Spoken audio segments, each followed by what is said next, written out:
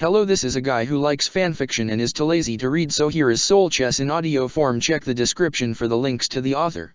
Chapter 141, Cornelia's First Taste of War. November 2005 ATB.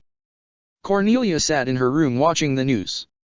Nonet had informed her that there was going to be big coverage of the recent terrorist attacks on the country. Cornelia was eager to know more. Our top story today, the newscaster said from behind her polished desk, General Darlton with the Britannian military held delivers new information that can be released to the public about the recent terrorist attacks on Britannian soil. The scene cut to Darlton standing at a podium in front of an array of microphones in front of a backdrop of the country flag with flashing camera and the like. If Cornelia didn't know better, she wouldn't have guessed that this was recorded from having occurred yesterday. Even after a thorough investigation, we have discovered no noteworthy new information. Whoever these men are working for, they inspire enough loyalty in these terrorists for them to not say a thing. None of them would give us any information about the masterminds behind their attacks. Halfway through my interrogation, I was forced to turn over the investigation to Special Ops. I'm afraid that anything beyond that is classified information. The video skipped to another part of Darlton's conference. What we can confirm is that whoever these men are, they are low-class citizens with no love for our glorious Britannia, and many of them aren't even honorary Britannians, or even numbers. The bodies have been returned to their families at the request of the Chinese Federation and the EU to avoid an international crisis, but terrorists out of our waters will not be released, and the bodies will be burned and the ashes defiled. I now give you His Imperial Majesty, our Emperor Charles ZI Britannia, who would like to say a few words. Cornelia bolted upright on her couch. She was unaware her father had opted to speak at the conference or was even planning on attending. She turned up the volume as the most powerful man in the nation stepped up to the podium. The scene grew quieter as many paparazzi that had attended knew better than to upset the Emperor of Britannia. Charles cleared his throat before speaking. It is with the utmost sincerity that I say that I grieve with the families who have lost their loved ones in these attacks. Nothing I say or do will change that fact. But our beloved Britannia is a nation built upon inequality, which is our strength. If these lowlifes think they can sunder it, they will find out that they are gravely mistaken. These terrorists are no threat to our great nation. Britannia does not know the meaning of the word defeat, for it is the greatest superpower of this very world. They can attack and throw their lives away as much as they want, we will dispose of them as we always have. All hail Britannia! Rallying cries of the Emperor's last statement went roaring throughout the crowd. After a few shouts though, the focus returned back to the studio and the newscaster woman. Coming up next, more information on the tragedies going down in Southern Area 6, film at NOO. Cornelia shut the TV off, only having watched the news for the conference. She tossed her head back and let out an exasperation of frustration. She had hoped the conference with Darlton would be a little more informative than that. The news channel she had watched was known for its reliability. In fact, her father had people who made sure that only the truth was posted on public airways. Anything that could be considered scandalous was left for newspapers and approved tabloids, but not before being labeled all over the front cover as gossip that may or may not be true. Cornelia was about to get up to get something to eat when her phone rang. She answered it promptly rather than letting one of the servants or her mother get it. Hello. Ah, just the woman I was looking to speak with. Though it was only his voice, Cornelia saluted as if it were on instinct. General Darlton, what can I do for you? Looking for personal input on the public broadcast on my conference. Cornelia's eyes rolled. There had to be more to it than this. One of the most powerful men in the world wouldn't call her for personal input. Well, you certainly handled yourself well. Good, good. There's a real reason I called, but I needed to break the ice. I mentioned it at the conference, but obviously it wasn't approved to go public. Your efforts are what really helped us get those men into questioning. Like it did anything, Cornelia said, thoroughly disappointed. Getting nowhere through attempts is better than not being able to make that attempt, Lieutenant, or I should say Captain now. Cornelia was taken aback. Why, you mean? I do. The paperwork's been filled out, you just have to come down to HQ to sign it off and be tested. Congratulations, Cornelia. Sir, thank you, sir. Cornelia saluted, elated. No need to thank me. In this instance, I'm just a messenger and a paper pusher. Who knows, maybe you'll reach my rank someday. Dismissed. Darlton then hung up. Cornelia put down the phone and then looked up to the high ceiling. Captain, huh? Soul Society. 10th Division. Taking a break from watching his sister himself, trusting Nemu to collect and hold on to any relevant data, Lelich sat in his office filling out paperwork until there was a knock on the door. Come in. Lelich was surprised when his visitor was none other than the captain of the 13th Division. He bolted to attention and stood in place in respect for his elder. See Captain Yucatake, he said with the utmost surprise, what are you doing here? No reason to get so rigid in my presence, Lelich, the white-haired captain said with a smile, though flattered by Lelich's respect. Sit, he gestured with his hands, or if you prefer, he gestured to Lelich's several couches, perhaps we can chat over some tea. Lelich agreed, not one to turn down such a humble request from one of the nicest men he knew, and because he wasn't terribly busy and he would do anything to save himself from boredom, and made some tea all the while being a humble host. And when it was ready he sat down on the other side of the table from the elderly captain and asked what this was about. I'm sorry, I would have come to you sooner, but you know how it is with the responsibilities of a captain and adjusting to senpai being in charge. Not to mention I haven't been feeling well. Lelich smiled back to Yucatake. You don't have to justify yourself to me. I take it this is a social visit. Well, sort of, Yucatake said and sipped his tea. He put it down on the table. An empress is murdered in her estate? You still have a morbid sense of humor, I see. Lelich chuckled to himself, now knowing where this conversation was headed. I figured it would get your attention. Did you tell her everything? Yucatake nodded. Yes, and now I'm going to tell you what I told her that you didn't know. What do you mean? Lelich asked. I didn't send Vera to Pendragon on a whim. Yucatake was now serious. After your trial I went to the head captain asking if we shouldn't perhaps keep an eye on you. I remembered that you said that your actions as the Phantoms had been sabotaged when we exiled Kurosaki as Hein. Some thoughts on the matter led me to the conclusion that it was Talbumasuk that tipped Aizen off. Yes, I eventually came to that same conclusion. I didn't say anything because I had no evidence and it wasn't important. It didn't change the past. Yes, I understand, but anyway, as I was saying, I went to Yamamoto-sensei with my conclusion, believing that Talbumasuk might know something about your past. I know you said you hadn't told anyone, but I didn't want to take a chance that he might do some investigating. He was clever enough to sabotage you once. I didn't think the Godei could risk losing you. So this was Yamamoto's idea.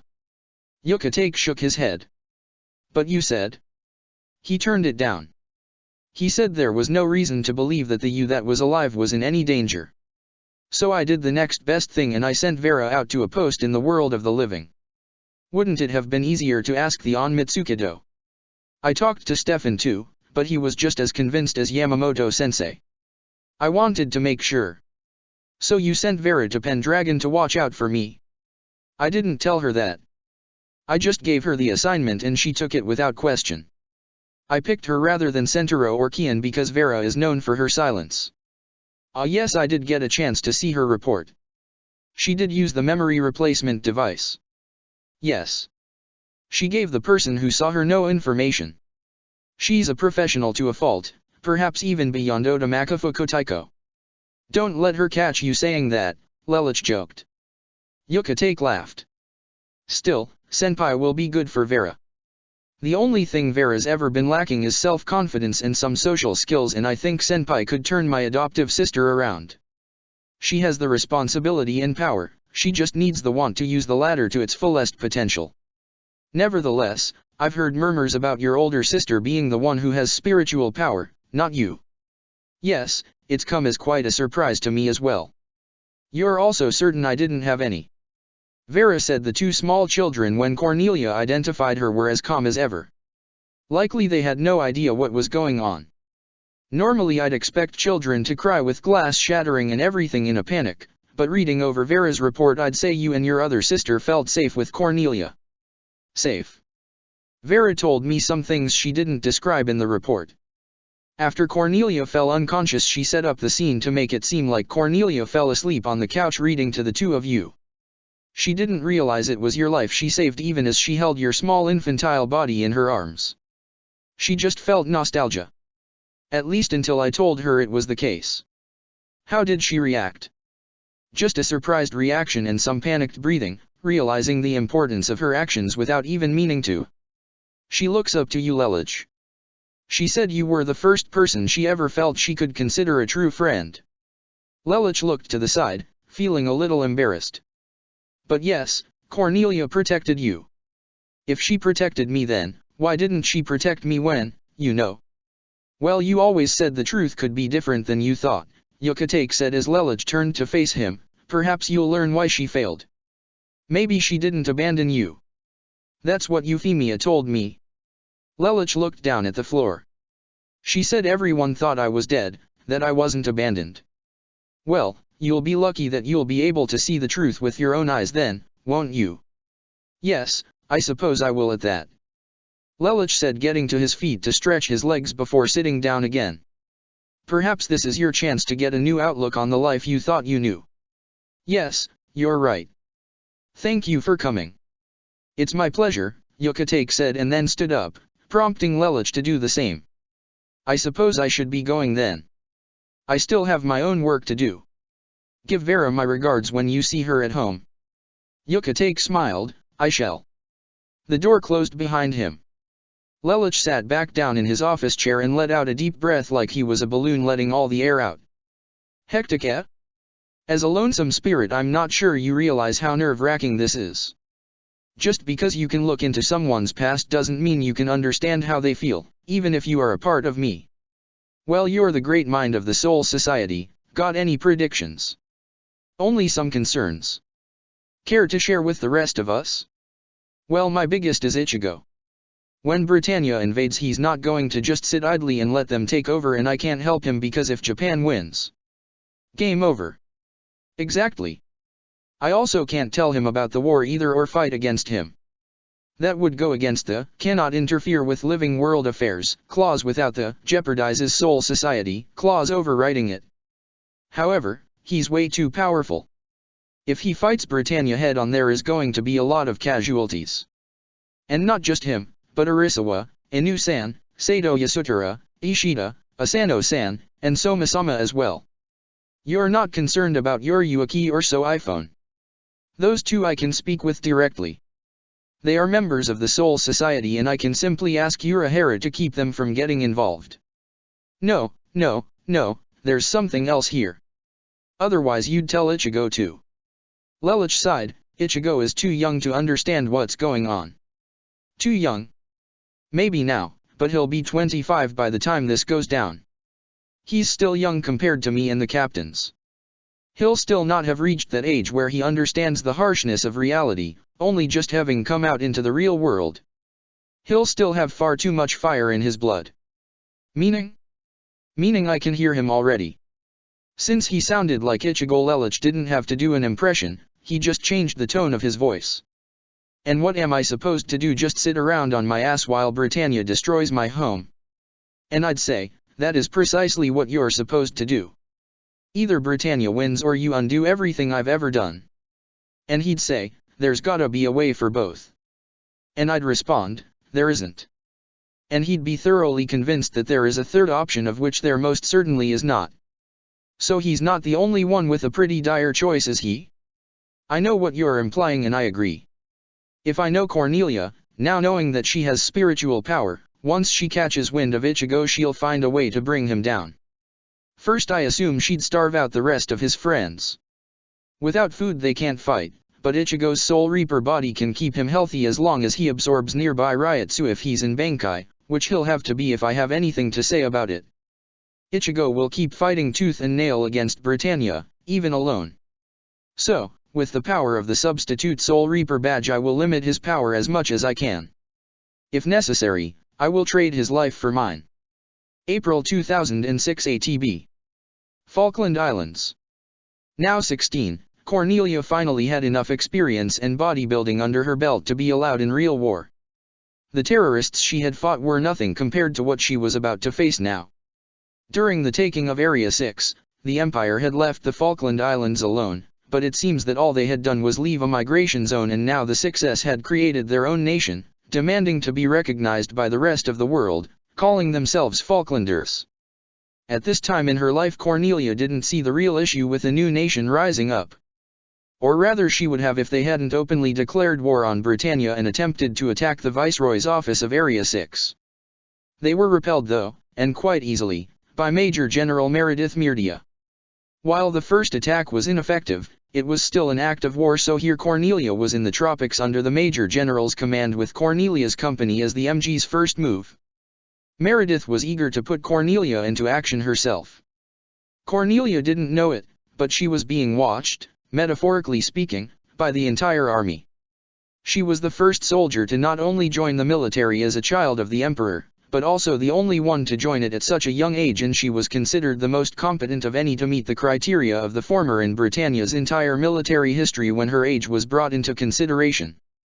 Few soldiers that had willingly joined the military in Britannia's history was as competent or serious as Cornelia. Most of them wound up just believing they were heading off into glory, and more often than not wound up getting killed after their first real battle. That being said, this war would make or break Cornelia's career, and she had a promotion to major riding on this war if Meredith liked what she saw. Cornelia's quick climb up the chain of command was odd, like succeeding in a business without having any idea exactly what one was doing. Many believed that Cornelia was getting too much power for her age and that the Emperor was coddling her. Others, like Darlton, believed Cornelia had the ability and capability of multiple recruits and was accomplished enough that she deserved every promotion she got. Meredith, like others, believed that she'd make her opinion of Cornelia after seeing the captain's abilities firsthand. The Major General in question had done her research on her enemy before asking for her specific regiments. Meredith wasn't even using her full unit size of 15,000 division soldiers. She only had Nonet's entire regiment and the woman herself, plus her direct subordinate Brigadier General Betty Nova. In total, Meredith's troop size amounted to exactly 3,002 soldiers, including herself and Betty, compared to the Falklanders' 2,500. They used to have a little over 3,000 rebels, but Meredith had exterminated the entire unit attempting to attack the Viceroy's office, and so Britannia would now outnumber the enemy both in troops and in firepower, not that the enemy ever had a chance to begin with. Meredith was convinced that the Falklanders wouldn't ask for assistance from the EU or the Chinese Federation, since if either helped the Falklanders they would then proceed to subjugate the country as an extension of their own. Cornelia remained unconvinced, feeling that the EU or Chinese Federation might offer aid anyway under the guise that they believed in the cause of the Falklanders, but she didn't say such things openly. Meredith was known as one of the most ruthless and calculating members of the Britannian military. She was not a reasonable woman like Darlton was a reasonable man. Meredith was strict on her code of conduct, and up to this point Cornelia had either been working for Hanks, who had retired, allowing Nonet to take his position, or Darlton, or she had been the commanding authority in her small missions or drills. Most would feel pressured, but Cornelia just felt excited. She liked being a soldier, and now she was getting a taste of real war. Some would find the captain's attitude unsettling, but others felt like she did, but for other reasons, like putting holes in the heads of Britannia's enemies. Since becoming captain, Cornelia had had much more responsibility than she had as a lieutenant and spent very little time at home or with family, but squeezed in any time she could. Most of her time that wasn't devoted to drills or paperwork was devoted to training. Besides just training her body and practicing her shooting, Cornelia also practiced her spiritual abilities, or what she believed were such. In the last 5 months, Cornelia had mastered her hyper-focus ability. She could call upon it simply focusing her mind and entering into a state of superhuman awareness. To Cornelia it was like the world slowed down. She moved and reacted 1.25 times faster than the world around her, but this mode could only last her 6 minutes at a time, or she'd find herself exhausted. However, if she waited 4 to 5 minutes, if she only used it for 3 minutes, she could use it again for another full 6. As for her infinite ammo, Cornelia had practiced this to the point where she could willingly call it out of any gun she picked up. When she first started training the ability, she could only use the power after firing 50 shots with the same weapon, then it turned into 25 with the same gun model. Now Cornelia could pick up an enemy's weapon and use the power to the same effect. However, there was still a bit of a delay between grabbing the gun and activating the ability, and she still had to grip the weapon like she was trying to break the handle. She hadn't mastered it yet, but she figured she would eventually. She still had to work with kickback. It wasn't like she could grab a sniper rifle with one arm and fire it at an enemy with no repercussions. She'd shatter her arm if she did that. Beyond these two abilities, Cornelia had discovered one new one. She called them super steps. At first Cornelia had no idea how she did it when she stepped through the back door to her house and somehow got from the patio to the middle of the backyard as if pulled there by some mystical force, but practice and application eventually got her to understand it, and now she could move long distances by digging her feet into the ground and leaping forward. Cornelia was unsure her maximum leap distance, not that she'd ever tried to find out. She'd never had any room to test, and she also knew she could get into the air with this same ability and bounce on the air. She was afraid to jump too high because she might hurt herself, and she was afraid to leap too far for fear of what she might hit. She knew she could cover at least a quarter of a mile at a time if she tried though. And speaking of a quarter of a mile, that's how long she and her group had been walking since their docking on the specific shore of an island since Cornelia's ship dropped anchor and she and her men were led out the back. There was a stronghold in the center of this tiny island, and though Meredith had commanded that Cornelia's unit invade, Cornelia had requested 4 ships and asked that her unit be dropped on all 4 sides of the coastline if possible. Since all would take her men into enemy waters, Cornelia settled for 3 specific spots on the ally side of the coast and would have the outer units circle around and flank to the north and south sides of the island. The ships would be dropping off from the west side. Cornelia's ship was to move at a slower pace than the others. Her other soldiers would make an advance in a clear path up the sides before Cornelia ordered a charge up the middle. She organized long-range units to the side groups, and most of the soldiers with her had assault rifles, shotguns, and enough firepower to wipe out a platoon between 4 soldiers. Cornelia herself was armed with a large caliber pistol and a shotgun. She also brought a saber with her from home to make tropic navigation easier.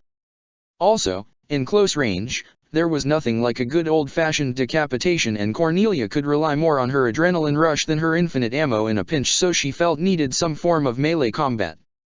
Her swordsmanship was uncoordinated compared to, say, a Soul Reaper, not that Cornelia would know that. Her practice with the weapon was in preparation for the war, so it was only for 2 months that she'd been using the blade, and she wasn't practicing kendo, but rather just the intuitive hack and slash type of swinging one gets from flailing their arm out like the blade is an extension of their arm. She had some fencing etiquette thrown into her technique since she felt it would help confuse her enemies. Still, Cornelia felt the weapon's most practical use would be cutting through the tall plants that were constantly getting in the way. "I hate the tropics," Cornelia mused to herself as she chopped a high-rising plant away from her field of vision. With a clearer view of the surrounding area, deep within the jungle-like atmosphere of the tropical island, sweat dripping down her forehead from the warm temperatures, Cornelia noticed the rock-laden stream running along her right and maneuvered her men up a gigantic tree root onto higher ground around the gigantic mound of dirt jutting out towards them. She looked left and right and then used one of her super steps to get from her location to the other side of the clearing and peer through the plants before urging her men to follow suit cautiously. The wind that followed Cornelia when she rushed over the ground would trigger any mines that were laid down, as she had discovered when she used it to cross the beach after she sent a scout forward. Cornelia had intended to cross the beach herself, over the sand, and try to find some sort of disarming switch or some nearby gooks she could shoot down and loot it off of, but the fact that almost the entire beach went up in sand after she crossed it solved that dilemma. The motion sensitivity simply could not keep up with Cornelia's fast movement. Good thing too, Meredith had underestimated the Falklanders, thinking they wouldn't have the aptitude or resources to have landmines. With the coast clear, Cornelia urged her men forward to come towards her and waited. The target was only half a kilometer down the path. She just needed her other 2 units to get into position. All soldiers were now required to wear special chips in their helmets that made it possible to track them via remote satellite uplink up to a 500-kilometer radius from the grounded satellite to the one orbiting the Earth to the tracker being used. This same technology, if it worked, could be implemented directly into mobile military bases and the chips could be added to the new project currently under development by the Britannian military, the Nightmare Frames. With the success of the Ganymede, Britannia wanted to make mobile mechas more mainstream, and with the Sakuradite at their disposal, that was what the R&D department was currently working on. but right now only the knights of the round were privy to such technology. At least Cornelia had this silent tracker so she could avoid chancing radio communications, which everyone knew a clever enemy could pick up, and out in enemy territory there was no telling of jamming stations or the possibility of stolen radios of the same model to listen in communications. These were not terrorists, but former Brighton citizens. True, they were numbers, but they lived as sub-nations of the Empire. Rebels had a better chance of acquiring such technology than terrorists, or so was Cornelia's theory, and Meredith agreed. Cornelia was jerked from her thoughts with the call of Captain. "Come take a look at this." One of her men was pointing his gun with the laser pointer at the ground to get her attention to look at a specific spot. Cornelia walked over and was taken aback by the sight. She looked down and saw a dead enemy soldier lying in the grass looking up at the tree tops. He had a giant gaping wound in his abdomen, dried blood. Okay, that's not a good sign. It wasn't the dead body that bothered Cornelia, but the dried blood and the type of damage. Cornelia began to piece information together. Wound appears to have been frontal. Whatever did this was thorough. A new weapon maybe? Or perhaps... Captain. Can no one follow directions around here? Cornelia grit her teeth and switched on her earpiece. I said radio silence. She chastised her subordinate. Captain, just listen to me. The soldier sounded frightened. Someone or something was here before us. Cornelia was shocked to hear this. Here, before? Wait, dried blood, large wound. No. Don't tell me. We saw dead bodies coming up the pathway. I sent 2 men out to scout. They just returned. The whole base is dead, Captain. Gone, destroyed, like something went rampaging through it. Even all the way out here? Cornelia had no idea that the monsters she had faced back home were a global threat. This was her first time beyond the mainland, so she had no idea that hollows were a global threat. She was alarmed when she heard screaming and bones breaking and gunfire on the other side of the radio. Private. She called. No answer. Private. The radio was crushed and there was static. See, Captain. Cornelia scowled. This was all very wrong. This was not supposed to happen. She was supposed to go in, flank the enemy and destroy them, but no, these otherworldly bastards had to come along and fuck it up for her, and she was going to give them hell. She grabbed her gun and yanked back the slide and pulled the hammer and put her finger on the trigger. All forces retreat. Code Red, inform Major General Meredith that we have unidentified assailants at large. Should we be armed to retreat? No, I'm staying behind. I have an idea of what the enemy is like. After informing Meredith of this, just tell her to have medical treatment for me ready on standby. Captain, shouldn't we be here to help you, ma'am? I think I speak for everyone when I say there's not a soldier here that wouldn't follow you into hell itself to do battle. There was a collective exclamation of, "Hurrah!" I understand that, but this is not the type of enemy you all can face. Trust me and do as you're told. That's an order. Cornelia said crossly. One of her ranked enlisted soldiers saluted to her. We won't let you down, Captain. Her men retreated. Good, I'm alone. It's just me and these ugly bastards, as it should be. I suppose I could try and convince them to fight an enemy they can't see, but I'd rather not scar any of my men. The military is established to battle terrorists and enemy nations, not monsters from another world. This is my problem and it should remain as such. Cornelia gripped her gun and readied her infinite ammo. She felt she would need it. Time for the hunter to become the hunted. Get on out here, big ugly. Destroying trees in its wake, a hollow did show up with a large drooling tongue, massively muscular body and head the size of a grapefruit. It was carrying the heads of one of Cornelia's soldiers in its massive hand and roared at her. With a calm, callous look, Cornelia fired her gun and shot it right in the head. As the creature was one of the weaker levels of its kind, it was killed instantly. Cornelia then sheathed her weapon and wiped her brow. Piece of cake. However, if Cornelia understood the world she was living in, she would know that to say things like that was like saying, "Let's make this worse." And fate was happy to oblige. The ever-familiar howling roar that Cornelia dreaded hearing like a phone call no one wants to hear from the cops about a dead relative sounded through the air, and in the next instant no less than 7 hollows emerged into the clearing. Cornelia pulled her weapon back out, Of course there's more than one of you bastards. Why wouldn't there be? Cornelia said, preparing to fight again. All of the enemies were identical to the one she just killed. Let's go. She opened fire at one enemy, shooting it down instantly, only for the one directly behind her to make an advance on her. With her so-called super steps, Cornelia took to the skies out of danger, intending to land on the shoulders of another enemy, but she was swatted out of the air by one of her enemies and she made a hard landing on the ground, banging her shoulder. Her gun rolled away from her and was stepped on by another enemy. Cornelia got up and pulled out her shotgun. Cornelia opened fire and attacked, taking out 2 more targets in the process, but due to the damage on her shoulder she had to stop using the shotgun or she'd wind up throwing her entire arm out. With no other option left, Cornelia whipped out her saber. She grinned. If that little girl could kill these bastards with a sword, then so can I. If Cornelia really understood the world she was living in, she would know that her sword was as ineffective as a gigantic stick. It was not a Zanpakuto and not a weapon of which she could channel her spiritual power into it. As an individual not yet fully understanding her spiritual power, when she tried to attack, the weapon snapped off at the center and she was swatted away along the ground, a claw mark ripping through her clothes, and one of the remaining 4 enemies punched her in the back before they began to circle around her, preparing to feed on her. Cornelia pushed herself off the ground, propped up on her hands and knees. She gave a defiant, growling look to the creatures surrounding her with hungry tongues. Am I really going to die here? Cornelia thought in frustration. Why didn't the sword work? What did I do wrong? My guns worked better. What's the difference? That girl used a sword and back then my gun didn't do anything. Cornelia looked at her hand as she stood up. She cupped her fingers and stared at her palm. Is it because of my power?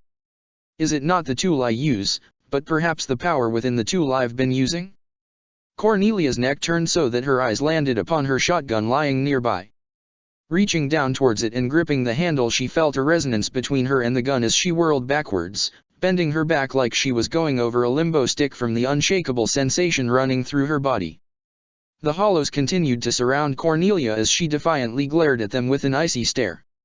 She crossed her arms over body, holding her shotgun in only one arm. She then looked down at the gun and concentrated on bringing out the full potential of the resonance between her and the two-handed weapon. All men are not created equal. If power separates us from each other, then power is what I desire. If I cannot fight with the weapons at my disposal, then give me a weapon that can. And let me be strong. Cornelia, with one arm, aimed the shotgun at one of the targets, to protect what I hold sacred.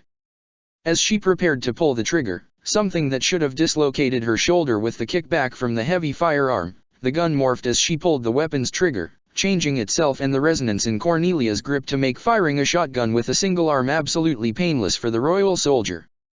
The weapon's barrel turned sleek and the second barrel disappeared. The barrel turned silver and a bayonet appeared on the underside. The handle of the weapon became hinged, allowing the weapon to be switched between acting as a gun and acting as a sword. The handle and hammer became color coordinated to match the army's uniform. The projectile that exited the gun barrel disintegrated Cornelia's target upon contact.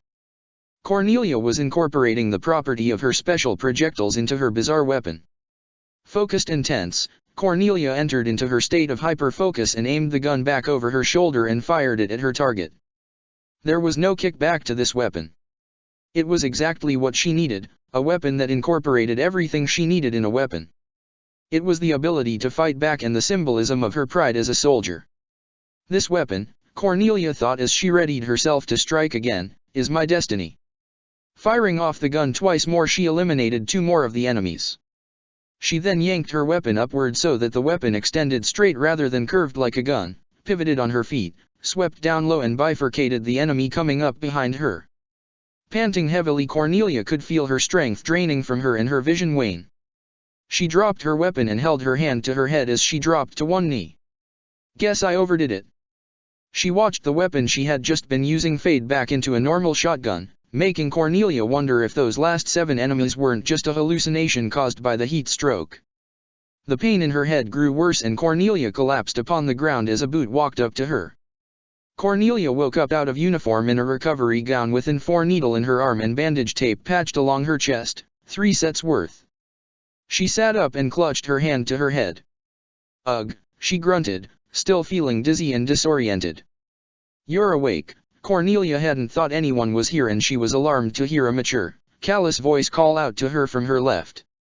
She turned to see a tall, mature woman of her early 50s with shoulder-length straight blonde hair with blue eyes. The woman was dressed in the Brighton neon military uniform and wore several emblems on her chest to signify her rank. Major General Meredith. Cornelia sat up quickly only to cough hard. Easy there, Captain, you're in no condition to be moving about so haphazardly. Relax. True to what was said about her, Meredith spoke punctually and crisply. Her words carried no kindness behind them. Meredith was a woman always on focus. Where am I? On board the Capulet. The mobile base under your command. The same, Meredith answered. I received radio communication about your orders from the shoreline. Curious, I chartered a personal vessel of my own to see the trouble. I found you collapsed in the jungle in a combination of heat and exhaustion and wounded by no weapon I've ever seen. Those are not sword wounds. What happened to you out there, Captain? Cornelia placed a hand over her stomach. I mean no offense, Major General, but someone like you wouldn't believe me. Very well, that's your business. I'll be expecting a report either way. After I found you, I hoisted you onto my back and investigated the stronghold you were supposed to invade. I found some of your men nearby, dead. Whatever happened out there, we're just going to sweep it under the rug and play it off as we took care of it. Is that understood? Yes, ma'am. Good. Once you're recovered, head up on deck and take the next medical copter back to the capital. I'm going home. Cornelia was not happy. You're injured. I don't think you realize how deep those wounds actually run, Captain. You lost quite a bit of blood and you've been unconscious for 3 whole days. Your part in this war is finished. But I don't know what happened out there, Captain, but I do know that you got into a scuffle with something that left behind no corpse. You stuck your neck out for something that perhaps you would have me believe is invisible to the rest of the world. I surveyed the area and I know you were in some kind of battle. Whatever it was, you made the decision to fight it alone. A brash move to be sure, but that doesn't fit what I've heard about your skill. You use every advantage you can, but you sent your men back to me. For that, I am confused. Confused, ma'am. Meredith responded, you know more than anyone that war is not won by a single strong person. You've been in battle before this. You were never the only warrior upon the battlefield. Whatever that threat was, you took care of it and you did so with your life intact. I haven't seen that kind of strength in someone for quite a long time. I've been in the army for more than 20 years, Captain. We need someone like you in this army, not just a masterful tactician, but a soldier who is strong when they stand alone, even if it is unwillingly, which is why I am motioning to put through your promotion to major even if you and I know the mission did not go as originally intended. Cornelia blinked and stared with surprise. She had expected Meredith to scold her, ask her what the bloody hell she was thinking, not promote her. One of your soldiers said to me that you knew what you were doing and knew their loyalty and you sent them away anyway. You were thinking of saving lives, even lives that can take other lives.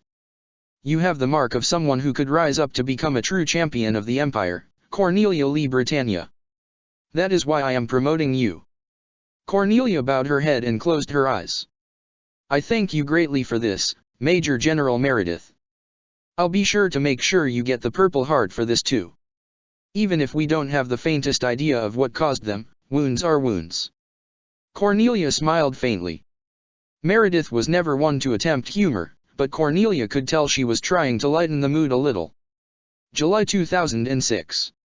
True to her word, Meredith spoke with the higher-ups to have Cornelia promoted to major. Cornelia now had a command of 225 soldiers. There were a lot of soldiers to keep track of, but Cornelia was determined to familiarize herself with all of her men. To her, every last soldier under her command was as important as the next one, regardless of rank and ability. Rank and ability only mattered what she could expect from them and what their best assets were. Cornelia intended to know the name, rank and specialization of every soldier under her command. So far she'd gotten to about 80% memorization. About a third of her men were with her when she was captain, so she didn't have as much work. Cornelia was still working under Nonet, Meredith, and Darlton, of course. She figured she always would be unless she surpassed or attained similar rank as one of them. Fully recovered from her injuries, Cornelia had spent the last few days in rigorous training to build herself back up to where she had been. Maintaining peak physical form was important to her.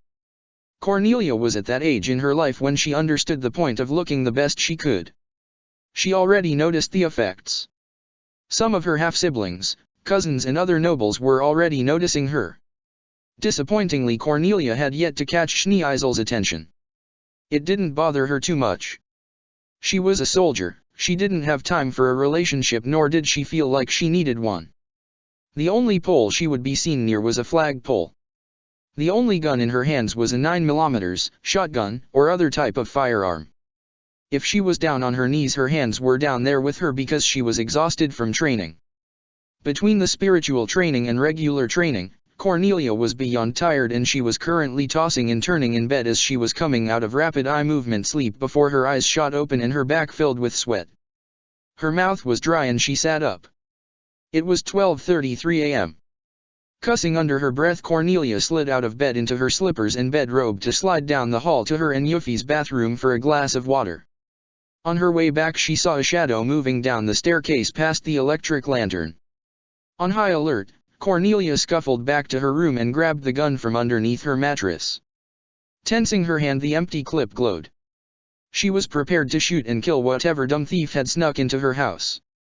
If Cornelia was a little more awake though, she'd remember that she was a high-standing member of society and your run-of-the-mill thief wouldn't get past the alarm system, let alone the guards stationed outside the mansion grounds.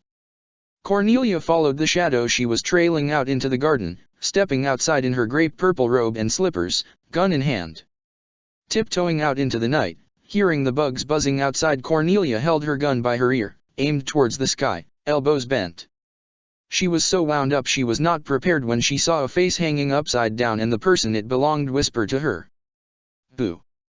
they exclaimed in a loud whisper. Completely caught off guard, while her first instinct should have been to fire the gun, Cornelia instead fell backwards onto her ass. She looked up as she saw a woman whose features she couldn't make out in the moonlight. However, Cornelia was certain her visitor had been hanging upside down mere moments ago and then just casually moved through the air.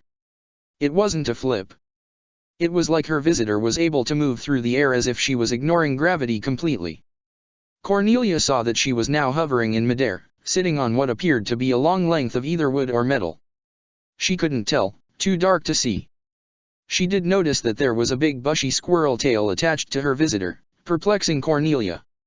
She shook her head violently, but the person did not disappear. Cornelia pinched herself. No good. This was no hallucination or dream. Now her instinct was to react violently. "Who are you?" Cornelia said, pointing the gun at the trespasser. "Give me one good reason I don't shoot you right now." "You're awfully trigger happy," the woman chuckled, crossing her legs. "Answer the question," Cornelia demanded. The woman put her hands in the air. "Fine, fine." She stood up and grabbed whatever she was sitting on. Cornelia could now tell it was a staff of some kind. The woman bowed to Cornelia, crossing her staff in front of her body. "Rita Jinanga, at your service." She then stood upright, letting the head of the staff face down towards the ground as she stood before Cornelia wearing a leotard. Cornelia's eyes were adjusting better to the surrounding darkness. She was certain her visitor had ears atop her head like that of a squirrel. She was thoroughly confused and kept her weapon trained on Rita. "I've been watching you, Cornelia Lee Britannia. You've caught my interest." Cornelia sighed and put her gun in her robe pocket, sort of understanding what exactly Rita was. "I see, you are another one from the other side. But, you seem different." Rita sat back down on her staff. "Very perceptive, I see. Yes, I am very unique." She suddenly vanished and was now behind Cornelia. The second princess turned around, arms folded.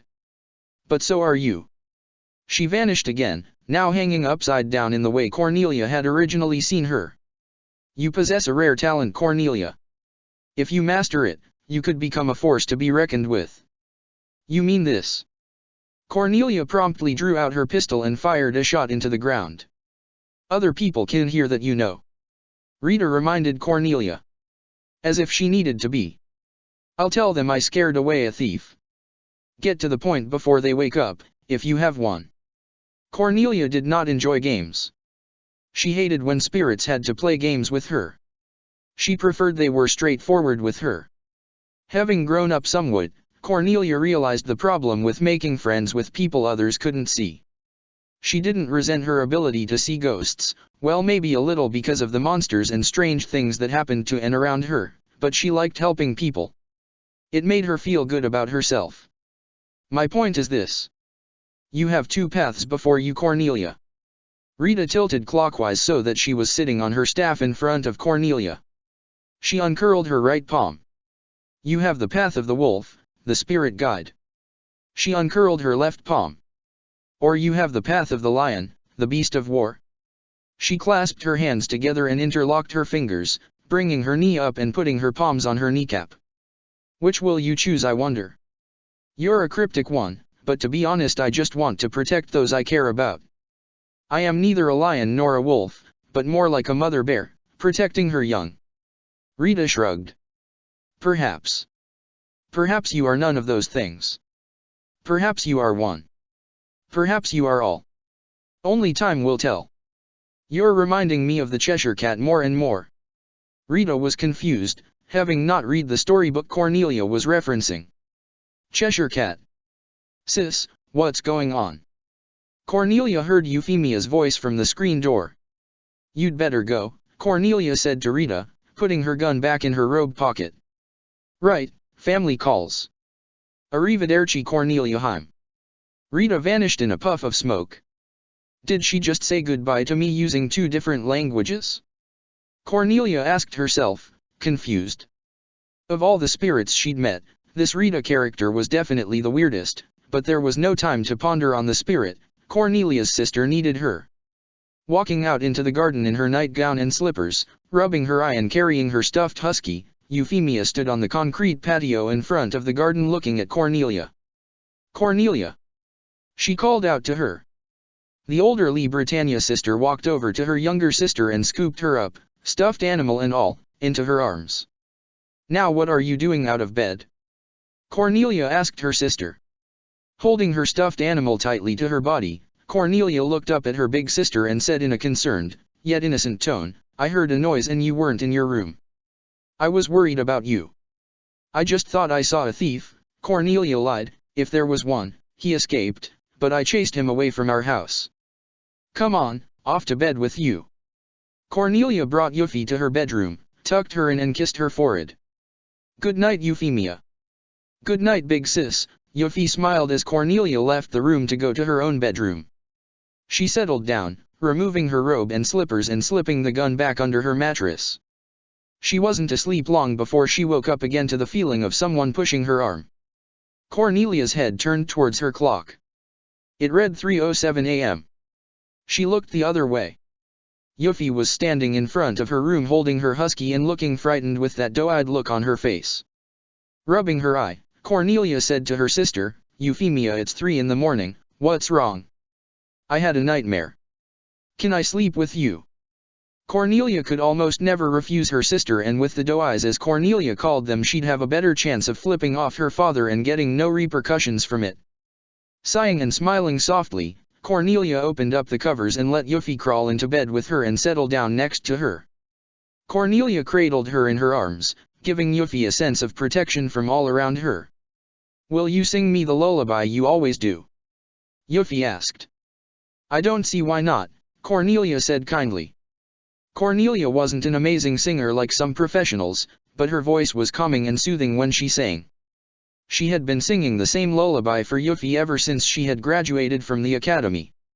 Since she wasn't always going to be home, and she knew the type of life she'd be leading, she came up with her own lullaby and she always sang it to Euphy.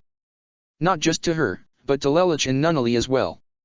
Her mother asked where she got it and Cornelia said the tune just came to her. She sang softly to her sister to soothe her. I'm not a sinner. I'm not a saint. I am a soldier, and I'll always be brave. For you, my darling sister, and hold on to your hand. So rest here in my arms now and drift back to the wondrous dreamland. By this point Yuffie's eyes were already closed and she was already snoring some, but Cornelia finished, "'Cause I'll be right by your side, every morning until shore leave, every evening, every afternoon and for the rest of my life." Cornelia listened as Yuffie peacefully breathed in and out, perfectly content in her sister's arms as she held her so tenderly. Cornelia smiled at her. "Good night, Euphemia." End of chapter 141. Chapter 142, What It Means to be the Kenpeki. Soul Society. Lelouch sat in his office filling out paperwork and going through some files about his current projects. In the last several years his change in the Soul Society legal system had made for a safer and happier community by 36%. With the campaign he had started for regular patrols all around the Rukanga, crime was down 24% in the lower districts and 76% in the upper districts. He was just about to get started looking over the files to his third campaign when there was a knock on the door. "Come in," Lelouch said, putting the patrol files away in the manila folder and pushing it into his desk. In walked one of his sixth seats, Stoa May, a woman with long brown hair and fair skin with blue eyes. "Stoa-san, what can I do for you?" "Signatures, sir." Kurakata-san had a member of the reverse counter force drop something off, May replied. "Bring it here," Lelouch said and signed the papers after scanning them over. It was just an incident report in Rukanga where May and Ribatuka had just happened to be in the same district, the latter only trying to get a hard drink, the former on duty in a hollow had attacked and they'd taken care of it. Lelouch never signed anything without reading it over. After all, he could be signing off on allowing someone like Cage Rosa to legally begin his research. Luckily though, no one that crazy had been discovered since him. Jin did a fine job of busting corruption, but no one had ever been that psychotic, no one that had been discovered anyhow. "Thank you," May said and proceeded to leave Lelouch's office to bring them to Ashido. He would then store them away, as was the 8th Division's job to keep record of all archive files. Lelouch's signature was just that he knew of the incident and Ribatuka's involvement. He already saw May's report yesterday. This was just one of those confirmation papers that Lelouch knew was in the system for a reason, but couldn't help but feel bad for the trees. Lelouch was about to continue his work when May's exit gave way to Susanna's entrance. Lelouch turned his attention his wife as she closed the door. "Well?" he asked. She shook her head side to side. Lelouch sighed and leaned back in his chair. He and Susanna had been trying to have children ever since 2003, but so far no luck. Fertility rates were down in Soul Society to prevent overpopulation. Lelouch seemed slightly depressed to learn he and Susanna had failed again. "Just think, we had it once and we blew it." Susanna rubbed his shoulders as her husband slumped forward. "We'll keep trying. We're going to make up for it." "Maybe I'm just not meant to have children." Lelouch started getting a case of sour grapes. "Don't say that. Of course you're meant to have children." Lelouch and Susanna had already been down this road before. Lelouch had already confessed to her about his little quickie with Rangiku during her pregnancy. He then confessed he had been beating himself up over it because he was thoroughly convinced that his infidelity had caused her miscarriage, but Susanna reassured him saying that the miscarriage was caused by the injuries she suffered in combat and overextending herself, essentially feeding off her child's Ryotsu. She hadn't been careful with the child and she was the reason it was gone, not him. "You've suffered enough, Lelouch Dono." Susanna grabbed one of Lelouch's hands, clutching his head. "You'll be a father someday, I promise you." Lelouch turned to look at his wife's reassuring smile. He could still barely believe he was married and he saw that Susanna was wearing the diamond earrings he'd got her for an anniversary present. He was convinced she'd only gotten more beautiful since becoming his betrothed. Thinking on it so much, Lelouch stood up and grabbed Susanna's shoulder before passionately kissing her. Things were about to escalate into something more when the phone rang. Lelouch picked it up, silently apologizing to his wife. "Hello." He listened to the person on the other line. "Speaking." Susanna leaned on the desk as Lelouch stood perfectly still except for his fingers wrapping the desk as he listened to whomever was calling him. "Good, glad to hear it." It was a little while longer before Lelouch spoke again. "Yes, we'll be sending a courier from the R&D department with the goods." Tell His and Her Majesty that I'm glad they're taking advantage of this and willing to be so helpful. Yes, thank you. Goodbye. Lelich put the phone down. His and Her Majesty. Susanna was confused. I never got around to telling you, did I? Lelich asked, removing his hand from the receiver, smiling at his wife, elated by his genius. With Anohana Suteiko and Rita's help, we've started open trade and communication with Hueco Mundo. King Grimjo Jaeger-Jacques and Queen Neliel Tuadolschwank have opted to be civil towards the Soul Reapers. Hueco Mundo and Soul Society are now neutral, at least when it comes to the Arrancar. They've even decided to help limit the number of attacks on both the world of the living and the Soul Society. That's wonderful news. That's going to save so many lives. Lelich nodded. We're lucky the Queen is such a civil individual. Lelich scratched his head. I highly doubt we'd be having this kind of luck if the King was ruling the sands by himself. Just shows you who wears the pants in that relationship. Lelich laughed as he removed his hand from his hair. We're also sharing our technology with them to improve Hueco Mundo's own living arrangements. The Arrancar aren't accepted here to prevent a panic, but Grimjo demolished Las Noches on a whim to destroy all traces of Aizen and Talbumasuk, but now it seems His Majesty misses the lavish lifestyle, so we're helping rebuild a new palace of sorts. It won't be as big, Grimjo doesn't need that much space, but we're trying to find a peaceful solution between Hueco Mundo and Soul Society. Hollows are still a problem, that's never going to change, and not every Arrancar in Hueco Mundo wants peace. Still, we're making progress. I think it's also because Anohana Suteiko is a much more benevolent person. What do you mean? She's a more open-minded Suteiko. Yamamoto Genri Yusai never would have approved this. Anohana is more of a peacekeeper than she is a traditionalist. That's certainly true, Lelich agreed, rubbing the back of his head again. His mind drifted to thinking how much more cooperative Anohana was about certain things than Yamamoto had been, and it had nothing to do with her taking advantage of her new position or doing things her mother figure would want.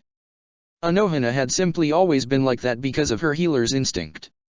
Anohana, like Orium, reached out to all beings in kindness, though she mixed it with the psychosis buried within her, felt that there were always exceptions to the rule of a race always being chaotic and evil. Some of it may have extended to the fact that she had once been like that and was on the path of redemption, but that's what, Lelich figured, made Anohana a strong woman, a complex individual, and an excellent leader. The woman had a life experience that her two co-successors, Shunsui and Yukatake, couldn't compete with. She wasn't a noble. She had picked herself up on the streets and been a survivor. Lelich didn't have all the details, but since Anohana knew pretty much all there was to know about him, as many of the other captains did, Lelich felt it was only fair if he knew about her too. Anohana had been trying to forget most of that part of her life, but she felt there was no harm in telling Lelich about it to a certain extent. Are you sure you want to share this with me? Lelich had asked at one point. Aren't you afraid I might turn this information against you? You've already proven yourself time and again to know where your loyalties lie. Use this discussion as a sign of the trust one have in you. Betray that trust though, Anohana smiled sweetly, but those terrifying vibes emitted from her, and I think you know what will happen. Lelich's face turned blue. Why yes ma'am. Thinking about the Suteiko, Lelich could only extend his mind to her mysterious maternal figure Rita. Ever since Rita, the Soul King and Yamamoto had unanimously agreed on giving Anohana the role, the former 4th Division captain had kept her hair at full length rather than keeping it all braided up. It was a design Anohana had said that Rita said befitted someone with Anohana's new status. Rita was as odd as they came in Lelich's opinion. She wasn't exactly what someone thought of when the term Warden of Hell was thrown about. She certainly also wasn't the type of person, personality-wise, when the term first-generation Soul Reaper was used either. She was an enigma. Lelich had no idea how she came to be in the position to find herself as a first-generation Soul Reaper, but he knew how she went from that to Warden of Hell, but that was all he knew about her. That seemed to be all anyone knew about her. Records weren't kept on the back histories of individuals beyond a certain point. There was no back history on any of the Soul Reapers whose origins predated the founding of the Shino Academy. Lelich had many theories about Rita and what she could be about. Many speculated that Rita was going to turn on the Soul Society one of these days in an act of revenge, a theory Lelich found possible and just as likely as her to be loyal as well. He didn't have enough evidence on her to suggest that she was using her cheery front as a mask for anything other than a world of hurt if someone pissed her off. She was also a goofball like Urahara, always seeming like she was just a quirky individual until someone tried to foolishly take her down. Rita confused Lelich. Lelich also had no idea that Rita had been watching his half-sister. Rita had no idea they were even related. What the squirrely Soul Reaper did know was that the Brightonians had a noble house in Soul Society. She also knew that this was the first time that she could remember a living Brightonian with spiritual power enough to see spirits and making good use of it. Many wasted their gift. Cornelia was the first to exploit it in the 150 years or so the house had existed in the Soul Society. True, the house had been under different names and used to be the Pendragon House when King Arthur had been not only in Soul Society, but alive as well. However, Cornelia was the first to carry the Britannia name and utilize her spiritual power to her advantage. And because of that, and because of the reputation the family had, Rita was keeping a close eye on the possibilities. Possibilities for what though? That was a question that only Rita knew the answer to. Oblivious to the details and having spaced out for a mere moment as he mused about Anohana's work as Suteiko, and Rita, Lelich returned to staring at his wife and brought her back to his embrace yet again. It didn't take long before he had her aroused and moaning as he found all her little turn-on spots. "If we're going to keep failing," Lelich said in a low growl as he pushed Susanna's corset and shittajai off her and fingering her nipple with his index finger, "I'll just have to try harder." "Take me, Lelich Dono," Susanna smiled. And he did after locking the door and carrying his bride to his bedroom. September 2006. While Lelich was getting into some of his favorite positions, Cornelia was currently stuck in her least favorite. By that it meant she was stuck in a powder blue dress, rather than in uniform, a rose corsage hairband in her hair, rather than a radio communicator, and standing around looking pretty, rather than intimidating, at a family gathering thrown by her mother, who wanted Cornelia to wear a dress rather than her army uniform, despite Cornelia's protests, to be precise. To make matters worse, Nonette was there and she was in uniform. As if to make things even worse, Guinevere was attending as well.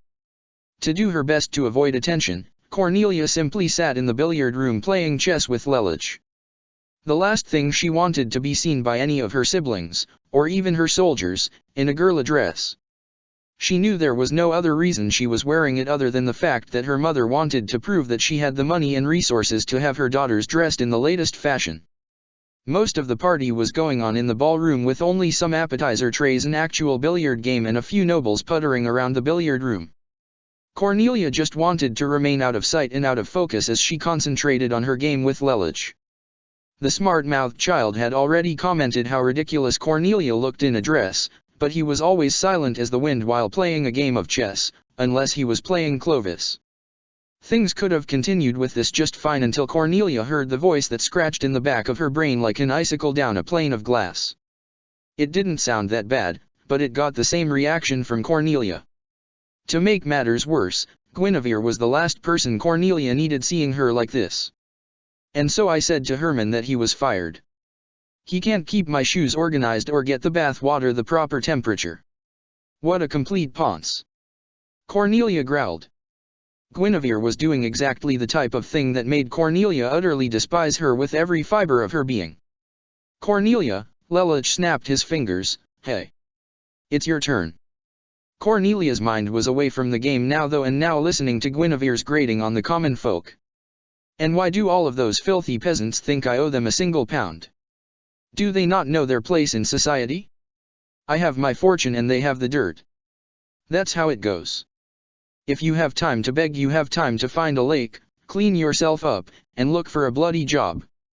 Her friends all laughed and now Cornelia was ready to lash out. Guinevere's mockery of the common folk went too far. If the first princess said just one more thing, Cornelia would snap. "And I just feel so bad going down to the racetrack with Harbinger all the time." Harbinger was the name of Guinevere's thoroughbred horse of 3 generations and rumored to be the fastest stallion in the entire nation, often being rented out to some jockeys who would play at the Derby and pay Guinevere half the winnings for letting them use her horse, increasing the already extremely wealthy Subritannia family fortune even further. It's just not fair to those poor pathetic peasants whose horses get fed with those 2-bit pellets while Harbinger is supplied with only the finest imported oats and has been trained since he was a colt to sprint and to race.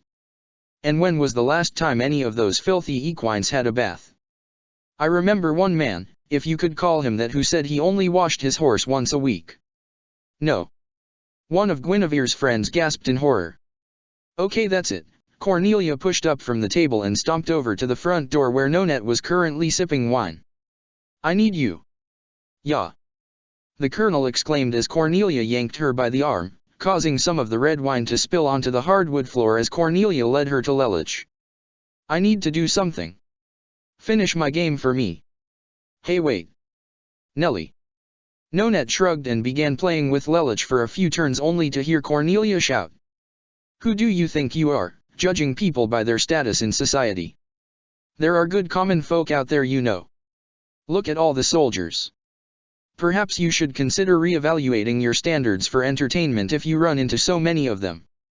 Well, if it isn't Cornelia. I must say it's a rare sight to see you dressed like that. Don't change the subject. Oh, Nonette knew exactly where this catfight could lead to, and she wasn't about to have the party cancelled due to a raging catfight that would ultimately wind up one-sided. Nonette pushed through the crowd and grabbed the nearest person she recognized by the shoulder. Ah! Don't hurt me. I bruise easily. Nonette's victim cringed only to recognize her. Oh, Miss Nonette, I didn't realize it was you. He bowed to her, holding a wine glass in his hand. Forgive my rudeness. Save the chivalry, Clovis. I need to stop Nellie from wrecking the party. Take over for me, would you? She jabbed her thumb at the half-empty table Lelich was sitting at, rapping his fingers on the table looking bored. Ah, a chance to face Lelich in honorable combat. Say no more, Miss Nonette. Clovis walked away and Nonette went up to where Cornelia and Guinevere's discussion was heating up like the summer sun. Unfortunately, she didn't move fast enough. If you're so certain of Harbinger's amazing speed, then I challenge you to a race. And who will be racing? Are you going to drag that mangy black mare of yours out to the track? With so much pride in her being, Cornelia could do nothing except defend her horse's pride and accept the challenge. She's not mangy. Luna is the best steed a girl could ask for. She could beat Harbinger any day of the week. She stated the last 5 words with irritated emphasis.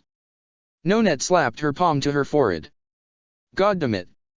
Things like this had happened before, but Cornelia had never said something this stupid. Cornelia always wound up shooting her mouth off and getting angry when she engaged in verbal combat with her older sister. Nonette, when she could, did her best to keep the fighting to a minimum, often terrifying both women in the process with a wide grin and a request delivered in the sweetest tone possible. Unfortunately, Cornelia had been so loud she had attracted the attention of most of the party-goers. Nonette walked up to Cornelia and grappled her arm around the back of the second princess head and whispered to her. Do you have any idea what you're doing? Yes, Cornelia responded bluntly. Nonette sighed, and for once I thought we could get through one of these parties and the worst we would have is some spilled wine or really stinky cheese. It was no secret that Cornelia and Guinevere had locked mental horns every single party and, if not for Nonette's interventions, things would break into absolute chaos, like they did one time before Cornelia entered the academy and both sisters began wrestling on the floor, tore each other's dresses apart and broke some tables. Hair was yanked out, clothes were ruined, and the party turned into a gigantic mess with both girls in deep trouble with their mothers for causing the disturbance. The incident hit the front page and top story mark of the news too. Oh, you do you? Well then, let's see you back up that confidence. The tall woman found the nearest chair and stood on it. What is she doing? Cornelia asked herself. You are not hearing the end of this if you fail, Nellie. Besides, it's been a while since I had fun at your expense. Hey everyone. Nellie just said she's going to race Princess Guinevere and Harbinger with Luna. A ruckus went up through the crowd, and before anyone knew what was happening there were escorts down to the racetrack out behind the Lee Britannia Estates stables. Cornelia, now in her army uniform, was feeding Luna a cube of sugar as she spoke words of confidence to her steed while Harbinger was escorted over from the Subritannia estate looking ready to run like the wind. Guinevere was dressed in a mauve racing uniform, complete with jockey's whip and a helmet. Nonette was going to be referee. It was a quick race around the entire track, 1 lap, 1 race. Nonette was also taking bets from anyone she could, and of course all bets were on Guinevere and Harbinger. Luna had never been entered in any races before since Cornelia only used the horse for public transportation, while Harbinger had the reputation for being the fastest known horse alive. The very idea that he could lose was absurd. If Cornelia won, like she promised, Nonette was going to go home very happy and very rich. Standing near the track, Nunnally, Euphemia, Clovis, and Schneeisel all gave Cornelia words of encouragement, empty or not. Lelich was the only one to call out how ridiculous this was. "You're going to embarrass yourself," he said bluntly. Marianne slapped him upside the back of the head. Lelich rubbed where he was struck. "You'll be fine, Cornelia," Marianne instilled confidence in her, "just do your best." "Racers ready?" Nonette called through the megaphone. "This will be easier than tricking a peasant to part with his belongings," Guinevere mocked. "On your mark." Cornelia leaned forward on Luna. "Get set." Guinevere gripped the reins to her horse. "Go." Both horses took off like lightning and Harbinger had an obvious speed advantage. However, Cornelia continued to keep Luna as close to the inside of the track as possible, while Guinevere seemed to have trouble keeping Harbinger's bolting sprint in a straight path. When the first curve came up, Cornelia was able to lean in towards the inside of the track and trust Luna to make the sharpest inside turn Guinevere had ever witnessed. It was like Luna and Cornelia were one. Their trust in one another was astounding. Forced to pull wide outside the track to give herself room for a margin of error, when Guinevere exited the curve into the next straightaway she snapped the reins and Harbinger bolted forward. The first princess pulled sharply ahead of her younger half-sister and Cornelia knew that, at the speed Harbinger was bolting at, she'd never be able to seize the advantage she'd had at the beginning of the straightaway. However, if there was one thing Cornelia knew how to do, it was use sensory input to her advantage. Thinking quick on her feet, Cornelia remembered that Guinevere had pulled out wide on the last turn, a sign that she wasn't fully confident of her control of the horse she was riding. She also knew that Luna could sprint to reach Harbinger's current velocity level, but it would leave the mare at a lower base speed afterwards. The other thing Cornelia knew though was that, much unlike herself, Guinevere disliked getting covered in filth, even while riding. Put it all together and Cornelia had a strategy to pull off. Hoya! She kicked her legs and leaned all the way forward on Luna and slapped at the horse's shoulder with one hand, indicating she wanted Luna to sprint as fast as the horse's legs could carry her. Luna tore into the ground, kicking up dust as she gained on Harbinger. Cornelia then lined herself up directly with Harbinger. "What's she doing? If she does that then she can't pass him," Lelich said, referring to the horse. "Cornelia's never acted without thinking," Schneeisel noted, "she must have a plan." And indeed Cornelia did have a plan. She veered slowly to the side as the turn came up and, rather than cutting it as closely as she could, held as close to Guinevere's left as possible as she powered through it. Screaming like she was a girl half her age, Guinevere's arms instinctively pulled the reins towards the right to avoid the cloud of dust being kicked up in her face, allowing Cornelia to pull ahead. Guinevere was disoriented as Harbinger's speed slowed way down, almost to a full stop. "Aagh!" Guinevere screeched, seeing the fine layer of dirt covering her hair and racing jacket. She grit her teeth in hate. She commanded Harbinger forward, but Cornelia had already pulled onto the inside straight and was pushing Luna to as fast as the mare could, knowing Guinevere would dash towards her any moment. Luna was slowing down as Guinevere began bolting forward, gaining ground on Cornelia, but, trusting Luna to keep going, Cornelia looked behind her and began to direct Luna left and right, making it almost impossible for Guinevere to pass her until Cornelia passed the finish line. She was grinning as she turned Luna 90 degrees and brought the black mare to a crawl until she stopped, snorted, and shook her head. "Looks like the dark horse wins as always," Cornelia grinned. She dismounted from Luna as her siblings came over to praise her for a job well done. Guinevere was so livid at her defeat and so angry at being bested in such a fashion, and also because she was losing attention and fast took her frustrations out on Harbinger, and she proceeded to whip her horse in blame for her loss. Cornelia, seeing this, though still receiving praise from her siblings and family, went over and grabbed Guinevere's arm mid-strike. "It's not the horse's fault you lost. I'm simply better than you." Angered by her stuck-up attitude, Guinevere yanked her arm free and attempted to whip Cornelia. The second princess, with her military training, grabbed the whip, pulled on it to pull Guinevere towards her and punched her in the gut, causing Guinevere to drop to her knees and gasp for air since Cornelia had knocked the wind out of her. Cornelia flashed the most provocative smile ever at her sister. Sorry reflex. Some of Guinevere's suitors came over to help the first princess to her feet and carried her out.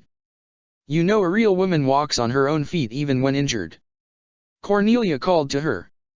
She then proceeded to continue chatting with her siblings, and Nonette, while Marianne spoke to Charles. "Are you thinking what I'm thinking?" she asked. Charles nodded. "Yes, I'll begin the war plans immediately. You have Cornelia set for departure. She has skill and talent unlike anything I've ever seen before." "Yes," Marianne nodded in agreement. Soul Society. Now the 12th seat of Squad 7, Senna waltzed through the Soul Society with an armful of paperwork and a notebook. The CRIDI was abuzz with life in slight contrast to how it had been when she first became a Soul Reaper, that is after her test to become one, as she was still considered to be a Soul Reaper in training. Back then the streets were awash with depression and gloom due to all the individuals that had been lost to Aizen's madness, but in the past several years things had been getting better. Recruits with untapped and previously undiscovered talent within the lower ranks were coming out of the woodwork like salmon up a stream during migration season. Senna and Rurakiyo were two such individuals. Great things were expected of both girls. The biggest pressure on Senna's shoulders was that Kiskamate wasn't getting any younger. Her mother was growing more ancient-looking than the late Yamamoto Genri Yusai. Senna feared she might have to take on the responsibility of being house head of the Tremiers, and she looked not much older, if perhaps younger, than the 3rd Division Fukotaiko, and spouse to Shiba Kayan, Shiba Rukia. Besides just the recruitment and the much livelier streets, several changes had come over the CRIDI in the past couple of years, even dating as far back as the day Kurosaki Ichigo first was accredited with the title Substitute Soul Reaper. The legal system had taken great strides, all in part thanks to Lelich, and of course the Godei now had a new Suteiko, but there was more to it than that. For starters, there were now trade routes open between different factions. The Godei was obtaining new technology and resources by having open trade with the Quincy's, and the Rukonga merchants and the Shiba and Kukaki clans were more than willing to make the latter possible. Most of the time outsiders Shiho and Yoriyuki, So iPhone, Tsukubishi Tessai, and Urahara Kisuk acted as a go-between to the white-clad archers. To show no hard feelings, and because she was in charge, Anohana had invited Urahara and the other exiles back to the Godei, but so far nobody had bitten in, much to the Suteiko's disappointment. The Godei was short-staffed, requiring a new 4th Division captain and 9th Division vice-captain as soon as possible. Unfortunately, the most likely candidates for captaincy within the current ranks, Renji and Kayan, didn't have the ability in healing Kido to become the 4th Division captain. Lelich had suggested switching around responsibilities to 7th Division and switching their responsibilities to another division, but Anohana discredited that idea, saying it was too much chaos and too much confusion, not to mention the required paperwork. She was fine with change, but Lelich was taking advantage of it if that suggestion was passed, and Lelich understood. However, besides just the atmosphere, the people in the Godei had changed as well, both inside and out. In the last several years there had been changes to key personnel of the Godei and the CRIDI in general. The biggest change, of course, was that Kyo and Isao were now old enough to walk and talk. Each took after their gender-respective parent, though Isao kept reminding Byakuya of his youth, much to his chagrin, and when he tried to imitate the clan leader's stoic demeanor he failed to be intimidating at all and only served to have Byakuya massage his frontal lobe with his thumb and forefinger while doing his best not to laugh. And that was a shocker in and of itself. Byakuya was slowly defrosting as an individual. Sure, barely anything got to him, but even Hisuna kept saying how she could see life in his eyes yet again. It was as if watching his kids growing up before his eyes and having Hisuna at his side all this time had saved him from himself and whatever he might have turned into had she not been around. The next biggest change was from the 3rd seat of Squad 2, Naomi Libra. After the battle with Sumaim, Naomi's constant cheeriness had all but vanished. Naomi still was as upbeat as ever, but the ditzy act had almost completely disappeared. It was like the girl had finally grown up.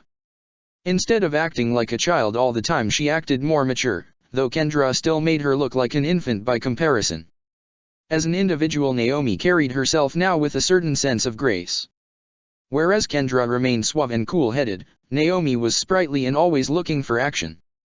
Her maturity was further noted by her increase in height and the fact that she'd started taking a liking to wearing earrings. She also wore cloth armbands and wore a short-sleeved shiakusho with her hakama bound to her legs to make her more aerodynamic even before she resorted to shikai. Kendra was fast on her feet without such a wind resistance reduction, and her shikai gave a wardrobe change all on its own. Naomi felt she needed the boost as she was starting to take life a little more seriously. Naomi of course wasn't the only Soul Reaper bitten by the maturity bug.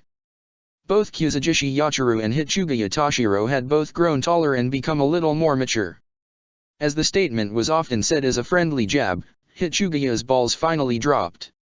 In other words, his voice had deepened and he was starting to man up. He stood now at a short 155 centimeters, but he was still growing. Unfortunately, he wasn't taller than Momo, who had been hit with a growth spurt of her own. She now stood at 161.5 centimeters tall, and she was starting to grow in a little, to the point where her breasts were now noticeable beneath her shiakusho, pushing the cloth forward, but not a whole lot. Susanna still beat her, and between them both women probably had the smallest chest sizes amongst the captains and lieutenants. This of course came at the exception of the now aged-up Squad 11 Vice-Captain Kuzugishi Yachiru, whose recent growth spurt in October of last year knocked the CRIDI on its ass.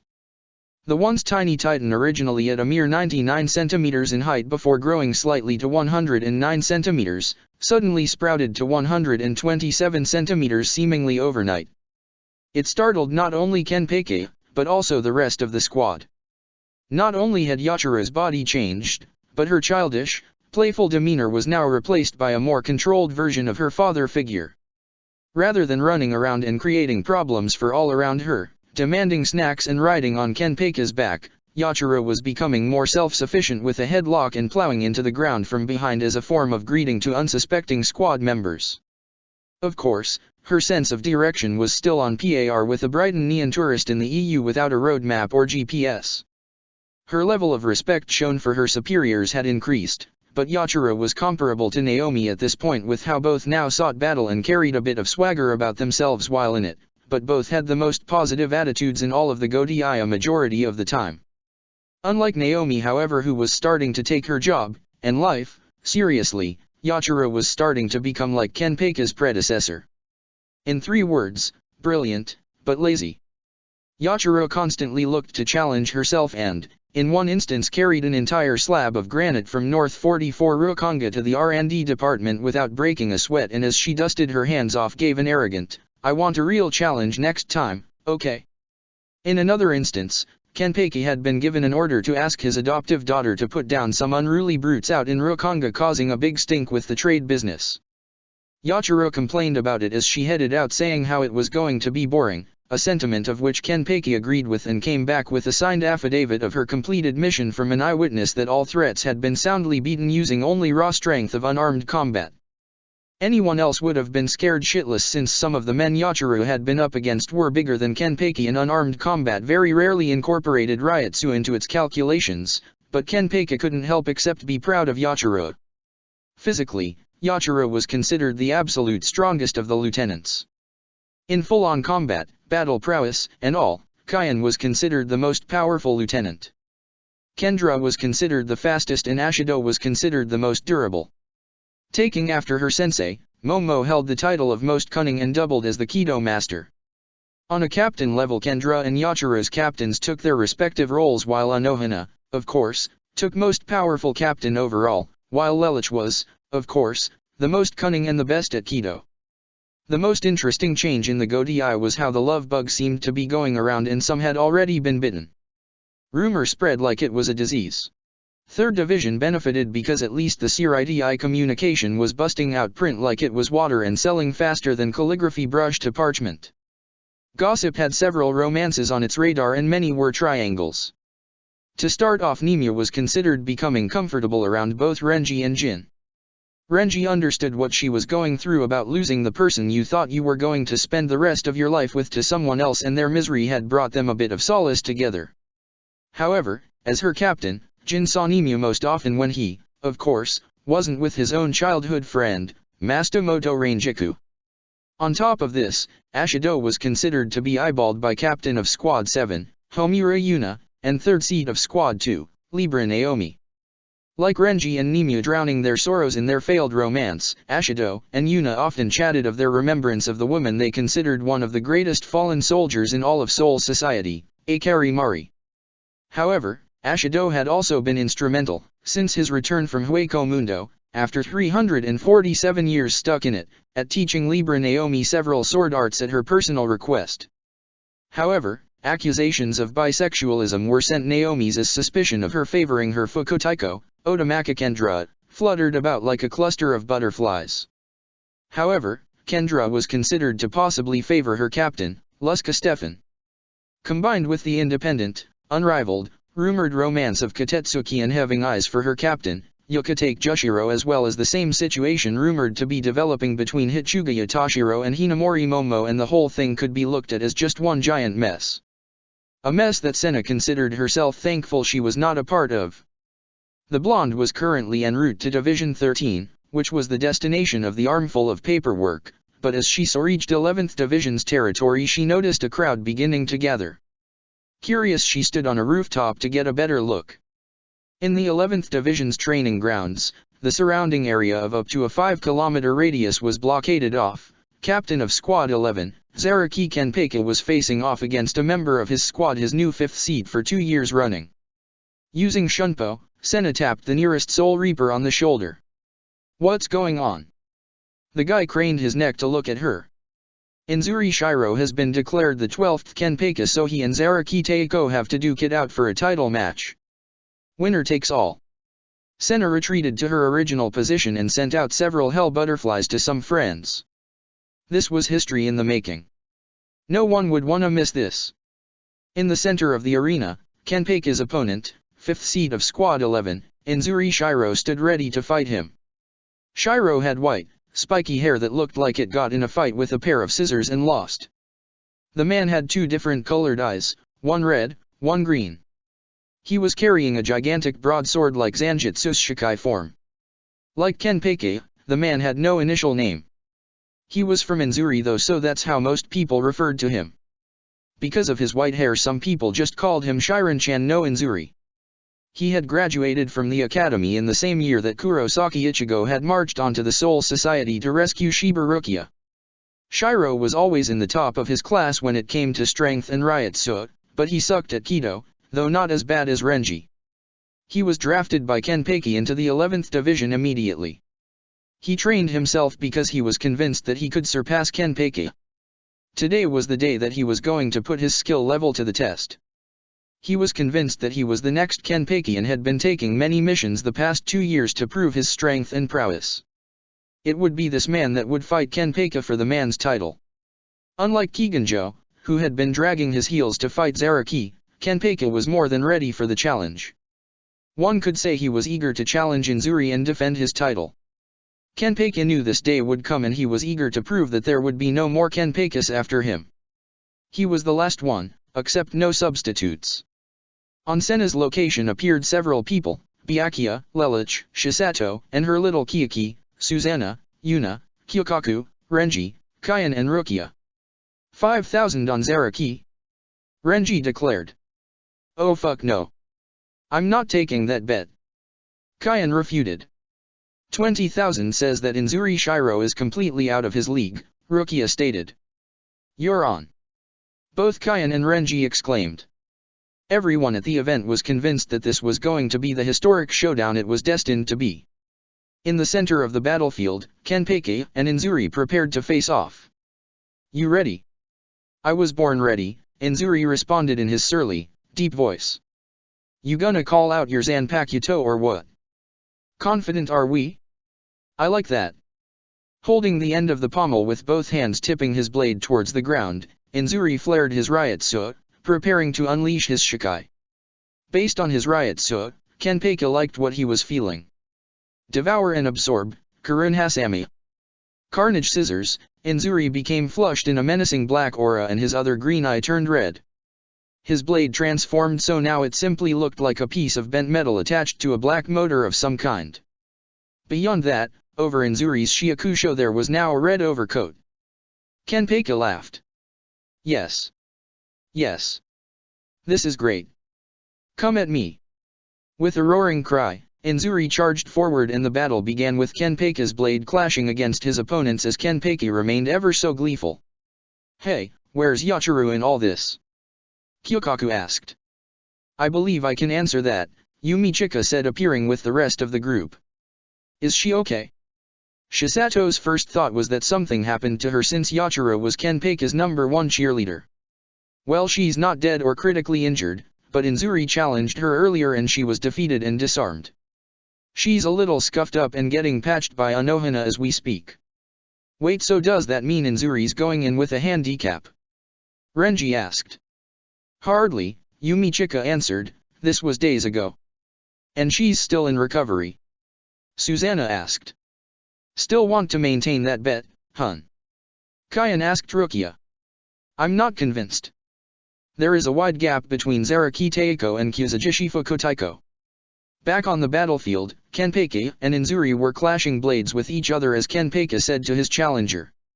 So does that weird-looking blade do anything or is just for aesthetics cause besides a big increase in riot so, I haven't seen you do much. Be careful what you wish for, Inzuri responded before speeding backwards to widen the distance between him and Kenpeki. All of the energy in his body was concentrated onto his hand and he then charged forward with massive speed. Karakiba. Dark Fang, Inzuri was completed coated in his battle aura and slammed into Kenpeki, breaking skin. He then put both hands on his sword and yanked it up high over his head like he was a hockey player that just took a power shot. The swing released some of his Ryutsu and the energy released from his attack knocked Kenpeki in a sword beam colored in a mixture of purples, reds, blues and blacks. Kenpeki was knocked into the air and Inzuri followed up his assault. Bosuke Kota. Spinning Gauntlet. Flipping forward through the air, the dark energy being released from Inzuri's sword was exuded with every strike as he spun into Kenpeki's body, cutting him a few times. Inzuri then smashed the captain him the ground with a powerful overhead attack. He then stood on his sword like it was a surfboard. Ketsuki Eji. Blood Edge. Karun Hasami charged up with dark energy exuding out the pommel like an exhaust pipe before Inzuri went rocketing towards the ground to impale Kenpeki. However, before he landed the captain promptly stood up and grabbed the Zanpakuto's blade with his bare hands. Kenpeki, despite all the strikes on him, wasn't even bleeding except for the first 2 blows. Is this the best you can do? Kenpeki asked. A look of shock and horror washed over Inzuri before Kenpeki flipped him over his head and slammed both fighter and sword into the tiled floor. Inzuri coughed as he stood up. Come on, I expected a challenge from someone who is supposed to be my successor. If you think you are worthy of the title of Kenpeki you gotta at least try to make this interesting. You have, Inzuri panted as his body flared up with more dark energy, no idea, his eyes glowed red and his whole body became seeped in his Ryutsu, who you're dealing with. The energy surrounding Inzuri completely coated his body until he stepped through it like he was walking out of an inferno. His Shiakusho was once again completely black. Inzuri's eyes were glowing fiercely and his hair had turned blacker than ink. His sword was now on fire and his hands were coated in his energy turning them into claws. A red aura flowed around him like a rotating shield. Behold the true power I possess. Kenpeki looked unamused. Is that it? With a fierce yell Inzuri charged forward like a wild animal. He took several swings at Kenpeki using both hands on his blade, pushing Kenpeki backwards and onto the defensive, except when Kenpeki sidestepped him to avoid backing into the crowd. In retaliation to this, Inzuri ripped his blade out to the side, creating a large spire of exploding flame on the spot, nearly cooking Kenpeki, but Kenpeki's resulting injuries weren't that serious. Come on, don't tell me this is all you have, Kenpeki chuckled. You're supposed to be the next me. You've gotta have more power than this. Inzuri stood still, clutched his chest and roared. His Ryutsu suddenly intensified as the area near his heart brightly glowed red. He went charging at Kenpeki and continued to attack, but Kenpeki, all of a sudden, was no longer having fun. Sighing, Kenpeicha took his fist and jammed it with his entire manly prowess into Inzuri's stomach. The warrior doubled over and dropped to his knees. It was a surprise to many that Kenpeicha didn't blow the man's innards out his ass from that blow. Kenpeicha shook his hand off and looked at Inzuri. "I'm done." "What?" Inzuri growled. "I'm bored. You're boring me. Try and fight me again when you can actually pose a challenge." Angered, Inzuri's eyes glowed brighter than ever before and, gripping his sword, he lunged at Kenpeicha and gripped at the bare skin on his chest. Inzuri let go after a couple of seconds, leaving Kenpeicha to bleed a little with a bit of fingernail cuts, but Inzuri's body pulsed and he rose to his feet and his Ryutsu skyrocketed, creating powerful gusts that showed exactly why the fighters were given such a large battlefield. Kenpeicha, however, remained unimpressed. True, Inzuri's Ryutsu was incredibly high right now, surpassing Kenpeicha's current level of power, but, as Kenpeicha said, he had grown bored with the fight. "Look, I don't want to have to kill you. You got spunk, but you're nowhere near my power. This is winner take all. I am the next Kenpeicha. Blow it out your ass." Kenpeicha thundered and then slashed Inzuri, creating a deep laceration. "You're nothing compared to me, you little pipsqueak. Let me show you. I already told you you're boring me. If you still want to fight me, then I just have to pound you into the ground, and believe me when I say I really hate the fact that you're making me waste this on you." Ever so casually Kenpeicha grabbed his eye patch and tossed it away to the ground. His Ryutsu surged far beyond what Inzuri was emitting, and it was so powerful that the warrior's knees buckled. "See, what did I tell you? I'm far beyond your power. Now do you really want to do this? Or did I not make myself clear yet?" Inzuri looked defiantly at Kenpeicha. With the most casual swing in the world, Kenpeicha slashed Inzuri right down the middle, but the swing carried so much Ryutsu with it that the man exploded, unable to take the force. Letting out a loud, agonized cuss, Renji dug into his pocket for his wallet to pay Rukia as Kyan casually did the same. "Pleasure doing business with you boys," Rukia said, thumbing through the bills. On the battlefield Kenpeicha put his eye patch on, but didn't sheath his sword. "Listen up," he shouted, placing the blade on his shoulder. "The title of Kenpeicha isn't just a fancy medal to hang on the neck of the man declared Badass of the Year. I didn't get as strong as I am just by beating up people and winning fights and getting recognized or screaming so loud that I threw out my voice while my Ryutsu charged up immensely, and I sure as hell didn't face impossible odds and show off either. I got where I am through hard work, practice, and lots of fighting. I never thought I'd see the day where Kenpeicha started giving a speech. When your pride is wounded you generally feel the need to express yourself," Byakuya explained to Lelouch Kenpeicha's somewhat uncharacteristic actions. "More than 6 decades ago I set the bar of what it means to be the Kenpeicha." He extended his blade to the audience, "and if anyone has the gall to take that away from me, then they better be ready to pole vault over it, cause I ain't lowering it for nobody. You wanna come at me with a sword? You have to be at least as badass and strong as a Vastolords before you even think of coming at me. Do you all hear me?" "Yes sir." All of the 11th Division members shouted. "Now, if any of you hear word on the street in years to come of the public shouting that the next Kenpeicha has been found, you will do something for me. I want you to go out and tell this so-called successor to challenge Ashido, Yachiroa, Kyokaku, Stefan, and Kukaki Byakuya at the same time, and if they can't handle that then tell them to go fuck themselves because they're disgracing my good name. Because this," Kenpeicha gestured with his sword to the pile of blood that used to be the so-called 12th Kenpeicha, "is what happens if they come at me without at least seeing if they can do that first."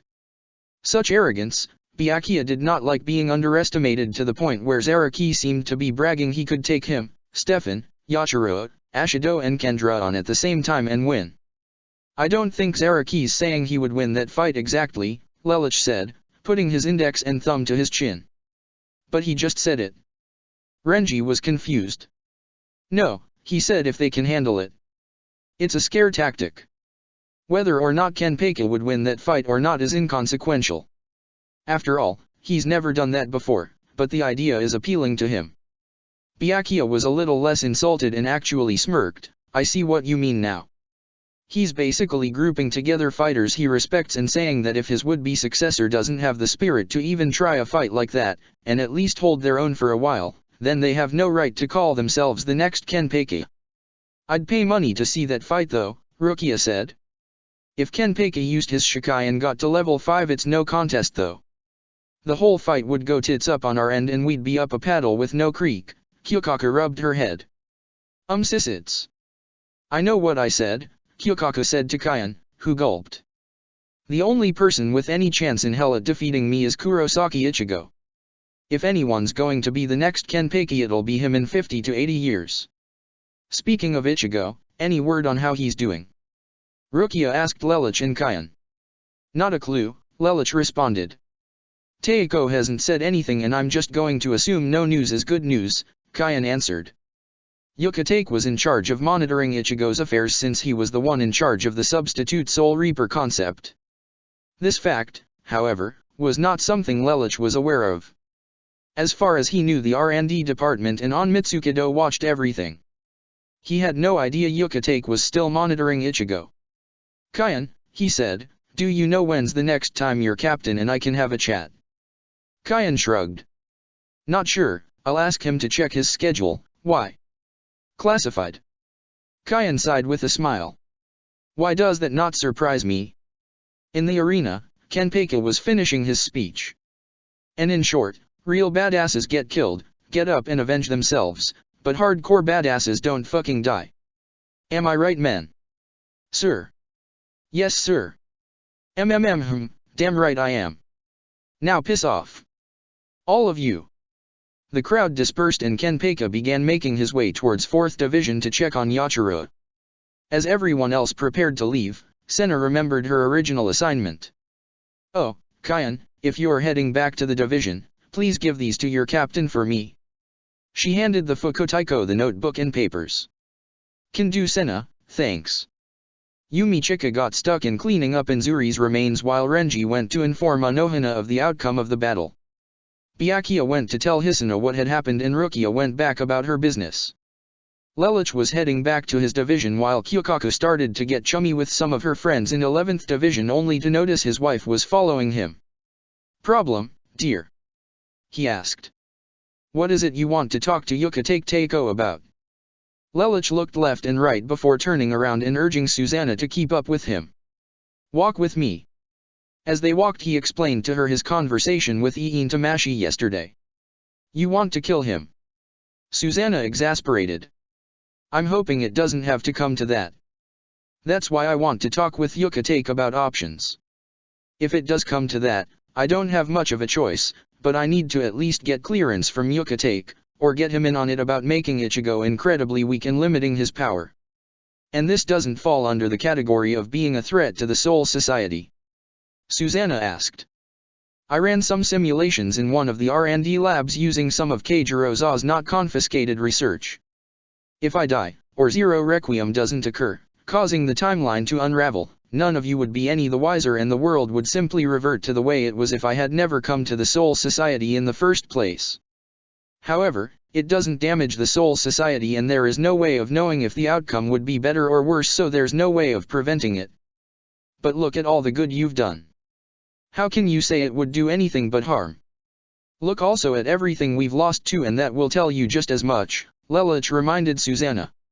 She looked down. Look, I don't like it either, but I've already discussed this with Anohana Teiko and she already got a rejection letter from the Royal Dimension since this was a decision too big for her to make. Do you really think Yuka-Take would agree to potentially helping you kill Kurosaki Ichigo? Honestly, I doubt it, but we'll see what he thinks. Teiko. Rangiku came bounding up the street out of breath. Where have you been? Lelouch asked her. You missed history in the making. Oh, I was there, just at a different spot with Hinamori and Hitsugaya Teiko. You don't think I'd actually miss such a historical event, do you? I lost sight of you when the crowd dispersed and did my best to find you now. What for? Lelouch asked. To give you this, Rangiku handed Lelouch a newspaper. It was the latest Siridi communication. The paper, why? I'll see it when I get back to my office. You have to see it now though. Page 9, quickly. Is it something you wrote? Lelich asked. Rangiku shook her head. Shrugging along with his wife, Lelich turned the page and began reading aloud.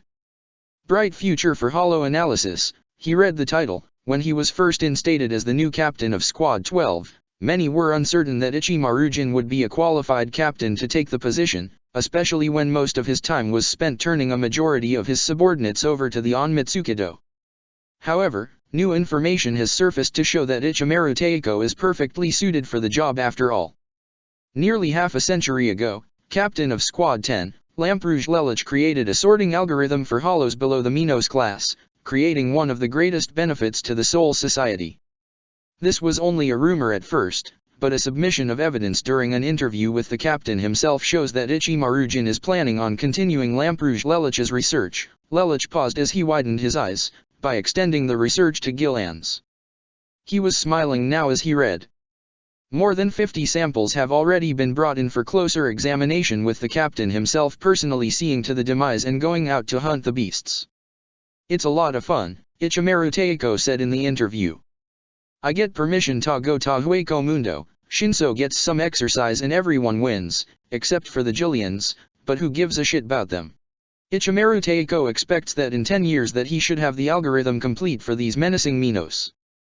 If anyone had any doubts about the captain's allegiance, then this should be the proof needed to clear any and all suspicion about where his loyalties are.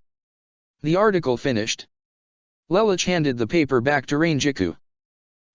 I actually didn't extend the research to Minos because it was too dangerous for me. I'm glad Jin thinks otherwise. Yeah, I spoke with him myself. I thought he was joking when we talked, but when I saw the article I became really proud of him, and I thought you'd want to see it because it's your research he's furthering. Yeah, Jin seems like he's doing alright. People keep saying that Jin's only sticking around because of me, but I think he really enjoys being a Soul Reaper. I think he realized after I bailed his ass out that being evil isn't what it's cracked up to be. Besides, you can be a hero and still be a sociopath. I've been down that road. Susanna laughed a little. You still should keep in mind he did what he did for you. Yeah, it was a bit extreme of him, but he cares about you. I know. Rangiku tucked some hair behind her ear and looked to the side, trying not to blush. Anyway, I'll see you back at the division. I'm going off to see how things are coming with Nimue on that project we've been working on. Oh, okay, give her my regards. Of course, Lelich said. Rangiku left and he looked at Susanna. Do you want to watch for a little while? I'd love to, Susanna smiled, and she and her husband headed to the 12th Division to observe Cornelia. End of chapter 142. Chapter 143, Cornelia's birthday crashed. Third-person POV. Lelich and Susanna entered into the R&D department and made their way towards the laboratory where Nimue had agreed to meet Lelich for the daily observation. The monitor flies that she and Lelich were utilizing were to be viewed at their leisure. They couldn't film all of Cornelia's life, usually only several hours during the day, and they rarely could get inside buildings without the things getting swatted at or getting hit by an opening door. Lelich would mostly fast-forward through the data collected if he didn't see anything of interest. However, he always watched in on important dates like birthdays, special occasions he remembered, and war dates. Today was especially outstanding though. Today was January 13th, Cornelia's birthday. It was her 17th birthday, and Lelich vaguely remembered an incident that had occurred during the celebration. Oh, Susanna-sama, Nimue addressed her when the Silverette walked in alongside her husband. Your presence is unexpected, but not unwelcome. Did you come here for the same reasons as Lelich-sama? Though the honorifics, to Susanna, felt unnecessary, Nimue believed they were, since Susanna was Lelich's betrothed and Nimue had such high respect for Lelich. Hi, Susanna said with a bright smile. In recent years, though Susanna had succeeded where Nimue had failed in securing Lelich's heart, it did not come in between the friendship of the two women. Okay, it did at first, but they'd since patched up that old wound and neither one had anything against the other. Lelich was already in the midst of firing up the fly to start the recording when he noticed a post-it note by the console. Curious, he read it. It was in Nimue's handwriting and it was a reminder to herself to call Renji to cancel their meet today. You were meeting Obarifa Kotaiko today, Nimue? Lelich asked. Nemia whirled around unaware that Lelich had peeked at her note. Sorry if I'm intruding upon personal matters, you don't have to be here if you'd rather be out. Nemia shook her head, no, my first priority is to serve Lelich Sama, that hasn't changed. Maybe it should, Lelich thought to himself. Nemia continued to devote herself to help Lelich, but it was coming at a cost to her own social experiences. If Lelich didn't know any better, he would have suspected that she had not given up on him, and this was her way of showing it. However, his observation of the note was more than just about his concern for Nemia's social stature. You've been seeing Abarai a lot lately, haven't you? Nemia stared at the floor, fiddling with her hands. He's been a very good friend to me. Oh Nemia, don't be so modest, Susanna encouraged, tell Lelich Dano all about it. You won't hurt his feelings. Oh, you know about this, Susanna. Lelich wasn't big on the latest gossip, preferring more to bury his head in his duties as a captain and personal investigations. Nemia and Renji have been getting along lately. Nemia won't make it official, but it's like they're dating. We've just been meeting at designated places and times. We talk about things and we go our separate ways, Nemia said very stoically. Nemia, it's a date. You're not fooling anyone, but yourself, Susanna, her patting her on the shoulder from behind. It's not a date. Nemia exclaimed, red in the face. Susanna backed off and put her hands in the air. If you say so. Nemia looked towards Lelich to be on her side in the matter, but Lelich appeared to be more interested in starting the observations. However, he had been listening.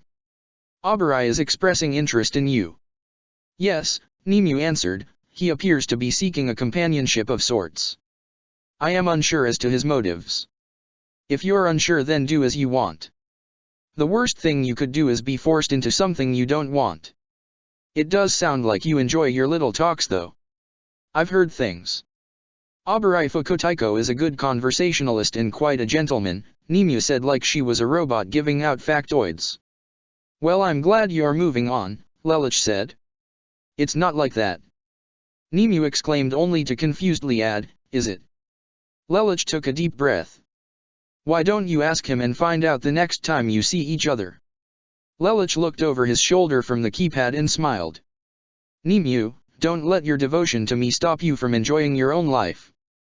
You're not my servant. You're your own person.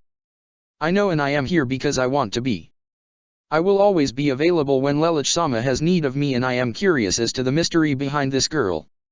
Lelich shrugged, all right then. It's a shame we have to be so mysterious about this, Susanna said, folding her arms and knowing what was going on, having been told about it on the way over. You could have Renji come here. If he and Nemia were more seriously connected, perhaps I would, but the less people that know about this the better. Lelich could count on his fingers and toes who knew his history. The captains minus Jin, Hisuna, and Histagaya knew. Susanna knew. Vera knew. And Nemia was learning. He was debating whether or not to tell Kyukaku. She was like a therapist in how she never judged him to his face for any curveballs he sent her way, but unlike Susanna, she didn't just let the balls fly past her, she'd catch them and throw them back if she had a problem. So then, Lelich said, finalizing the parameters to set up the recording, let's see what's going on over there, shall we? Pendragon. January 13, 2007 ATB. Cornelia felt she was getting too old to have a big celebration in honor of the day she was born, but her mother begged to differ, and since Cornelia was now becoming a household name for her accomplishments, Dolores figured it would look good to get out into the public and be revered that she was alive and serving her country. Cornelia received the nickname, the Royal Soldier, in many news articles as she was the only member of the Brighton royal family actively serving on the military. Guinevere, aged 21 going on 22, spent her days generally lazing about and doing mostly nothing. However, as much as Cornelia disliked her older sister, even she had to admit that Guinevere was no dummy and of course incredibly silver-tongued. In fact, Guinevere had a higher IQ than the second princess. Much like Schneeisel, the doors would be open to Guinevere in the political venue. Odysseus too had a higher IQ than Cornelia. The young man was making a name for himself and held a job as the CEO of one of Britannia's multi-million-dollar corporations. He also had a large share of stock in Pizza Hut, increasing his family wealth, and also sat in on the royal court. Odysseus was the busiest member of the royal family with how much he often did for his younger siblings. As the eldest Britannian, and next in line for the throne, he felt he had to set an example. Of course, while Guinevere and Odysseus set the bar for the royal family's intelligence, and Cornelia trailed behind with the bronze medal of the three eldest siblings, none of the three could hold a candle to Schneeisel. The man was, in every sense of the word, a genius. He had Guinevere's silver tongue and the intelligence in both his elder siblings' fields, but he did it better than both of them. And of course, Lelych, the child prodigy of the family, was predicted to rise up and eventually surpass all of them. The first and second princes and princesses of the Britannian family were considered the four hopes of the Britannian people because it was felt that as long as one of them managed to take the throne, Britannia would remain a powerful nation for generations to come. Guinevere's silver tongue had her well suited for the throne in terms of negotiations with foreign nations, using sophisticated language and her perfected promiscuous voice to make it seem like she wasn't screwing over the lower and middle class. Odysseus proved he could handle a rather full plate, so he'd be able to manage all of Britannia by himself in a crisis. Schneeisel, though less experienced, was a master manipulator, like his sister, and managed his time well like his older brother. And, of course, Cornelia had tactical intelligence and a firm stance, letting the army speak for her and having an air about her that would make defying her will incredibly difficult to even think about. As a bonus, while Guinevere and Schneeisel were often the targets of wet dreams of members of the opposite sex, and bi as well as homosexuals, and Odysseus' name came up in the paper so many times you'd think he was paying the media to get his name out there, it was Cornelia of who was the most widely recognized. It was Cornelia who stuck her neck out for her people, made appearances on the news and could be seen walking the streets. It was Cornelia who people could point to and thank her for being able to live. It was Cornelia who commanded the most respect from the public without even asking for it. And it was again Cornelia who was the worst nightmare of any anti-Britannian out there, which was more than Guinevere, Schneeisel, or Odysseus could say. As a major in the army for more than half a year, Cornelia was starting to feel like she was someone, and she knew that this was the person she was destined to be. Being in the army was an enjoyable experience for the most part. Of course, the praise that came to her ever so often from Marianne helped matters. As a matter of fact, if it wasn't for the fact that Marianne would be here and she could see her, Cornelia would have hated the fact that she was having another party. The moment the night of two was mentioned, Cornelia's attention was grabbed, lassoed in and hogtied. In the last 2 months before her birthday, Cornelia was finally getting better with heavier firearms. She had trained herself so that she now carried 4 different weapons. She had her faithful shotgun, her primary choice when she encountered a terrorist or enemy soldier. She had a high-powered assault rifle with 60 RPM, which she was still getting used to. Too long of use to that thing and her shoulder went numb. She had a pistol for emergencies just in case she needed to be moved quicker and would be forced to discard her other weapons, and in case she felt her enemies were beneath her other 2 weapons. And of course, Cornelia still carried a blade weapon. After the incident in the Falkland Islands, Cornelia decided she wanted to try and do with her sword what she had done with her guns. However, she had no idea if she was getting anywhere with them, so she carried it so that the next time one of those ugly freaks showed up she could see if she had gotten anywhere in familiarizing herself with blade weaponry. Cornelia's dedication to her training was one of the reasons many of her subordinates, and even the soldiers of the Chinese Federation and EU, considered her a force to be reckoned with. The woman was 17 and she could take out as many men by herself as even some veteran soldiers with her combat skills and reflexes. Some of it in part was that Cornelia didn't have to balance her family and took her job seriously and had a reason to be in the army other than just out of a sense of duty. She wanted to get stronger. She wanted to be the bane of any enemy to cross her. She wanted to be powerful. Yet amidst all the training and chaos, here she was at her birthday party dressed in her uniform, schmoozing nobles, getting her name out and increasing PR. Nonette was already at the buffet table and Lelych was desperately trying to beat Schneeisel in chess.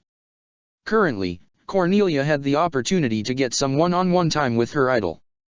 Well, it would be one-on-one time if Nunnally wasn't holding onto her mother's hand, but Cornelia liked her younger sister, so it didn't matter.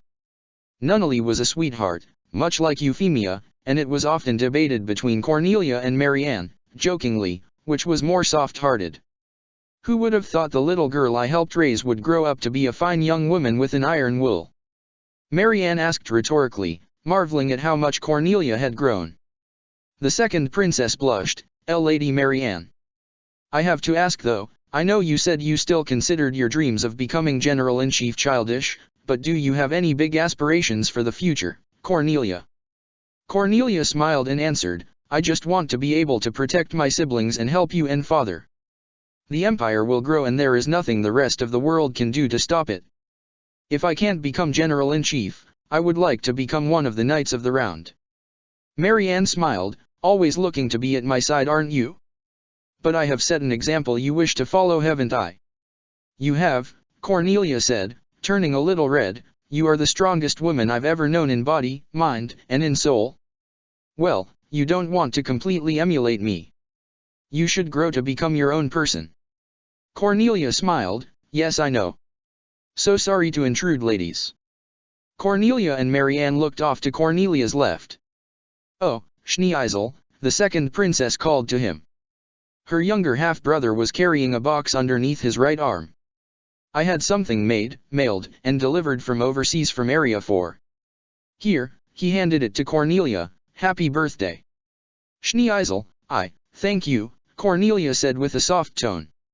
She opened the box and saw that Schneeisel had gotten her a cutlass, but it was masterfully crafted and when Cornelia gripped the handle it fit like a glove, like the sword was made for her.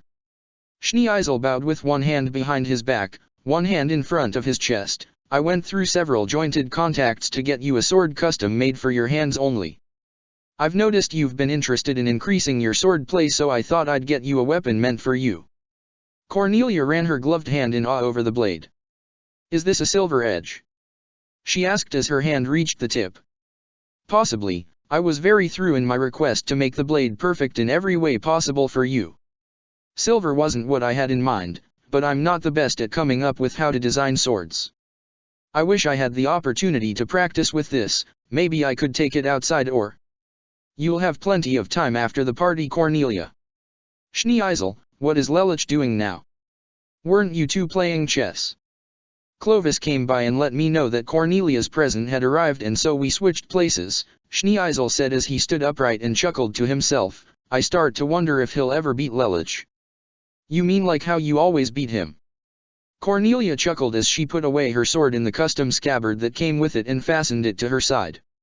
She didn't have any of her other weapons on her. Her mother refused to permit weaponry at the party except by the guards stationed outside the ballroom and mansion. He's getting better, he just doesn't realize it. If we didn't play so many games in a row he might be able to analyze his mistakes and my tactics. What makes you think he's not doing that already? Marianne asked with a mischievous grin.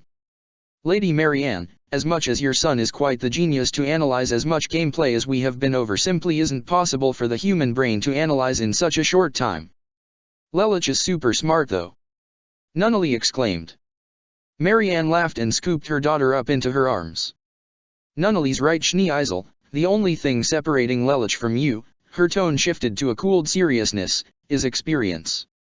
Well, I owe Lelich. Schneeisel noticed the 11th prince coming up towards the others. Clovis tired of you kicking his butt already? Cornelia chuckled. No, he got called away by a woman. Want me to play you then? Cornelia offered. Actually, have you seen Nonet? Lelich asked.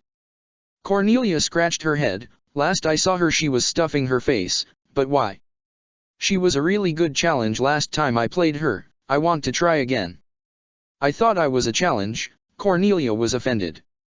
You have your off games, but, like the last time I played Nonet I was really into the game. I haven't had an uninteresting game with her yet. Oh really?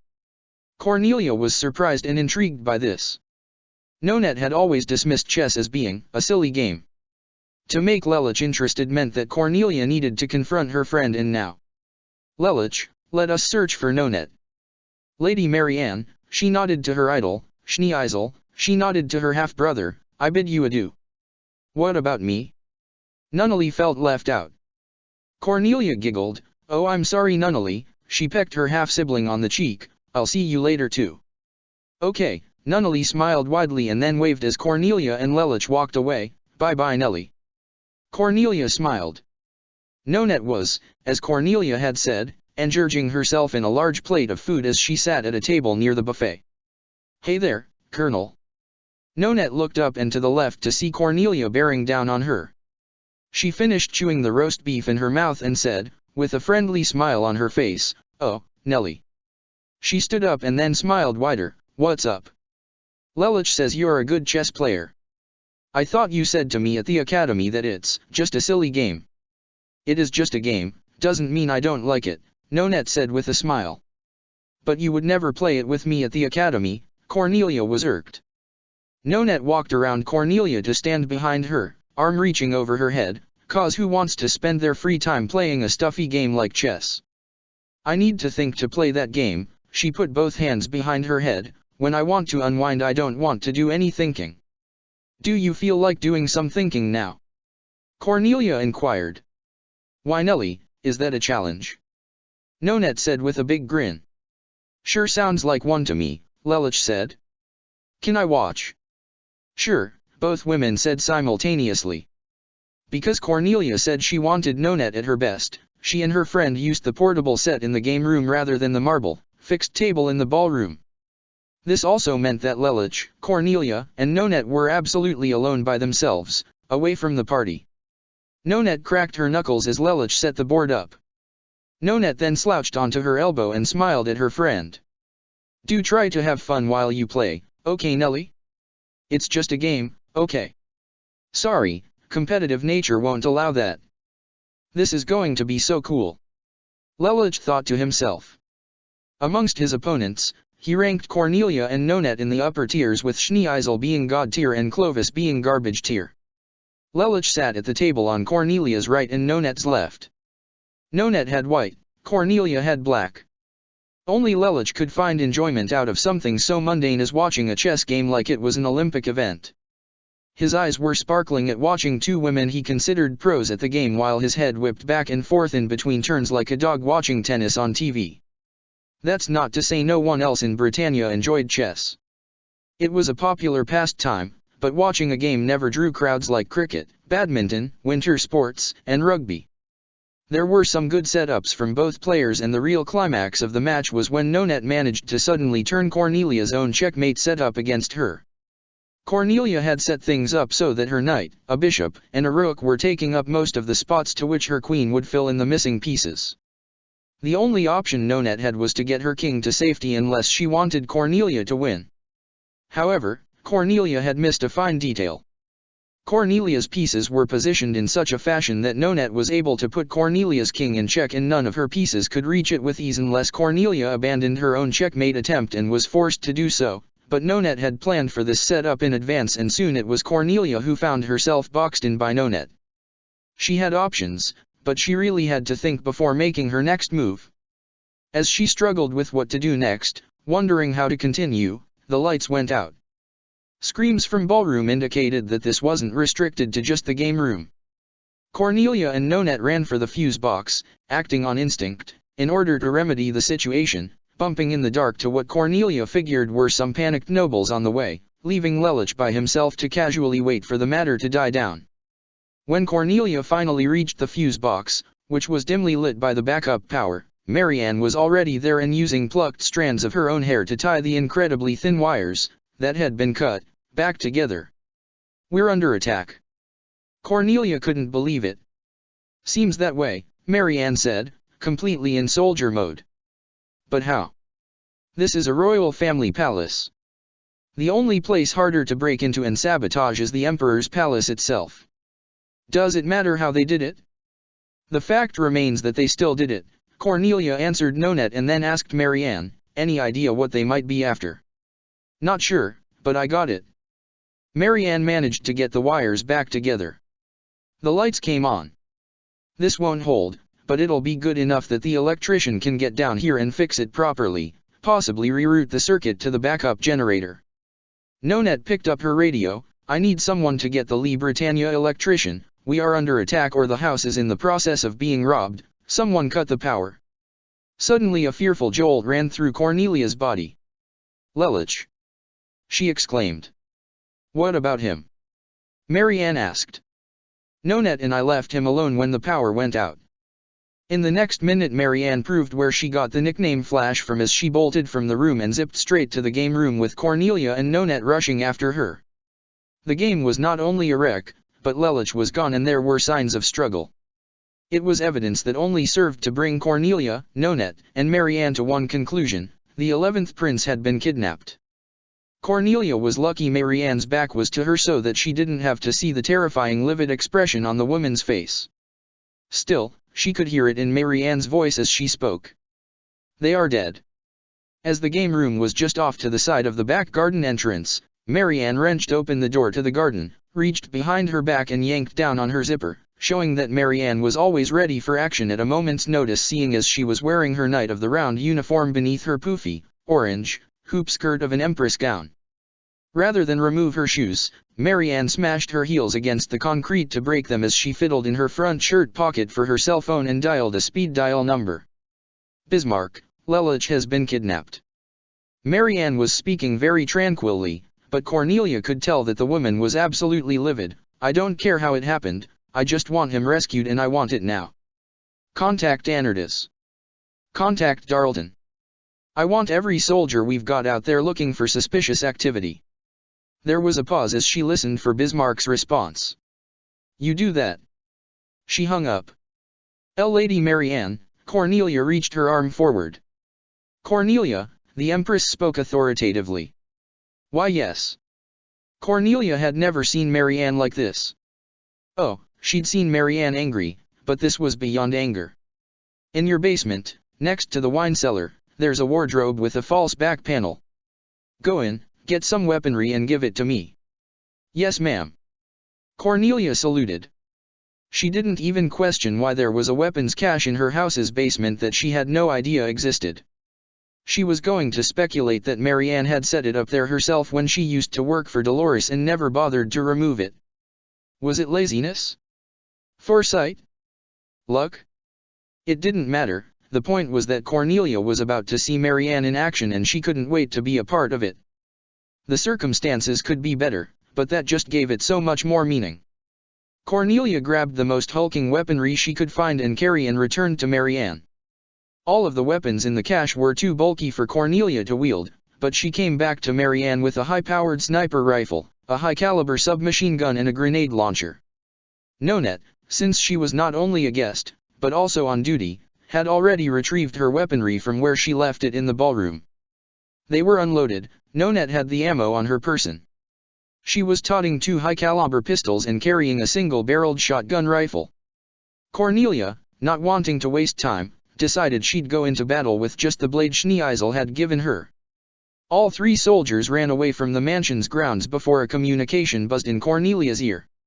Major Lee Britannia. General Darlton. I'm sending troops your way, but it seems you, Colonel Enneagram and the Empress might be on your own for a bit. We have reports of a truck barreling through the streets and ignoring all traffic lights. Which way is it headed? Hard to say, but probably the highway. Damn it. Cornelia took off into a sprint. Cornelia.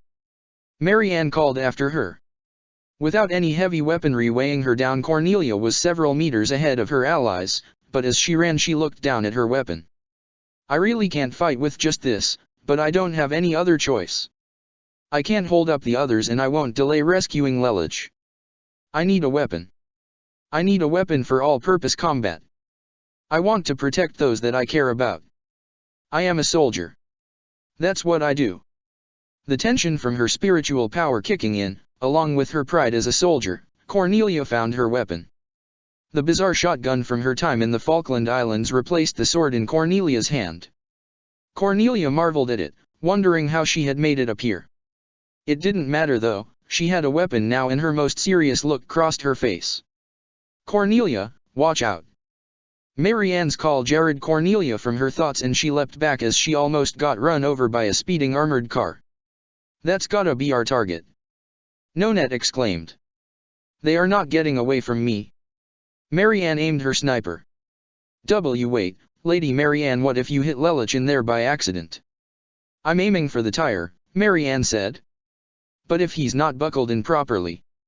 A few weeks of my son in the hospital is a small price to pay for being under my protection and killing those bastards. I don't have another option. Cornelia knew, thanks to her training, that wasn't the only option though. Leave this to me, Lady Marianne. I'll take care of it. What are you going to? Marianne didn't even finish her sentence before Cornelia sprinted down the street. She ran and she ran and she ran until she ground her heels into the asphalt, took a gigantic leap and used one of her super steps to propel her forward on top of the vehicle. Rather than shoot her way in, of course, Cornelia used the bayonet of her sword like a can opener and dropped her way inside. She aimed the shotgun at the driver. Stop the car. Hands where I can see them. The car came to a screeching halt and both the driver and the passenger put their hands up in the air. Where's my brother? Cornelia snarled under her breath. The driver laughed. We're decoys, you stupid bitch. I see, Cornelia said casually, only to shoot the passenger in the back of the head. Then where are the real kidnappers? Like I'm gonna tell you that. Go ahead, pull the trigger. I dare you. Cornelia did just that. She exited the vehicle through the back door as Marianne and Nonette caught up to her. Decoys, Cornelia informed, and I have no idea where they might be taking Lelich. You're in luck, Marianne said. Right after your little stunt I got call back from Bismarck. We've got aerial support on the way and suspicious men carrying a human-sized burlap sack towards the abandoned power plant. We're going to go in hard and fast and wipe them out. Sounds like a plan, Cornelia said. In less than 4 minutes Cornelia, Marianne, and Nonette were all on their way to their target location and dropped from a height of 5 meters out of the aircraft as it got as low to the ground as possible. The women all shrugged off the jolt running through their legs from the fall, but Cornelia was the first to recover as she was the lightest and took off in a sprint.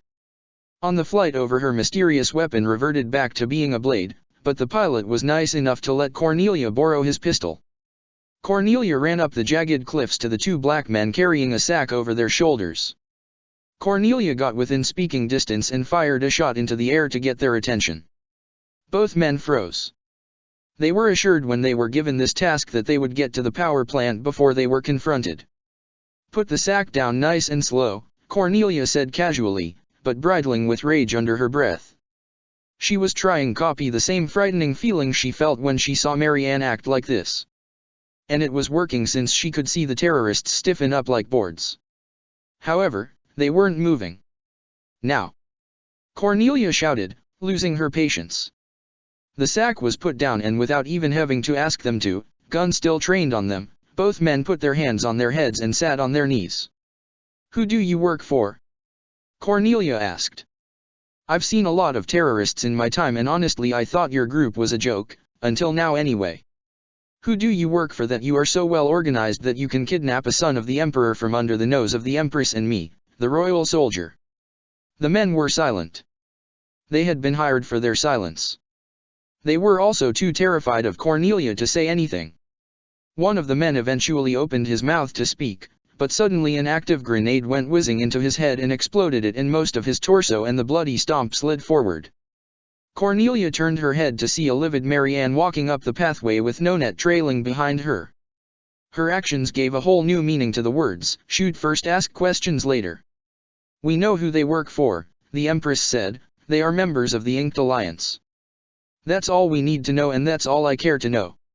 She holstered the grenade launcher along her back and pulled out the sniper rifle Cornelia had handed her earlier. If we need to know any more we can investigate their corpses. Even if we could torture valuable information out of them alive, I want one thing to be made clear.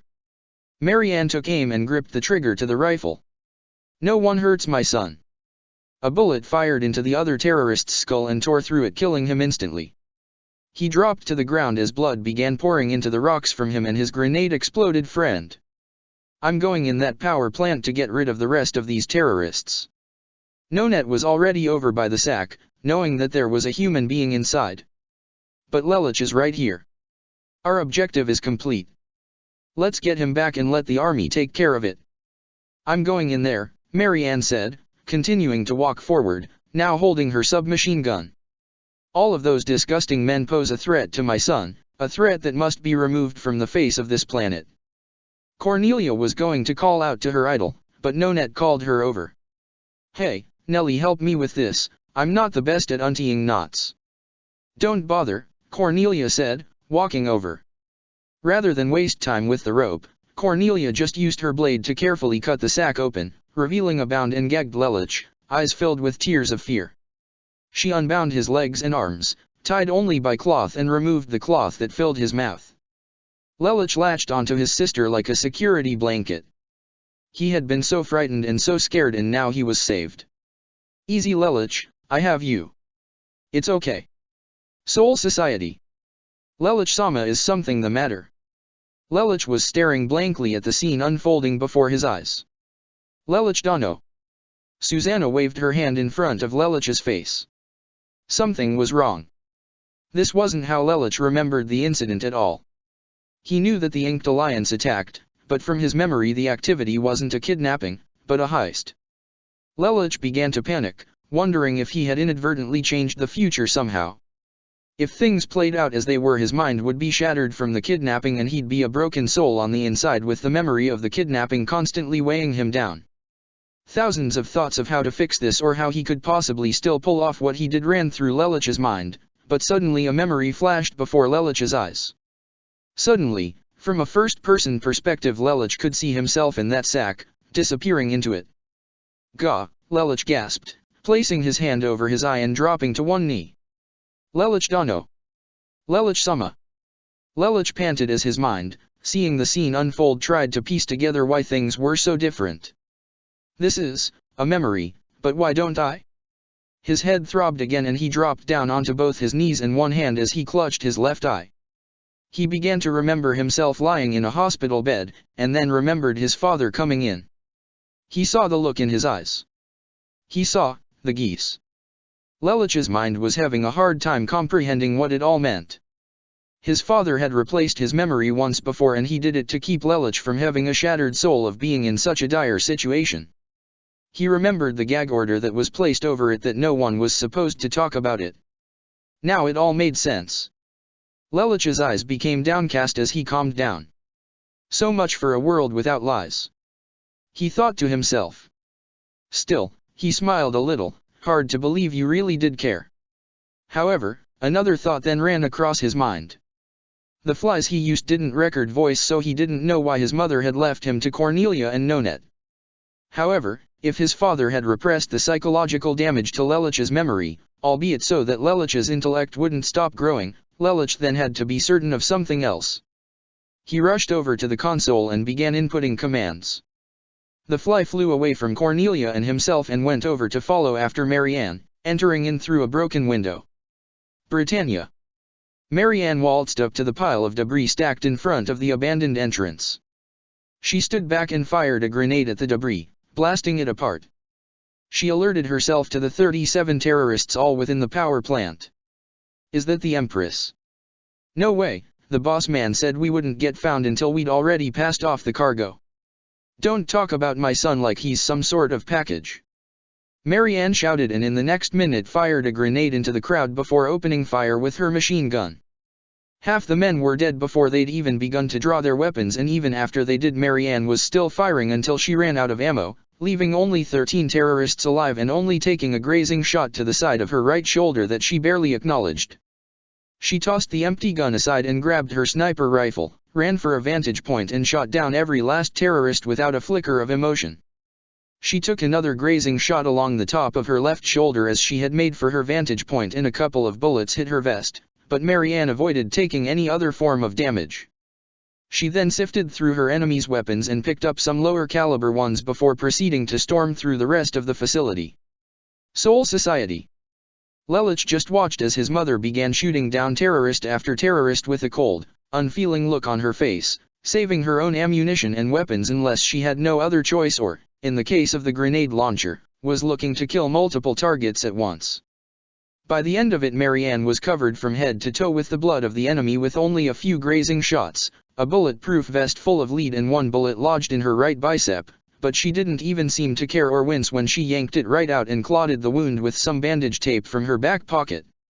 Marianne was a walking death machine, and Lelich marveled at it. We love our children very much. The only love you have is for yourselves. It may have been true in the grand scheme of things, but now Lelich could see the truth of the matter. His parents really did care. Yes, his father had abandoned him to Japan, nearly left him for dead, all in the favor of the Ragnarok connection, and his mother was in on it, but what Lelich saw now was that they genuinely thought that Lelich would just go along with their plan. They had preserved him. His father knew he had survived. He had to. No. Lelich was fed up with his father. Why was he defending him? His mother, on the other hand, yes, she supported his father's plan in the long run, but did she support everything he had done to get him there? After seeing this, watching his mother slaughter over 100 people, he wasn't sure anymore. She had done it to protect him. She had done it because he had been kidnapped. She took justice into her own hands. Out of all those men, some of them may have had answers, but Marianne didn't care. Yes, it was because she and Charles had a complete disregard for life in and of itself, but she did it for him. Lelich couldn't get over that. Cornelia was waiting for his mother when she finally returned, covered in blood. Lelich and Nonette were already missing from the picture. Lelich wished he had attached a microphone to these flies so that he could hear what they were saying. Britannia. Cornelia saluted to Marianne as she returned from her killing spree. They're dead. Think that was all of them? Cornelia asked. Hardly, Marianne answered. From their shocked faces, I think we arrived too soon for them, and, coupled with the fact that they were facing me down, I don't think any of them could really be considered a ringleader.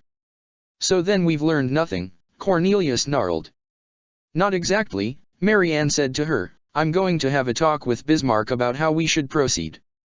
This was an obvious message to me and I'm going to get to the bottom of it. In the meantime, I want you to meet with Charles and place a gag order on this whole incident. Cornelia then saw a sympathetic, worried look appear on Marianne's face. My poor son. Soul Society. Lelich saw the tears forming under her eyes. Marianne really did care after all. He was following Cornelia and not her, so there was no way of confirming that, but somehow he felt like he had to know and he would never get his chance. They hadn't died when they were absorbed by C's world, they were erased from existence. However, as Lelich recounted the memories of everything that led up to that, he realized that there was still one person he could ask. No, there's one person who knows the real story. A cruel smirk appeared upon Lelich's face. I will patiently wait 11 years and then, uncle, you will answer every question I have. Lelich-sama. Only now was Lelich alerted to the fact that Susanna and Nemia were clinging to his sleeves with worried faces. He had completely zoned out and hadn't heard them calling for him until now. I'm sorry, what? Lelich shook his head only for Susanna to latch onto him as if he had just disappeared only to reappear now. She was sniffling as if he had frightened her. You were just standing there, disregarding our existence. You were completely entranced in what you were doing, Nemia teared up. We were asking questions and getting no answers. I was calling you too, you know. Your half-sister and mother are remarkable people, Nemia said and smiled. Lelich was confused since the fly had no sound, wondering how Nemia made the connection about Marianne. Cornelia should be obvious by this point, but as for his mother. She looks like you, Nemia smiled. Why did you never speak of them fondly? Lelich put his arm around Susanna, who was trying not to cry, as he soothed her and looked back at the screen. You will know soon enough, but to give you a simple answer, I was betrayed. Betrayed. Now is not the time to discuss it, Lelich said and shut off the fly. I need to be going. He said, clutching his head with his free hand. I have a lot I need to think about.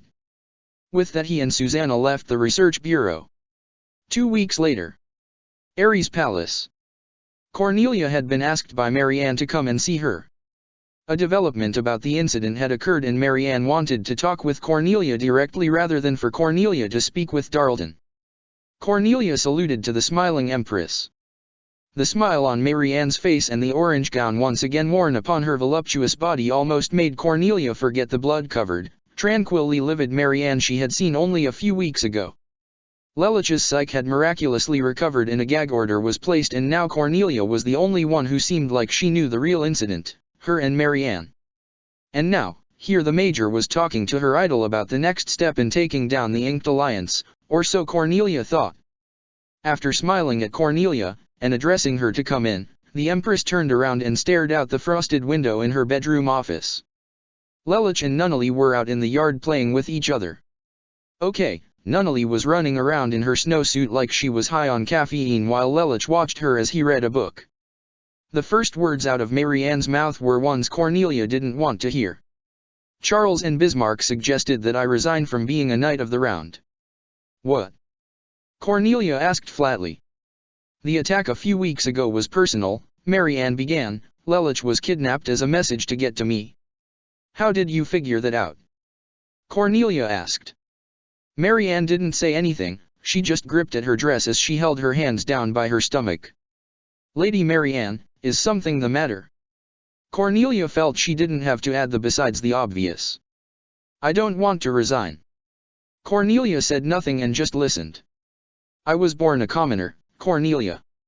A Knight of the Round, without that what am I? Cornelia had no answer.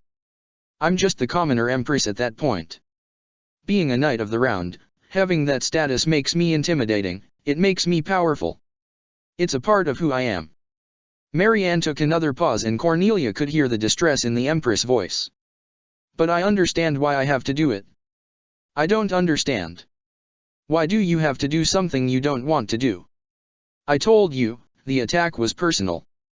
The Inked Alliance was after me, they seemed to want me out of the picture for some reason.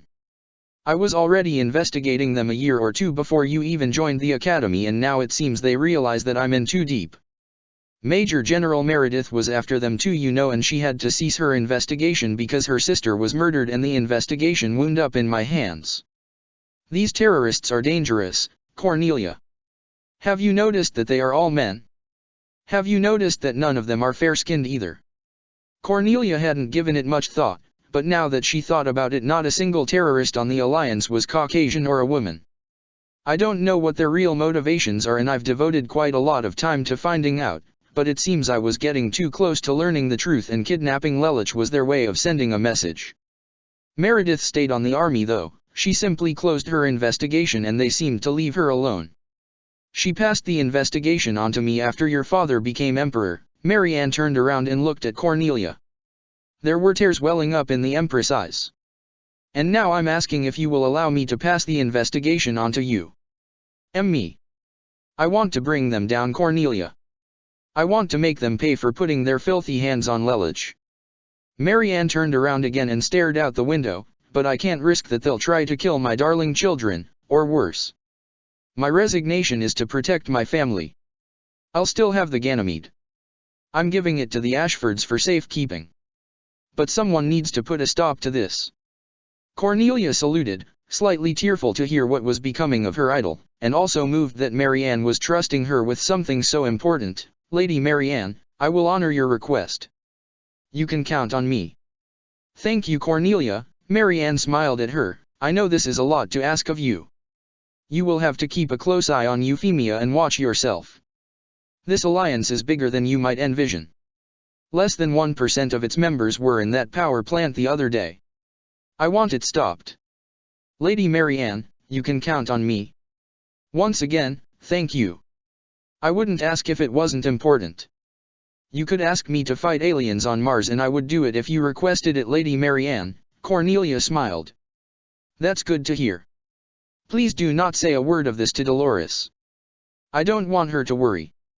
Mother hardly knows about what goes on in my life, Cornelia said dropping the salute, and you've been more of a mother to me than my own mother has anyhow.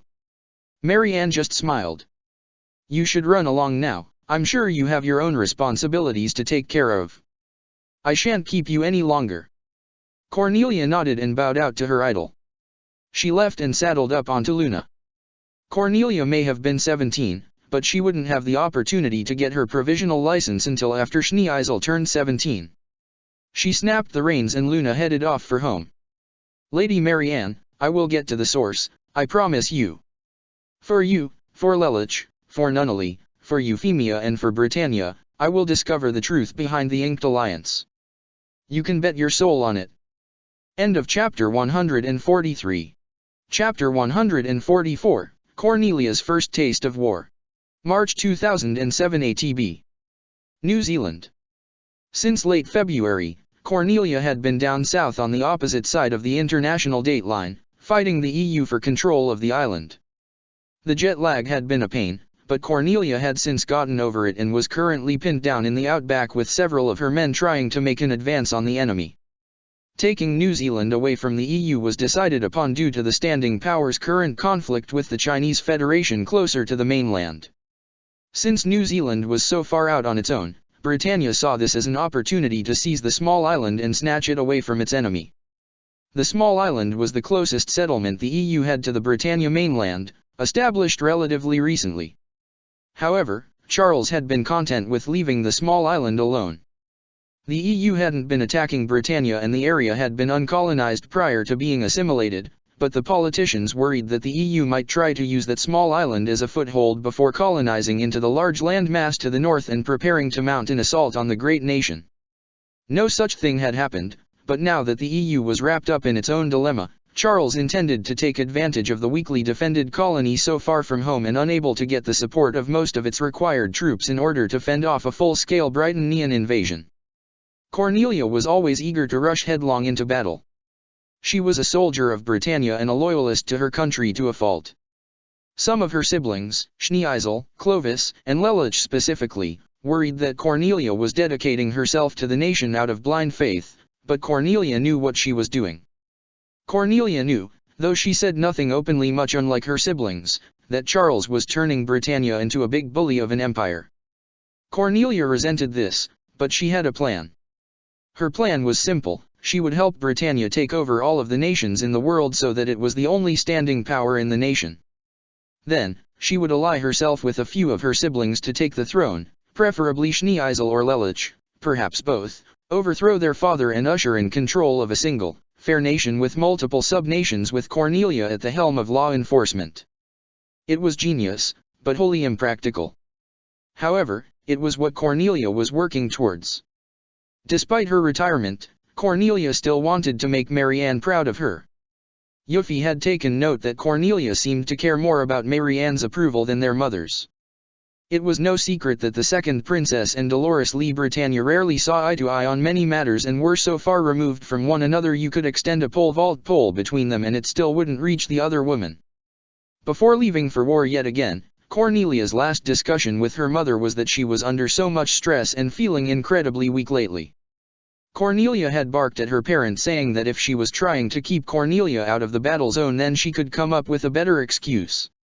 Right now, however, Dolores, and even Marianne, was the furthest thing from Cornelia's mind. Currently Cornelia was focusing on one thing: survival. The grasslands of New Zealand, the setting of the battlefield, provided very little cover, no trenches, no toppled ruins, and no bloody sandbags when making your way towards the enemy. Thankfully the tall grass was enough to keep enemies from knowing the approach Cornelia and her troops were making. Some of her men had been shot, but with war there are always causalities. Sometimes no matter how skillful you are, your chances of living are only determined by how much luckier you are than the soldier next to you. Cornelia was flat on her stomach, as flat as she could get, with her mammary glands pushed firmly into the soil as she made her approach towards the enemy. She was armed to the teeth with a shotgun, her trusted custom sword, just in case, a handgun, and an assault rifle. Several decameters away, back at the nearest Britannian checkpoint by a tree, which Cornelia could see the tops of if she looked over her shoulder, more of her men were preparing a turret cannon for taking out the mounted grenade launchers and machine gun turrets that Cornelia and her men were currently making an advance on. Stealth was the only option for them right now. Many other men from other platoons not under Cornelia's command were running up to the cannons and trying to do their best to reach the enemy weapons or shoot the men utilizing the machines. They were getting turned into corpses faster than one could say, "All hail Britannia." So Cornelia was dictating her own approach using these ballsy, if but unintelligent, soldiers as cover. The rest of Cornelia's unit was on other portions of the battlefield. General Darlton himself was in command of this entire operation, but familiar allies like Major General Meredith and Nonet were on hand for the operation as well. Cornelia, currently, as far as she knew, was the only one currently in the thick of battle. She was on mostly radio silence, just like in the Falkland incident, but this was unlike the Falkland incident.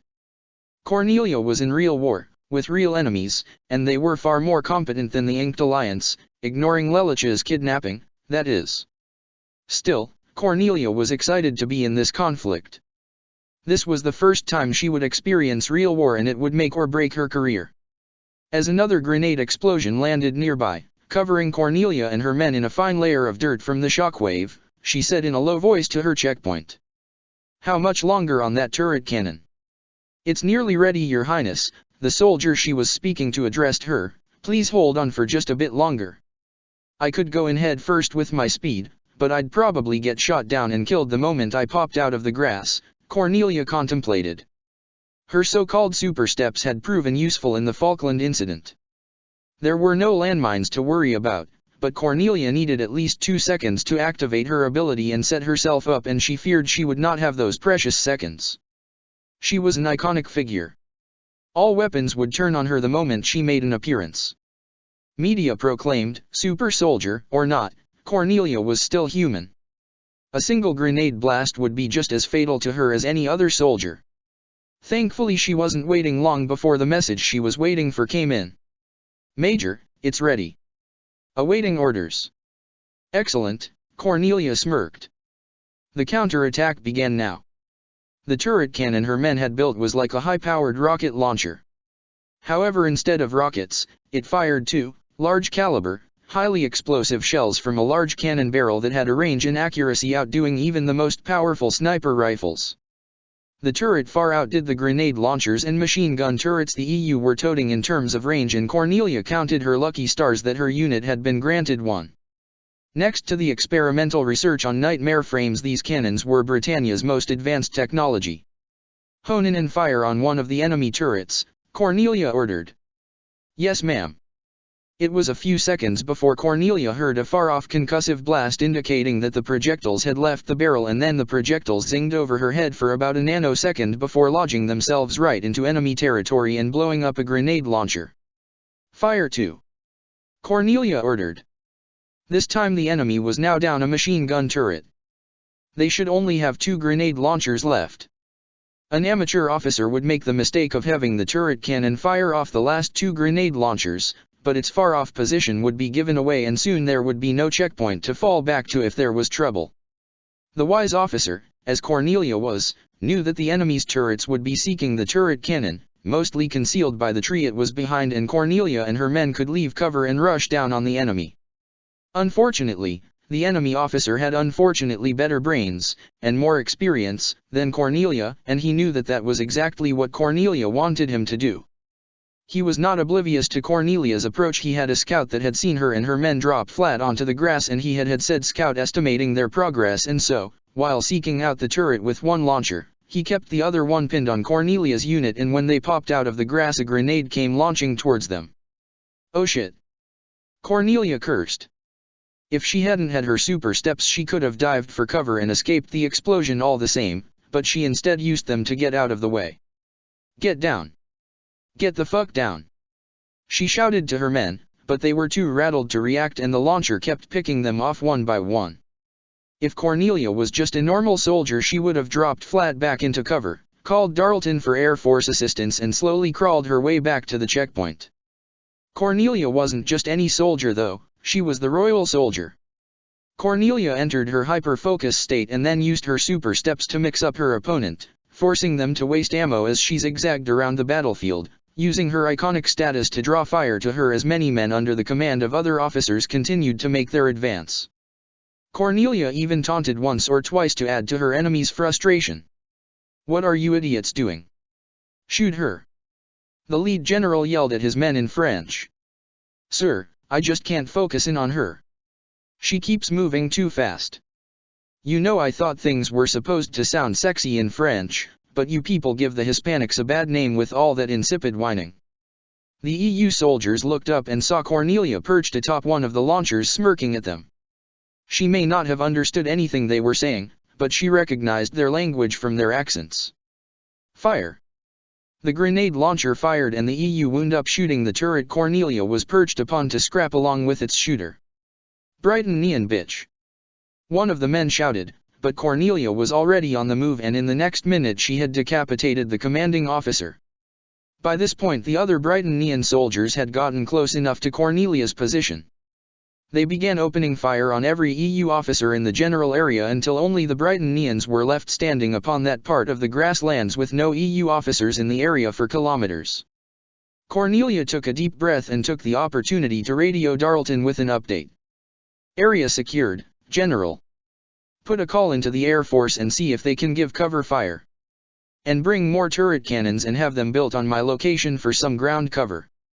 I have some of Meredith's men not under my jurisdiction here to set up another checkpoint. I can go it alone from here if you get me aerial support. Major, as much as I respect your skill, that's crazy even for you. Charging alone is foolish and brash. It is not charging. Cornelia refuted. The enemy has grenade launchers and I have the ability to evade. All of my men were cut down a short while ago. Only Meredith's men are still standing, and even without their help I could have finished this myself, of that I'm certain. If you order them to come with me though, they're just going to get blown up like my men did the next time we run into a patch of these stupid turrets. That's why I'm calling for the Air Force and the turret cannons. There was dead silence on the other line. General. Cornelia questioned to make sure he was still there. I've got a better idea, Major. Hold your position and I'll bring the mobile base around. In the meantime, tell the men that I want them to scout for anti-air turrets and to set up a makeshift base on your location. Cornelia was disappointed. She was certain that her plan would have worked, but she was a good soldier and knew better than to disobey a direct order. Personal disappointment had no place in the armed forces. Instead she masked her disappointment completely and said to Darlton, "Can do, over and out." Darlton did just as he said and brought the mobile base around to where Cornelia was. He also brought assemblies for more turret cannons and asked them to get working on it, puzzling Cornelia since it seemed like he liked her idea at least somewhat. She saluted when she approached him. "What's this all about, General?" she inquired. "I'll show you. Follow me." Darlton beckoned and took Cornelia to the mobile base's garage. He opened one of the doors and there stood a two-legged monstrosity armed with a gigantic gun with land spinner propulsion and two Harkins. Cornelia blinked in surprise. This is a nightmare frame," Darlton confirmed her suspicions. "They're few in production right now, but they're fast, they're durable and they hit like tanks." Cornelia had somewhat heard about the production being done after the success of the Ganymede. She didn't know that successful models of the robots had been built. "This one's just a prototype before we start mass producing these things. It works, but it can be improved upon. I was asked to bring it in case opportunity presented itself to be used." Cornelia turned towards Darlton as a jolt of surprise ran through her. If she took what Darlton was saying and followed it to its logical conclusion, then it meant she was about to have the time of her life. Darlton smiled at her and dangled the key to the mecha in front of her. "If you're going to go out there alone, then get in the cockpit." "General," Cornelia was shocked. Surely Meredith, Nonet, or even Darlton himself should have the opportunity to test this thing out, not her. Royal soldier or not, Cornelia figured that there had to be better pilot candidates for Britannia's latest technology than her. She was also incredibly flattered though and more than willing to jump into the metal beast. Darlton smirked at her. "I must say I thought your plan was well-founded, but what would Britannia do if it lost the royal soldier?" Cornelia smiled. "General, those grenade launchers will kill men and giving you air cover is probably the most intelligent move we can make. You've always been a good solider, Cornelia, make us proud." He handed Cornelia the cockpit key. "Sir." Cornelia saluted, gave the general her toughest look. She climbed into the cockpit and settled down in it. She felt like she was behind the wheel of a car at first. Sitting in the cockpit was so surreal. Cornelia had only just gotten her provisional license before she went off to this confrontation. She could barely drive and now she was expected to command this metal monstrosity. Comfortable. Darlton's image appeared on Cornelia's window. The camera on the machine was honing in on the signal being emitted from his military-issue earpiece. "Somewhat. This is all so sudden. Don't worry. It may be a prototype, but it can take a beating before you get into a tough jam. Besides, you've got cover fire from the Air Force and I'm setting up the turret cannons. Familiarize yourself with the controls. There should be a tutorial button in that cockpit somewhere. Just make a call to the control room when you're ready to shove off. I'll open the garage bay doors and you can unleash hell. Will do, Cornelia said. Darlton's image disappeared as he walked away. The second princess leaned back in her chair and took a deep breath. She found the tutorial button, which rewired the output so that if Cornelia hit a button it wouldn't actually make the robot move, but instead affect the virtual interface being replicated on screen to give Cornelia an understanding of how the machine worked. It took Cornelia about 20 minutes to understand the Nightmare Frame's functions. She had heard that these hunks of metal were going to be developed until there was a level of immersion between human and machine so that the machine moved to the whim and thought process of the pilot. Right now though, that immersion required so many blinking buttons that the lights on a Christmas tree would be jealous. Still, for someone like Cornelia the tutorial was easy to understand and it graded her. Cornelia got all A's. 30 minutes had passed in the tutorial. Cornelia radioed to Darlton. "General, I'm ready." "That was fast. Figured you'd be in there for at least 3 hours. You finished the tutorial. You can check the core memory if you don't believe me," Cornelia said smugly. "And this is why I picked you to pilot that thing. I'll alert the men.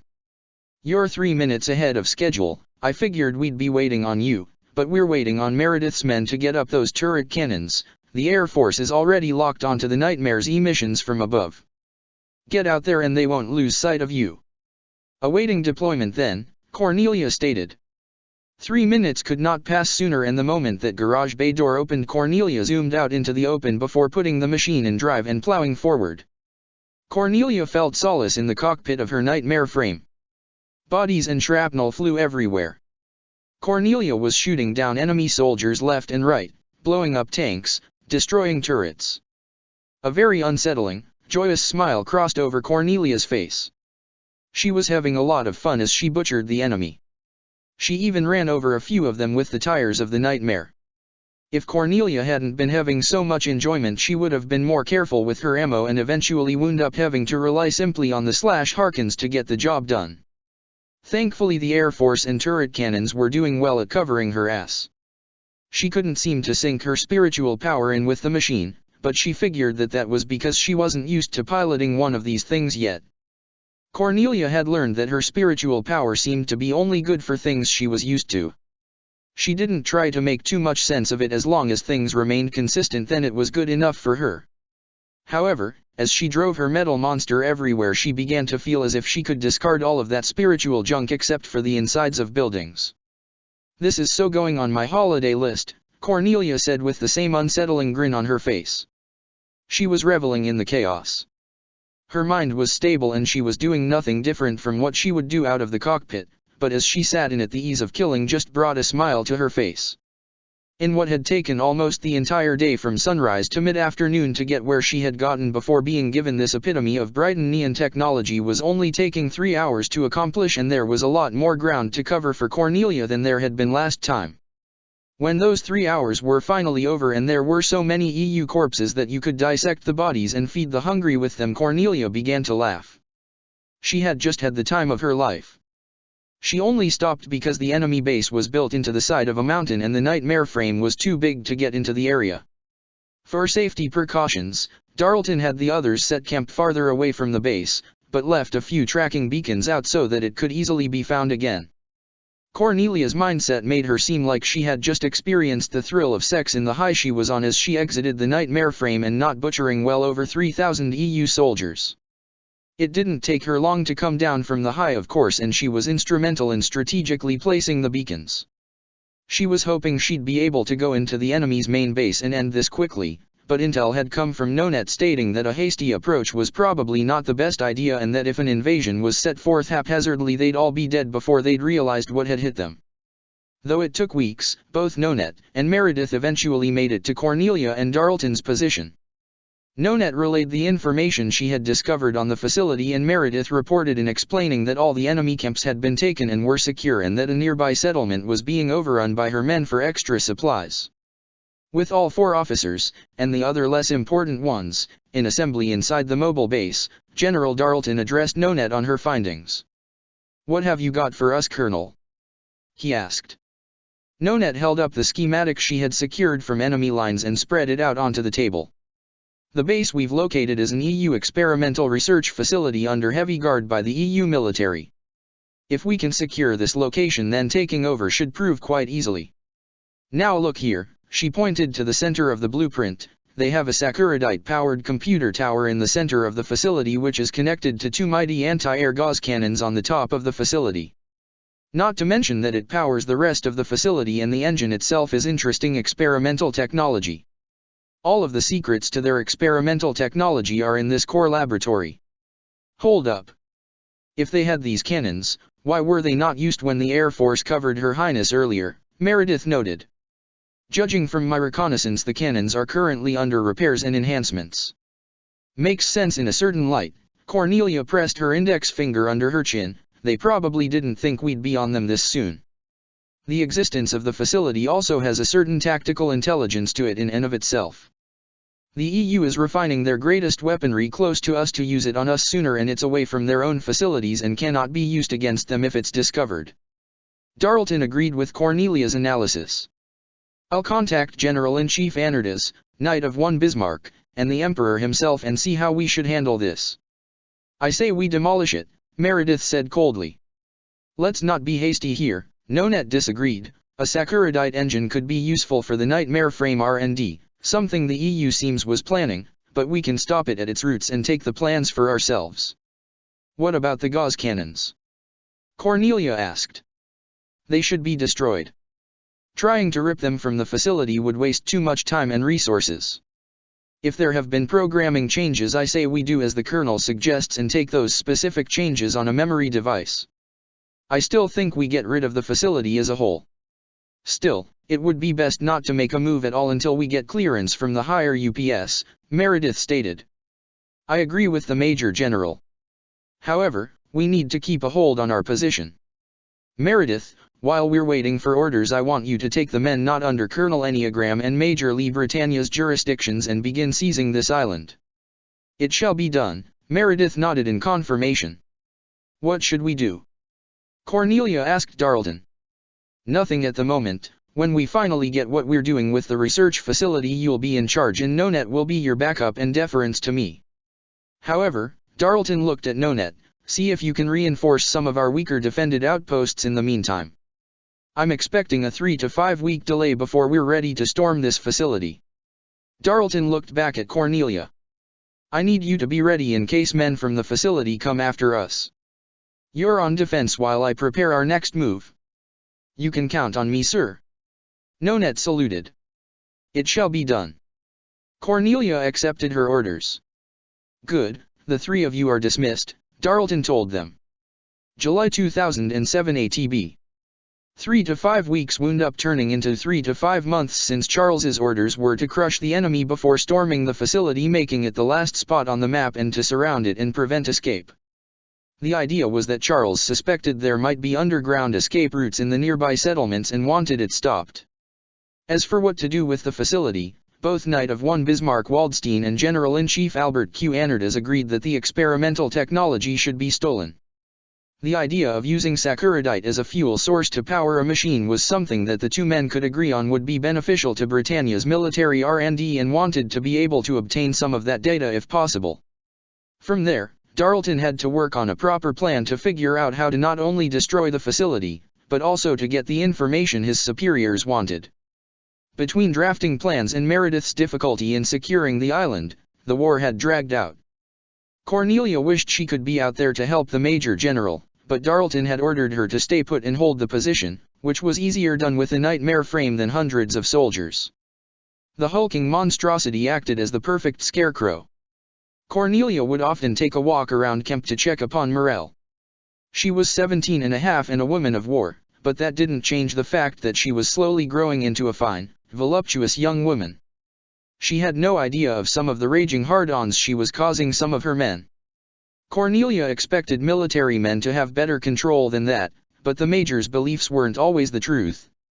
If it wasn't for the fact that many of the soldiers were afraid not only of what Cornelia would do to them if they tried, but also what Nonette and Marianne might do to them if they succeeded, rape attempts would have already been made. not that it stopped the fantasies in the slightest. Cornelia entered the base and made her way towards her room, entered it, shut and locked the door and sprawled out onto the bed, taking off nothing except her boots.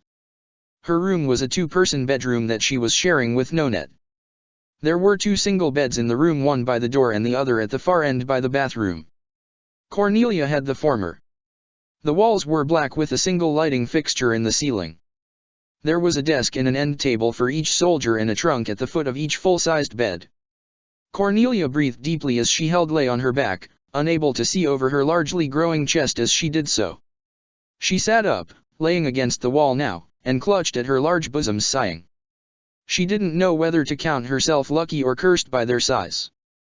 True, she had wanted to be as big as her idol, but she didn't think her bust would grow in so early. She was 17 and she felt like she might be viewed like a sex object more than a war machine, a distinction she was trying to fix. With a frustrating sigh she lay back down on her back, looking up at the hot light in the room, putting the back of her gloved left hand over her face. It's not that she wasn't looking for romance, but Cornelia had a set of standards for the type of companionship she was looking for. She needed someone who could stand on her level. She didn't want to have a role reversal relationship, and she certainly didn't want to feel like she was constantly being worried about, like she was a helpless damsel in distress. Cornelia could take care of herself, she knew that. But while solo life was fine for now, she knew she'd eventually want someone in the future. She began to fantasize about what that would be like, having someone at her back. She wanted a man who could stand at her back and be on her six at all times. She needed someone who was right there in the thick of the mess, helping her fight, not constantly asking if she was okay unless he just kept her from taking a serious injury. She didn't need chivalry, what she needed was someone who was exactly like her. Okay, maybe not exactly. Cornelia figured if she could find a strong-willed man who could let Cornelia be secure in her own ability while also asking for her help, she'd be satisfied. But what would he look like? Cornelia asked herself. That was the real question. She knew the society she was in, and she had just found herself dethroning the idea of a regal prince on a white knight galloping away on his horse. But she didn't know anyone like she described or how they would look. Cornelia wondered if maybe she was looking in the wrong place. She analyzed her interactions with Nonette in her relationship with her best friend. Was she attracted to Nonette? She couldn't be certain. However, Cornelia wasn't sure if this meant she had standards for women she found attractive or if Nonette was just a special case. And then she started thinking about Marianne, and that's when Cornelia realized that it was simply a special case, because Cornelia realized that if the Empress was at her side she'd be shyer than a schoolgirl on her first day of kindergarten. A rather ridiculous fantasy to be thinking about that, but it gave Cornelia the conclusion she needed. Honestly though, she knew that if she did have the opportunity to have a sexual encounter with her idol, she'd take it. She'd want Marianne to make the first move though. Cornelia was not about to ruin her image by making her idol think less of her by making sexual advances. As she stared up at the hot light and listening to the silence of the dull atmosphere, Cornelia's eyes closed and she fell asleep. Cornelia's dream. Cornelia was on some sort of battlefield, but all she could see in her dream was her firing off that weird weapon from when she was in the Falkland Islands. Everything else around her was white, distorted and invisible. The area was shaking. She felt like she could hear some explosions. And then she felt a presence bump up against her back. From the omniscient viewpoint of a dreamer, Cornelia's field of vision zoomed out and she could see the silhouette of a presence fighting back to back with her. Her dream self smiled. "You ready?" it asked the individual at her back. "I'm always ready, love," the silhouette of Cornelia's dream boyfriend said to her. "Save the romance for later," Cornelia shot back. The battle went on for a while, but it was unclear, fuzzy as most dreams often are. When Cornelia could see her dream clearly again, she was on a bed underneath her man, being held. He was bright and neon, she could tell from the skin color. She could only see the back of his head from her vantage point, but she could see how strong and well kept his hair was. There were several cowlicks everywhere, but that made it more endearing in her wild dream. "You're beautiful as well as strong, Cornelia." Her lover's voice was deep and sexy to her mind. Cornelia's dream self spoke the name of her lover, but she couldn't hear it or make out her dream self's lips. Cornelia soon found her dream self taken, crying out, and she was enjoying every bit of it. Reality. Cornelia awoke with a pleasured as she rose from her nap. After getting up though, the first sensation she felt was the fluid running in between her legs. Crap, Cornelia lamented. She undressed herself to examine the damage and found that she had just had herself a wet dream. Sighing and discarding her panties and uniform into the laundry bin, Cornelia waltzed into the bathroom to have herself a shower and clear her mind. As the water warmed up, she examined the clock on the bathroom wall. She'd been asleep for 90 minutes. She stepped into the shower and cleaned her body yet again until she found out that her body was aroused and ready for round 2. Grunting in annoyance, but knowing she needed to take care of things, Cornelia pleased herself right there in the shower, slumping against the wall as she reached the plateau stage. Cornelia wasn't doing it for sexual frustration. She knew that if she didn't take care of this now, her hormones could shoot off when she didn't want them to, and that looked bad on the battlefield. She needed herself on the straight and narrow. She wouldn't subject herself to the possibility of looking at a fellow soldier and being distracted by their masculinity only to get her head blown off. She was at that age that she needed to keep her hormones in check.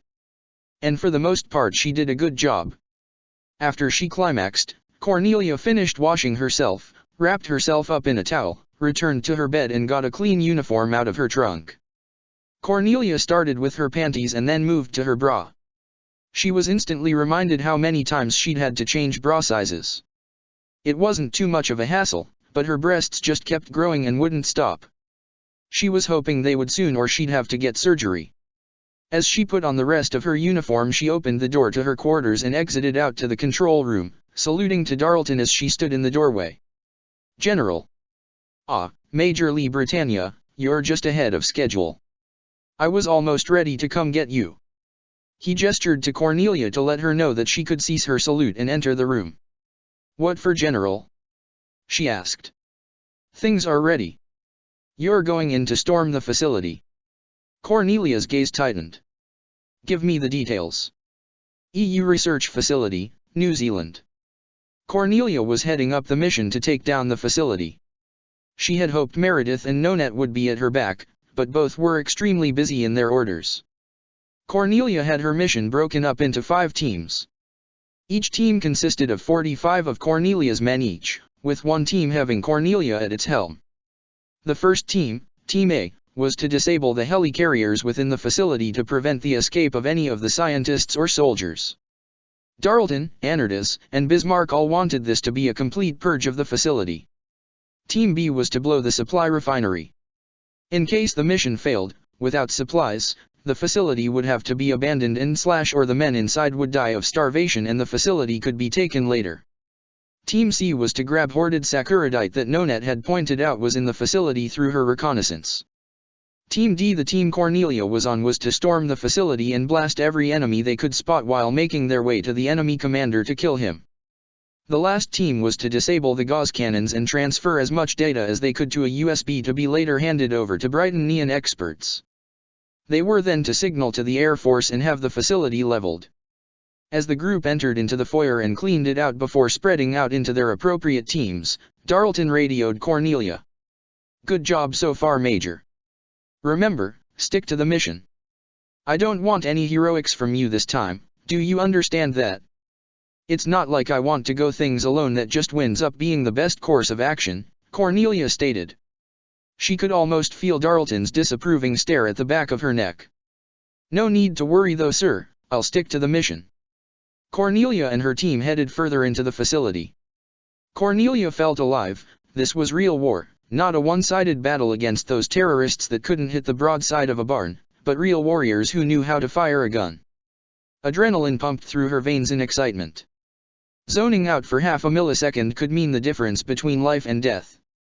As they were the only group storming the facility, Cornelia's team was obviously outnumbered compared to her other teams. She had to use cover-based tactics and act smartly in order to gain an advance. While Darlton had told Cornelia what he wanted, he left the breakup of her team to Cornelia, and since she knew she'd be far outnumbered, she picked the best men for the job, the ones with the explosives. A grenade was tossed out into the open, taking several soldiers with it. Cornelia reached her arm around her cover and fired off a few shots from her handgun. The Sakuradite embedded ammo made it so that even if she missed, as long as the bullet didn't lose momentum, there'd be an explosion when the bullet impacted against something, whether it was flesh or concrete. Cornelia wanted to conserve ammo as best she could. She wanted to try and get through at least one mission without falling back on her spiritual abilities. As she cleared her way through the first few floors of the facility, she stopped to get a status report on her other teams. Sergeant Lang, status report. We've already returned to base, Major. Mission accomplished. Private Gottwald, is the refinery destroyed? That's affirmative, Major, refinery blown. We are heading back to base. Lieutenant Jensen, how goes the mission? We're done, Major, Sakuradite is in possession. Excellent job, this is coming along swimmingly. Cornelia had one last team to check. Corporal Jenkins, report on disabling the tower. No answer. Cornelia tried again. Corporal Jenkins, report. There was radio silence. Damn it, Leroy. Answer your commander. Still no response. Damn it, what the hell happened? Major. One of her soldiers asked in concern. Taking a deep breath, Cornelia contacted Darlton. General, we've got a situation. What kind of situation? E-team has been compromised, requesting permission to go after the center of the facility myself. Something's not right here. I really hope I'm just being paranoid. Finish your job first, Major. My men can do that job. That facility needs to be taken out while the momentum is hot. If my team has been wiped out, the enemy obviously knows that we're here and will try to delete all of the data or begin transferring it out. We have to keep the technology within this facility and in our hands only. Major, you will do as you're told, I said, no heroics. This isn't heroics, Cornelia argued, my men's objective is to wipe out the enemy general. We've already made a lot of noise. If one of my teams has been wiped out and took out a lot of the enemy with them, which they probably have, then my guess is that the general is already making his way towards the center of the facility, if he's not already, to oversee its status. I can cautiously reach the area stealthily and download those data packets before those gauze cannons get online, and who knows what kind of experimental, stable technology the facility might be holding. But you don't have a. I'll rip a USB off a scientist if I have to. The important thing is that the general dies and the core tower gets shut down. I'll kill two birds with one stone because he'll focus on my men and he'll wind up crossing paths with me. Darlton pondered Cornelia's logic and thought about it. On the one hand, he thought Cornelia was just trying to steal glory, but that was never her MO. Cornelia was a team player. She knew striking out by oneself was doom unless there was no other option, and her plan was efficient time-wise. If I hit trouble, I'll retreat back to my men, Cornelia added in. All right, Major, do it, Darlton surrendered. Sir. You will not be disappointed. Cornelia told him. Men, I'm going off on my own, take care of the army as you will. If you get stuck, just think to yourselves, what would I do? Major, where are you going? One of her men asked. Cornelia readied her shotgun and prepared to take off. Finishing this mission. She was gone in a single step. Aboard his base, Darlton leaned back in his chair with a sigh. Major, if you pull this off, then there's something to be said, not just of your foresight, but also of your skill and bravery. Even if it turns out you're right, not many soldiers are going to be willing to march off on their own, or so willing to trust their subordinates. Depending on how this turns out, you could be looking at a promotion. Do Britannia proud royal soldier, no Cornelia Lee Britannia, goddess of victory. Making her approach, Cornelia made her way towards the control room with a sense of urgency. There was not a single living being alive on her way over, and there was blood everywhere, as she suspected. Damn it, can't I go through one mission without these damn things getting in my way? Kicking the flimsy door of its hinges, Cornelia entered into the room holding the gigantic Sakuradite-powered computer tower and walked in on one ugly scene. In the center of the room of chrome and buttons, blood, and bodies of scientists and soldiers was a huge hollow. Its riot soot was exuding off its body, and although Cornelia was horrible at sensing riot soot, she could feel the weight of this creature's power. Even if she couldn't, one look at it could tell her it was in a league of its own from the creatures like it she had disposed of up to this point. The hollow was not Aminos, but just a high-class run-of-the-mill hollow. Its mask was shaped like a cyclops skull, but it had no lower jaw and was just drooling with no tongue to speak of. It was hulking with blue-green, muscular skin, and stood 9 feet tall. It had 5 clawed fingers and 5 large toes on each hand and foot. It roared at Cornelia menacingly, the shockwaves kicking up a gust of wind, and Cornelia put up her unarmed arm and dug her heels in to keep herself from being pushed back. The room itself seemed like it was several floors high, but the entire room was actually several rooms, just with a big foyer area to control the weapon. Cornelia was inside the heart of the mountain and a glass all around near the mountain's peak. However, Cornelia wasn't focused on the scenery, she was focused on killing this animal before her. She dug her feet into the ground and readied her shotgun. "You don't scare me. You've got guts for a human, thinking you can take me on. You can talk." Cornelia's shock was understandable. "What's the matter, human?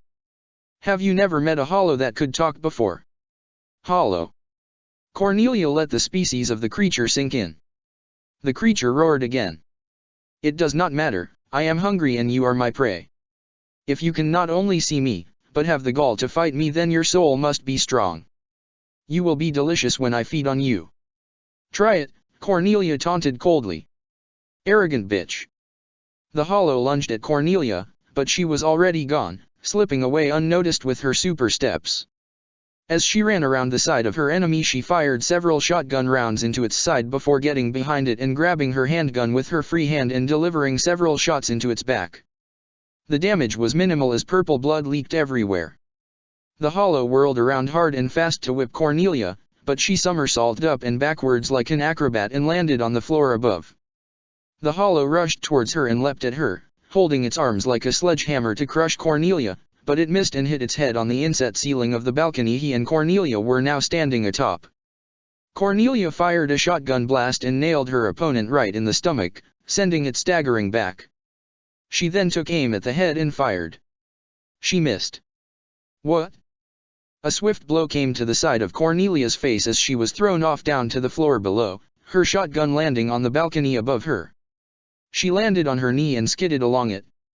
Her opponent used a swift movement to stand a few meters in front of her. "It has superhuman speed too? You're pretty good for a human. Those wounds actually hurt, but you'll never beat me. My destiny is to grow and become a Vastolords. I will be the next vanguard. And you will be my next." A shot rang out and tagged the creature in the lung. Cornelia was panting as she held her handgun with her right arm, aimed up at the hollow. She was tired, but far from done. The hollow staggered backwards. "You're just as bad as those terrorists. Rule number 1 when finishing off your enemy," Cornelia lectured, "don't gloat." She used one of her super steps to get right behind her enemy. Rule number 2, she fired a shot into his back, you make sure your enemy is incapable of fighting back before you let your guard down. And rule number 3, Cornelia sunk her sword into the back of her opponent and then pressed her gun into his back over the stab wound, make sure you actually have the skill to do the job. She fired off her weapon and sent her enemy careening off her sword and into the incredibly tall computer tower. Cornelia knew that didn't finish it. Her enemy was still going strong. What she didn't expect though was for her enemy to go and wrench half of the computer tower entire off its hinges and throw it at her. Cornelia was gone with a single one of her super steps, but the blast shockwave reached her regardless. It didn't do any damage, but now liquid saccharide was dripping onto the ground. And because the hollow had ripped the core power, all the lights were out save for the emergency lights and the sunlight peering down from above. Terrified, not of the darkness, but of the destructive properties of liquid saccharide, Cornelia bounded and leapt away from the ground and up to the next level above her. "What are you so scared of, bitch? Does my power frighten you? Afraid of the dark? You couldn't scare me even if I was still 5 years old, and I haven't been afraid of the dark since I was potty trained," Cornelia boasted. However, she looked down at the puddle on the floor. "That down there is liquid saccharide. One false move and anything that disturbs it will make it explode catastrophically. Do you think I'm dumb enough to fall for a bluff like that?" The hollow asked and rushed towards Cornelia. "You idiot. That wasn't a bluff." Cornelia pressed her back firmly against the wall. She covered her face with her arms crossed over in front of her face to shield from the inevitable explosion as the hollow trampled forward and into the liquid saccharide. The shockwave caused the entire puddle of liquid metal to react like extremely volatile nitroglycerin and detonate with extreme force. The blast wave knocked Cornelia clean through the wall and into another room entirely, whereupon she was forcibly flipped through the air and out of her braced state. She landed on her feet. Cornelia had suffered no clear damage to her body. The blast had only ripped apart the fabric on her legs somewhat and disintegrated the pinky sides of her gloves, exposing her wrists and half her palms. She was covered in a fine layer of gravel, but she'd been through worse than this. She suspected though that the damage to the room she was just in had to have been a lot worse. She couldn't be more right. The whole facility was trashed. There was soot and dust everywhere. Consoles were disintegrated. Parts of the room were on fire. Debris had fallen onto the ground. The area was an absolute mess. Cornelia walked out into it. The hollow may have been gone, but she still had to kill the enemy general when he waltzed into the room. Or so she thought. Unfortunately, her current opponent was still alive and a hard punch to Cornelia's back was evidence enough of that. She was sent flying and banged her head on a rock. She slid off it and tried to pull herself up on a part of the central console that wasn't on fire, only for her to be shocked to her very core as her exposed palm touched the electrically and radioactively charged console. Cornelia screamed in pain from the volts running through her body as she dropped to the ground, spasming twice. She turned over onto her back, coughing from the pain, only for the hollow to jump onto her stomach and chest simultaneously with its foot. Its toes were in her face and they smelled worse than rancid meat that had later been left out in the sun for 3 days and covered in expired mayonnaise. Rather than being disintegrated by the explosion, the hollow had been mutated. Its skin was jet black and it had a lower jaw along with 5 tongues. It was missing an arm and had a mass of tentacles growing out of its chest. I don't know what that was before, but I feel good. Although saccharide had spiritual puncturing properties, the radiation from the saccharide had been like nectar to the hollow. Although it had lost an arm from the detonation, the rest of its body had absorbed the saccharide radiation as though it were reishi. "Why aren't you dead?" Cornelia growled. "Don't you know anything?" The hollow laughed. "Hollows don't die unless you're really powerful." He drew his thumb in front of his neck and across it. "Or you destroy our heads." Cornelia stopped growling and smirked. "Thanks for that then." Since her arms were free, she reached down by her leg for her sword, drew it out and stabbed the hollow in the foot, causing it to howl in pain. It grappled Cornelia in its tentacles and lifted her into the air, coiling its tendrils around her legs, arms, neck and forehead, but as Cornelia's blood pressure rose, she flexed her arm to aim her sword at her enemy's head.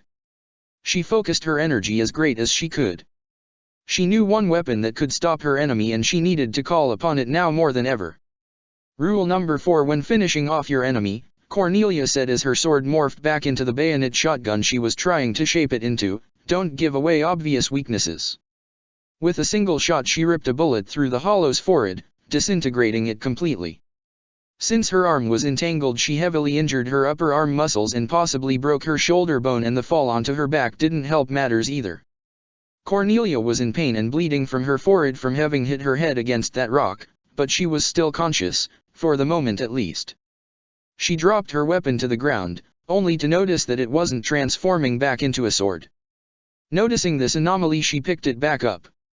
She fired it off using her other arm. It still worked. Cornelia took a deep breath and relaxed her body. She switched the weapon to its sword mode and it did so without a problem. Cornelia also realized she wasn't in any pain from the saccharide that had jolted through her body earlier. She put the weapon in her shotgun holster, bayonet side up. She flexed her left hand. "Did the saccharide radiation transfer from me to the weapon? Does that mean that saccharide has spiritual properties?" Cornelia pressed her index finger to her chin. "It's something to ponder, I suppose. I could bring it up to R&D, but they'd look at me like I have 3 heads. Still, it wouldn't hurt to try some of my own experiments, I suppose. The problem is getting permission." Cornelia would have kept thinking, but the sound of footsteps alerted her. "What happened here?" a French voice called out. Cornelia looked over with a large grin at the stuttering, dumbfounded EU Brigadier General. Oh hello General, about time you got here, but as you can see the action is mostly over. Cornelia pushed past a few rocks and stood in front of the man with his mouth hanging open. Brighton Neon. He shouted contemptuously and raised a gun to her. Oh, your mind still works, good to know. Cornelia grinned as she proceeded to use her spiritual weapon to blast the guy's hand clear off from the wrist. As the general clutched his bloody stump of a hand, Cornelia just shook her head. You know, compared to that beast, you are about as threatening as a mewling kitten. You really should be careful, General, of what you keep locked up in the basement. Cornelia fired off a shotgun blast into the guy's chest. The blast tore through his lung and caused him to collapse upon the ground, dead. Cornelia looked around. There was barely any working consoles around. Damn it. She looked more around the area, but then she saw a ray of hope illuminated by the sun. There was a completely undamaged computer console up on the 5th floor. Cornelia was thankful her legs were almost completely uninjured and used one of her super steps to get right up onto the ledge on the 5th floor. She took a step forward and suddenly felt woozy. No, not now, just a little longer. With a throbbing headache threatening to cause her to collapse any second, she acted with tremendous effort to get over to a nearby dead scientist. In one of his pockets was an external hard drive. Cornelia staggered over to the computer, vision waning in and out, and plugged the memory drive into the computer. It could hold a full terabyte of memory. Smirking, Cornelia proceeded to copy the entire internal hard drive of the computer to the external hard drive. She had no sooner hit the enter button that she finally succumbed to her exhaustion and injuries and passed out onto the ground. End of chapter 144. Chapter 145, Cornelia's Pride and Motivation. Third-person POV. Cornelia was recovered by her men and brought back to Darlton's mobile base to rest and recover. Once she was in prime condition, she was going to be shipped back home. The war was all but over with the taking of the research facility, and Meredith was going to take charge as Area 9's first viceroy. She'd done a fabulous job keeping the peace. Of course, keeping the peace here was synonymous with controlling the area with an iron grip. When Cornelia heard about this, she visited Meredith at the construction site to her new office building. Cornelia was dressed in a head bandage, right arm sling, bandages around her hands, and on a heavy dose of painkillers for the injury in her back. Cornelia figured she'd be off the front lines for at least a couple of months. Cornelia approached Meredith from behind. You deserve this position, you do know that, right? I do, Meredith said, arms folded, without turning around. Lady Marianne told me about how you used to be on the investigation of the Inked Alliance, Cornelia said, changing the topic. This would be probably her only chance to squeeze information out of Meredith. She had gone over the files on the enemy and she needed as much information out of the Major General as possible. Cornelia's files that Marianne had given Cornelia didn't give her much beyond what Marianne had already told her, and that was that they were a sexist bunch of lowlives with no obvious goal in mind. The files Cornelia was given mostly pertained to other operations they had pulled. So far, besides the death of Meredith's sister, Joanne Myrdia, it didn't seem like the Inked Alliance had managed a ballsy move until the kidnapping of Lelich. Cornelia needed to know more if she was going to bring the group down. Meredith turned her head 90 degrees to the right to look over her shoulder. Must we drudge up old wounds? Cornelia saluted to signal respect. Lady Marianne transferred the case to me as per her forced retirement. While I understand her persistence, I do not think that is wise, Meredith said, turning back forward. What do you mean? Cornelia approached closer. Marianne was but a babe when I first started tracking those louts. These lowlives are capable of much more disgusting feats than they have been up to as of late. Do not underestimate them, Major. Would you transfer any files you have on the case? Cornelia asked. All of my files were confiscated by Special Ops, Meredith explained, at the request of the General-in-Chief no less. I'd call it suspicious, but his handling of it might explain their lowered activity. She turned her head 45 degrees and down at the gravel. Still, I'd like nothing better than to see the enemy wiped clean from existence. What have you seen? Cornelia asked, now standing less than 3 meters behind Meredith's right shoulder. Meredith sighed and began to explain as she turned to fully face Cornelia. The Inked Alliance is a deadly bunch. When they first appeared, General Darlton asked me to head up dealing with them. I'd never seen such madness. Many of my subordinates dropped out of my command from what we witnessed. Dead civilians, their blood used to paint racial message upon walls. The Alliance was even responsible for the destruction of the towers in New Yorkshire, though Her Majesty already had command of the investigation by that point. You and Her Majesty have not seen what the Alliance used to be capable of: mutilated bodies, sadistic rituals, blood filling your nostrils as you can't go 3 steps without stepping in a pool of civilian blood. Hostage situations of an embassy? Tank stealing? Kidnapping a prince of the emperor? No small feats to be sure, but child's play compared to the ruthlessness they are capable of. You are lucky you stopped them when you did.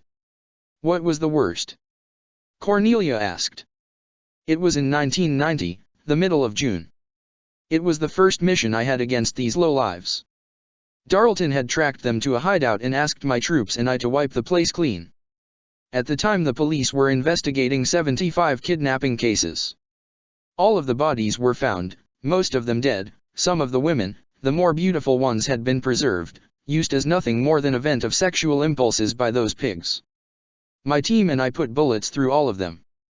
We won. It was a one-sided massacre, but before we could shovel the survivors out, one of the women, 7 months pregnant and covered in semen, grabbed my pistol and shot herself in the head without warning. Cornelia took a half a step back in shock.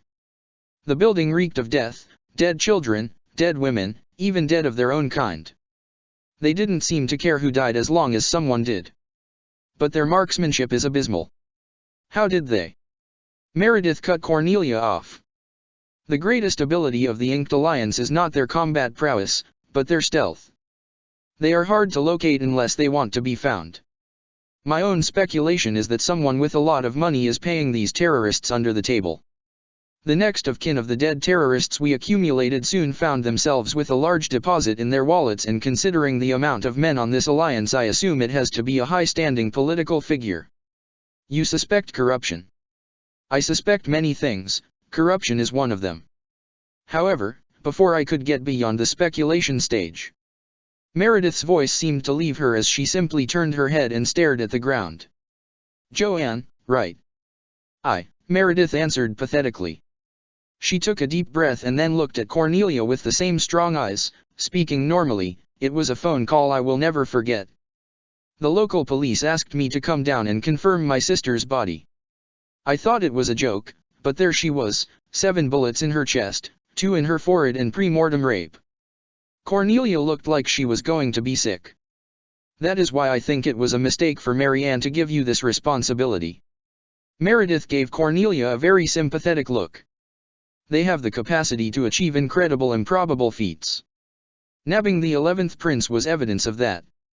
What's to stop them from getting their hands on your sister, little Euphemia? They will not have her.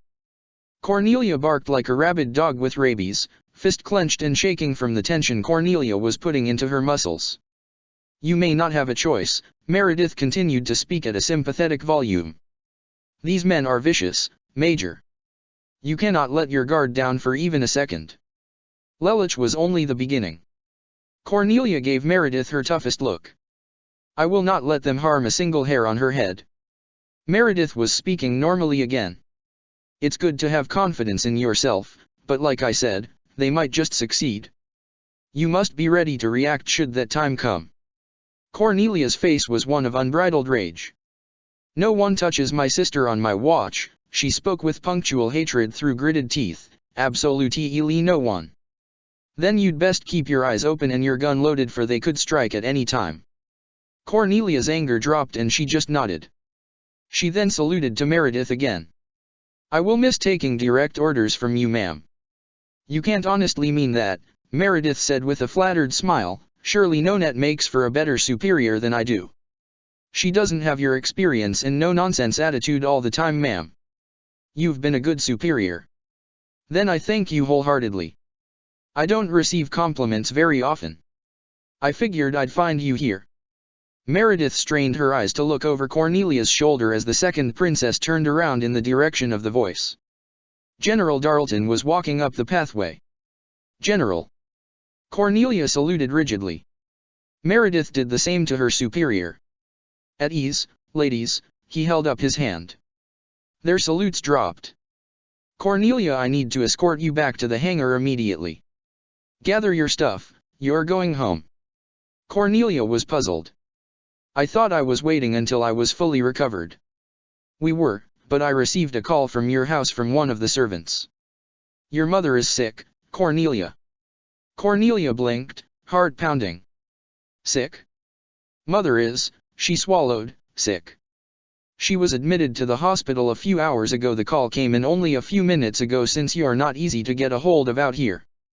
Her Majesty the Empress had to provide your family with a number. Your job is done here, Major, Darlton told her. You should be at your mother's side. Cornelia saluted, but her arm rose slowly. Sir, I understand. Pendragon, St. Darwin's Hospital. The sky was grey and stormy, but precipitation had not fallen by the time Cornelia got home. Rather than jump in one of the cars, Cornelia saddled up onto Luna. To St. Darwin's. Kia. She kicked her leg into the horse's haunches and Luna took off at top speed. Cornelia wanted to avoid traffic and cut corners, and Luna would save her some time on that end. She tied Luna's reins to a tree to prevent the horse from going anywhere and ran into the front door. She then staggered backwards from the disorientation, pulled the door open and bolted up the front desk, shoving her badge in the face of the receptionist. Dolores Lee Britannia, where is she admitted? Whenever high-class citizens were admitted to hospitals, gag orders were placed upon the staff. Only authorized personnel were allowed to know they were even there, much less where they were. Cornelia's military badge was as good an identification as her driver's license. Nevertheless, she'd done a fine job of intimidating the receptionist. Our room F444, Your Highness, the receptionist stuttered. Rather than taking the elevator, Cornelia bolted up the stairs 3 flights to her mother's room and wrenched the door open. Mother! She exclaimed when she opened it, mostly out of breath. Yuffie was already in the room, sitting on a stool, reading a children's book. Dolores was on her back with an 4 needle in her arm, pale as a ghost, in her other arm over her chest. She smiled at Cornelia as the second princess entered. Cornelia, she said in a craggly voice, you came. Heart still pounding in her chest from all the running and anxiety, Cornelia walked forward slowly and knelt down at her mother's side, taking the hand of her 4-injected arm into her own.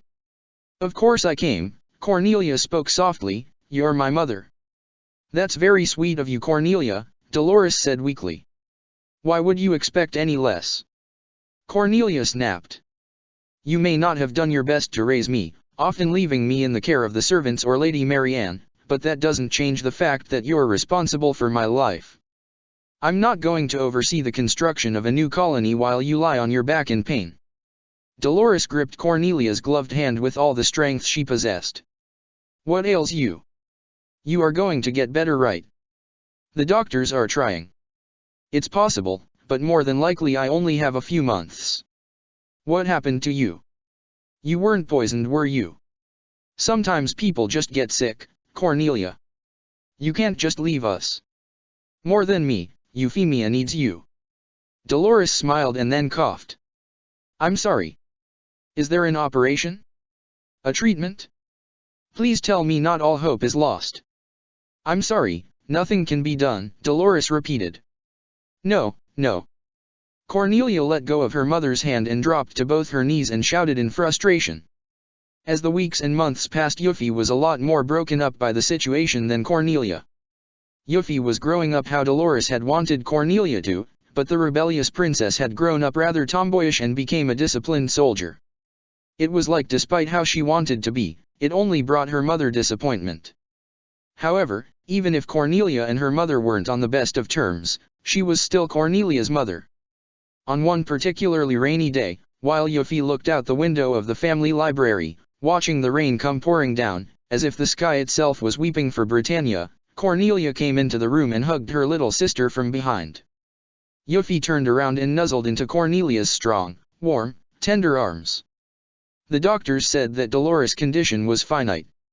What she had contracted was nothing they had ever seen before. Cornelia was in denial.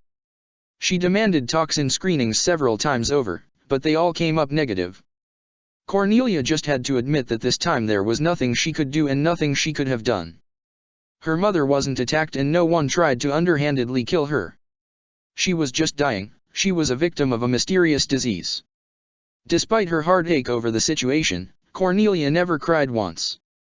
She had to be strong, for Yuffie's sake. Cornelia's 18th birthday came and the second princess was visited by her family's representative of the Royal Treasury Board. Dolores had just signed the estate over to Cornelia and she had to sign off on it. Since she was now of legal age, Cornelia had the responsibility of a recognized adult and this would be her first action as one. Dolores lasted until mid-February.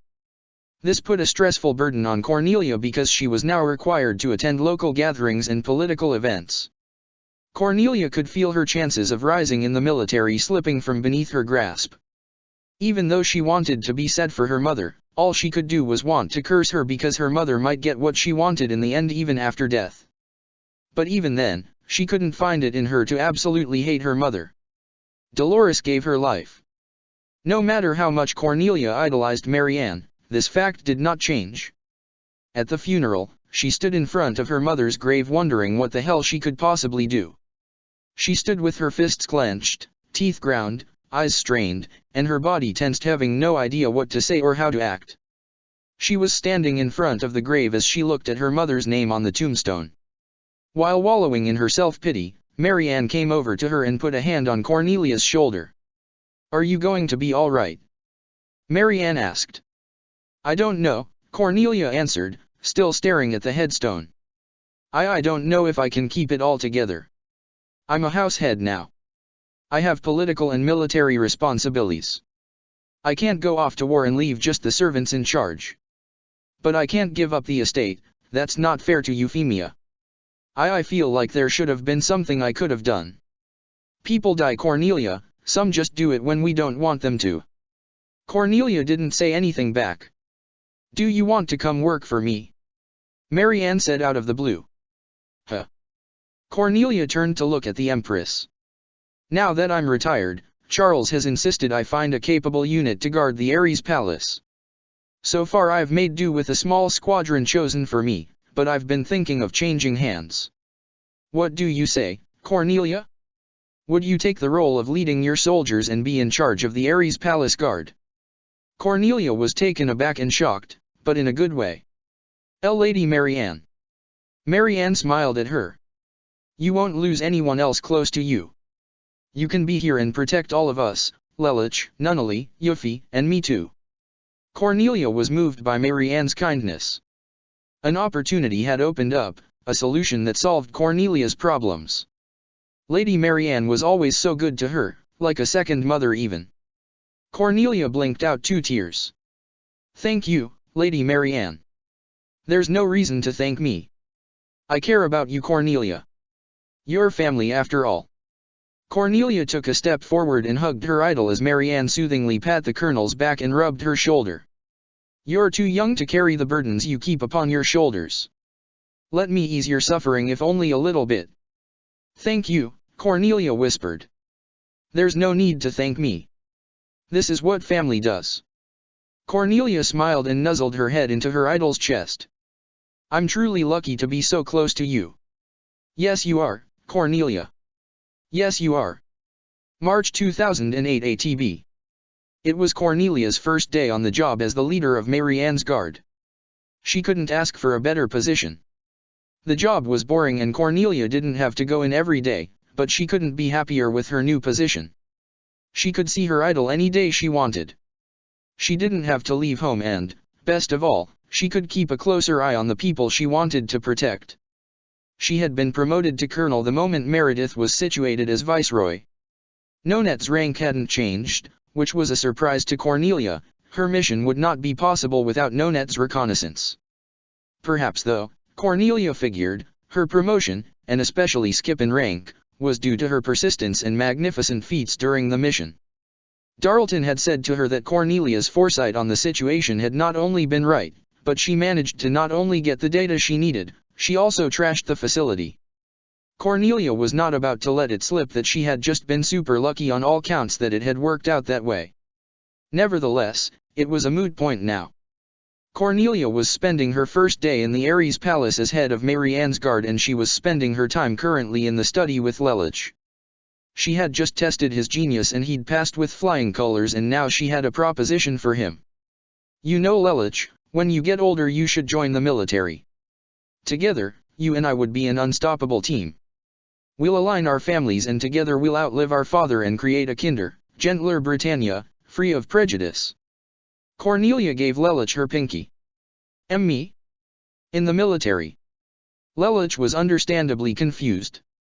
Well, you'd have to build up your stamina, but I think you'd do just fine with some training. You've got more brains than some of our privates. Cornelia said. Was that a double entendre? Lelich asked. Marianne happened to be passing by and heard her son. Lelich. Mouth. High school level learning was one thing, but she didn't need Lelich learning about lewd things at his age. But Mom, you say it all the time as well as. Don't make me get the soap, young man. She scolded. Lelich folded his arms and began murmuring into his chest. You too, Cornelia, I know the kind of language that gets thrown around the military. Behave yourself around my children, okay? Marianne wagged her finger. Cornelia dropped to one knee, fist in the ground. Oh, of course, Lady Marianne. I would never dream of defiling or poisoning the minds of your darling children and my beloved half-siblings. As long as you know. Marianne smiled and walked away. Ha ha, you got in trouble. Lelich pointed and laughed. Cornelia, at least, was mature enough not to let such juvenile acts get the better of her. She sat back in the chair. So about my projected promise, Lelich. She revisited their previous conversation. Lelich gave Cornelia his pinky. As long as you promise. He said. I promise. Cornelia smiled and the two linked fingers. Chess. Lelich asked Cornelia. Sure, Cornelia accepted. Midway through the game, Lelich asked his older sister why she was able to sustain her household and be on his house's guard at the same time. The Lee Britannia mansion had not collapsed, and it was puzzling to see Cornelia maintaining its standing and be here in his house right now. Lelich, I am in command of 2,500 men, Cornelia answered him. I have some of them here with me at the manor, some watching my own place and others taking care of the responsibilities I have that can be handled by others. Lelich sighed as he moved his rook forward 3 spaces. You throw conventional actions out the window, you know that. Cornelia was stern and did not hesitate when her response was, sometimes you have to do what benefits you in order to keep things in order. You'd do well to remember that, Lelich. Cornelia then took her turn. That sounds pretty shady, Lelich said, this time moving his bishop. Call it what you will, but the world isn't all butterflies and fairy tales, Cornelia began to explain. Someone like you, who has lived their whole life in luxury, should learn to understand that. She moved her queen 2 spaces diagonally, effectively trapping Lelich. Checkmate. Best 2 out of 3, Lelich said as he began rearranging the pieces. Cornelia. May I see you, please? Marianne called from outside the room. Coming, Lady Marianne. Cornelia could not bolt out the room fast enough. Figuring she wasn't coming back, Lelich saw the closest guard in the room and asked, want to fill in for her? Meanwhile, Cornelia found Marianne in the foyer wearing a sun hat over her orange hoop skirt. I was going to go out into market, but I figured I could use a bodyguard while I'm out. I'm not allowed to carry firearms anymore, so. Cornelia bowed with her arm crossed over her body. It would be my honor, Lady Marianne. Excellent, follow me. Cornelia had long since recovered from her injuries back during the Area 9 incident. She felt she was stronger for it now, but any gifted Soul Reaper would notice that her Ryotsu had not increased at all. Although Cornelia had been training herself into the ground, she'd only increased her reflexes and her endurance, not her power. By Soul Society's standards, she was on par with a Jillian. It would be a pretty even battle, a flat 50-50 chance of either fighter winning. It would take more than one headshot for Cornelia to win a battle like that.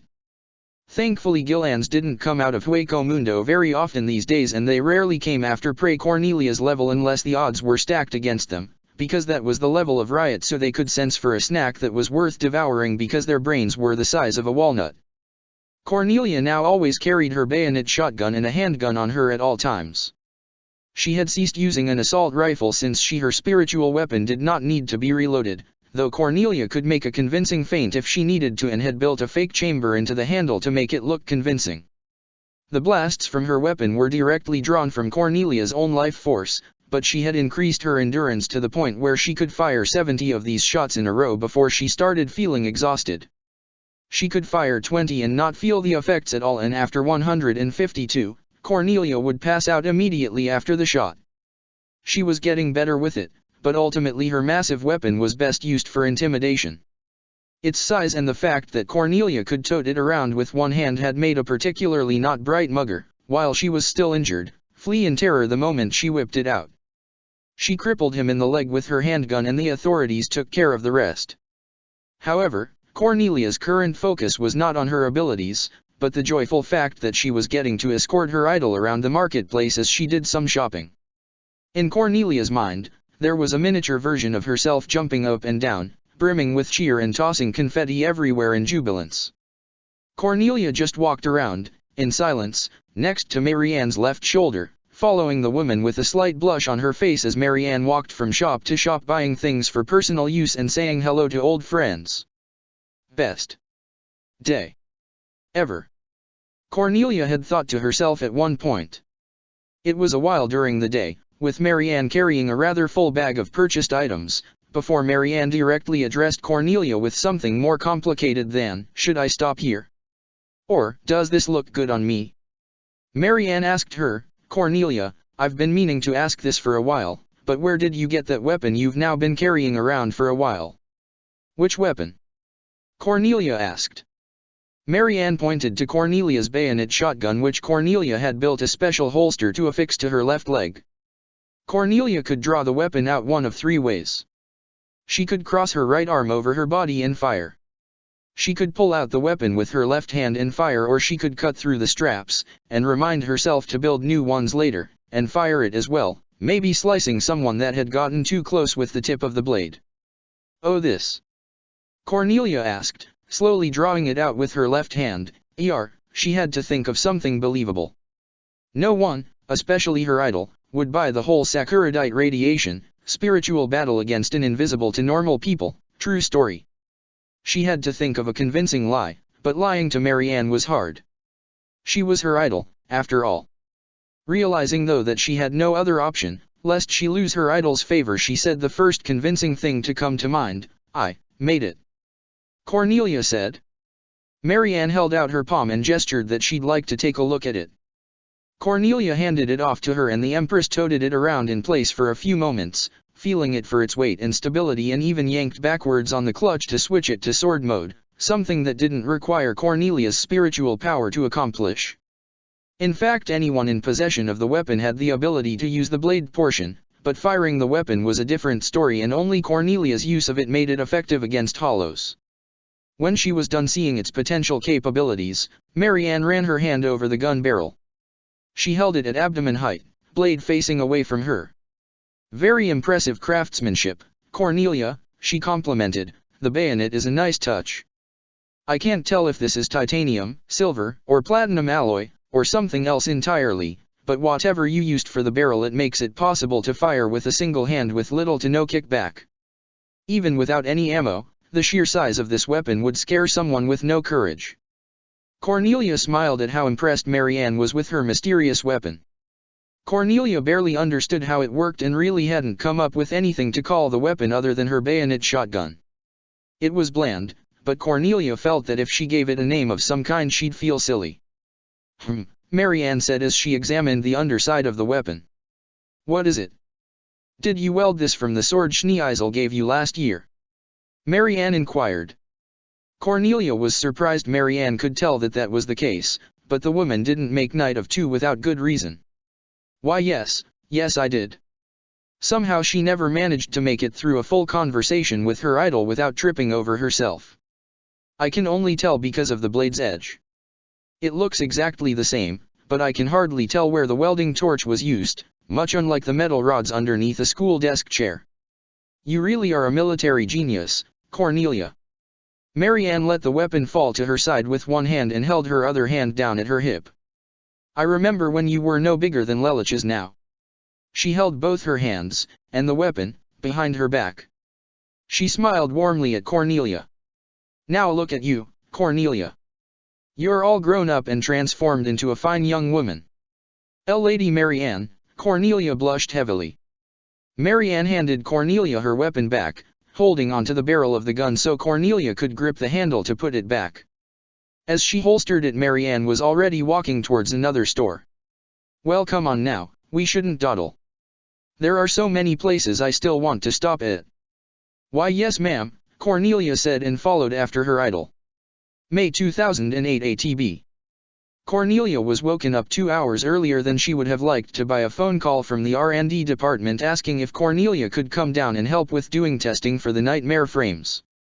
Cornelia had provided excellent data and they wanted her to test to help finalize research on the Glasgows, so they could be used within the next 3 years and also provide assistance on the models that would be built if the Glasgows proved a success, the Sutherlands.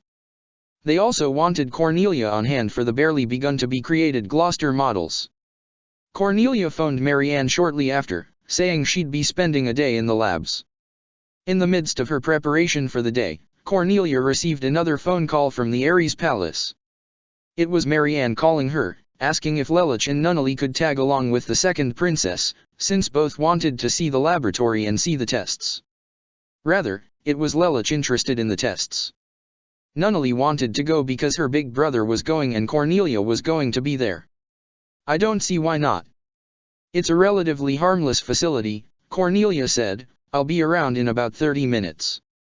Cornelia brought one of the Lee Britannia family cars around to the Ares Palace and drove her siblings to the research facility. Since Euphemia was already awake, Cornelia brought her along too. Lelich was more impressed with the testing than his young siblings, who made their own fun with a coloring book Cornelia had brought with her. Lelich spent some time standing on a crate and looking and watching the scientists instruct Cornelia in techno-babble of what to do. It was a foreign language to Lelich, but Cornelia seemed to understand what she was doing considering he was watching her marks score perfectly almost every time, and if they weren't perfect they were under a marginal error of 10%. Midway through the tests, Lelich asked if he could borrow a pen and a notepad and actually began taking notes on what was going on, trying to make sense of it all. Cornelia was oblivious to this and just did as she was told, utilizing the virtual interface much like the tutorial she had gone through in New Zealand. She was helping the scientists work out the bugs. The Glasgow models seemed fine. They weren't ready for mass production quite yet, and the fact sphere had more bugs than the tropics in August, but progress was being made. The combat functions worked flawlessly and Cornelia's prior knowledge of piloting one of these machines was very useful for testing. The Sutherlands on the other hand handled like an action figure that had been dunked in maple syrup and liquid cement. The scientists only had the programming installed thus far and therefore Cornelia was trying to work a top-of-the-line processing program on the Glasgow's capabilities and it was not going over well. She gave her input on how things could be improved to create these newer models once the Glasgows reached mass production and then was finally let out of the cockpit. Since the Gloucester software wasn't even a complete program, Cornelia was simply asked to look at some data sheets and blueprints. She wasn't a scientist, but she could tell that the biggest new improvement on these new nightmare models would be the implementation of melee weapons like swords and lances.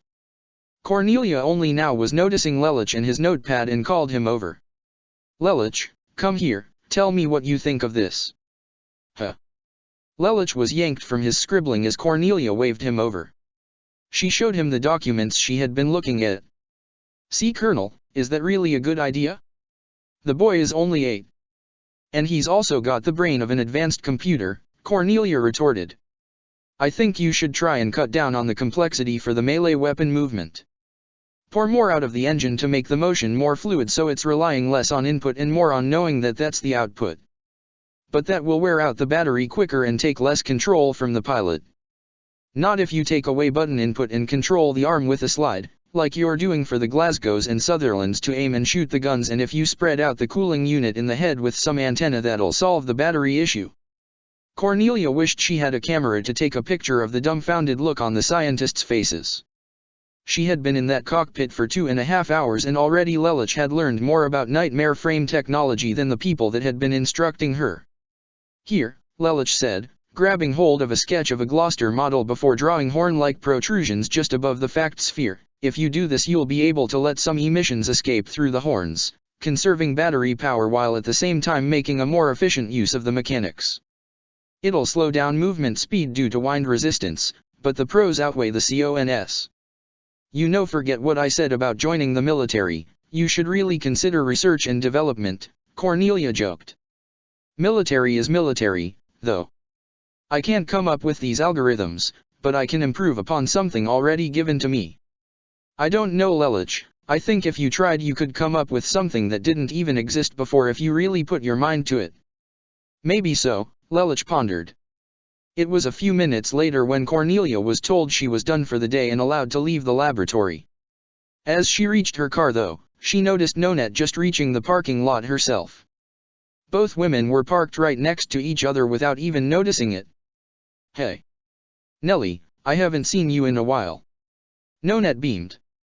"How have you been, girlfriend?"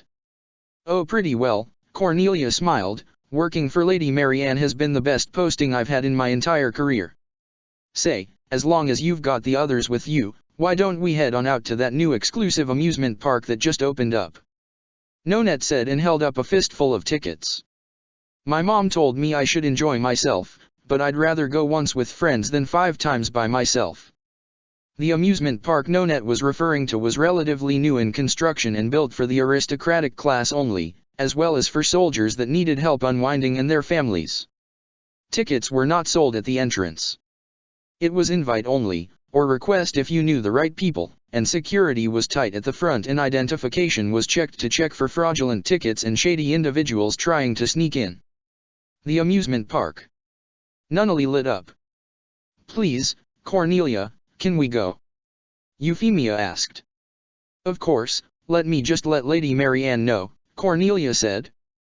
Once she had obtained permission she tailed Nonette's car to the park and the 5 Brightonians spent the rest of the day having fun.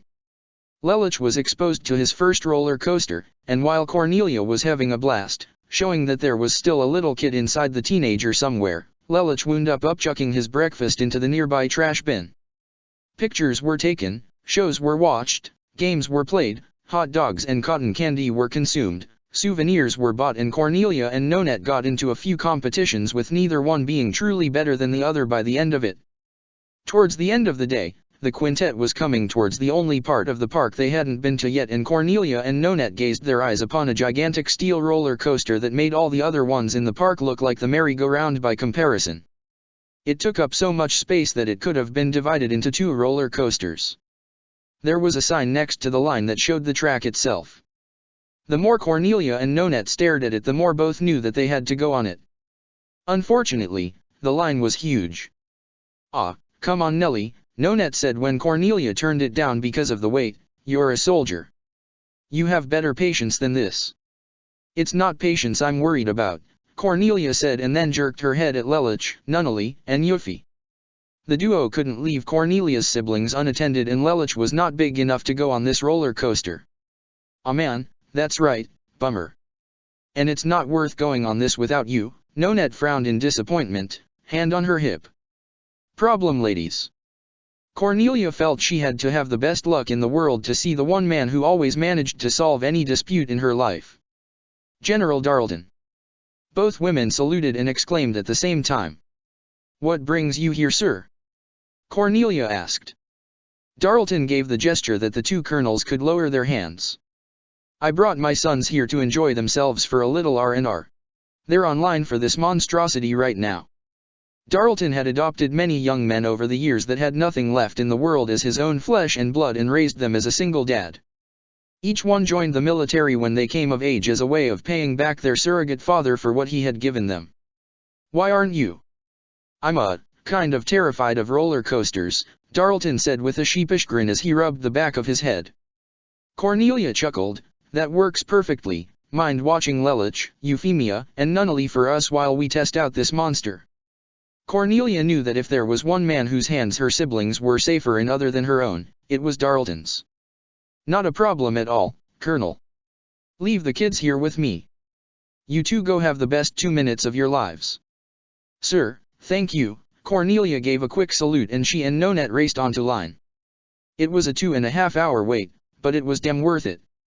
The experience was more of a rush than Cornelia had felt than when she had been in New Zealand shooting EU soldiers in her nightmare.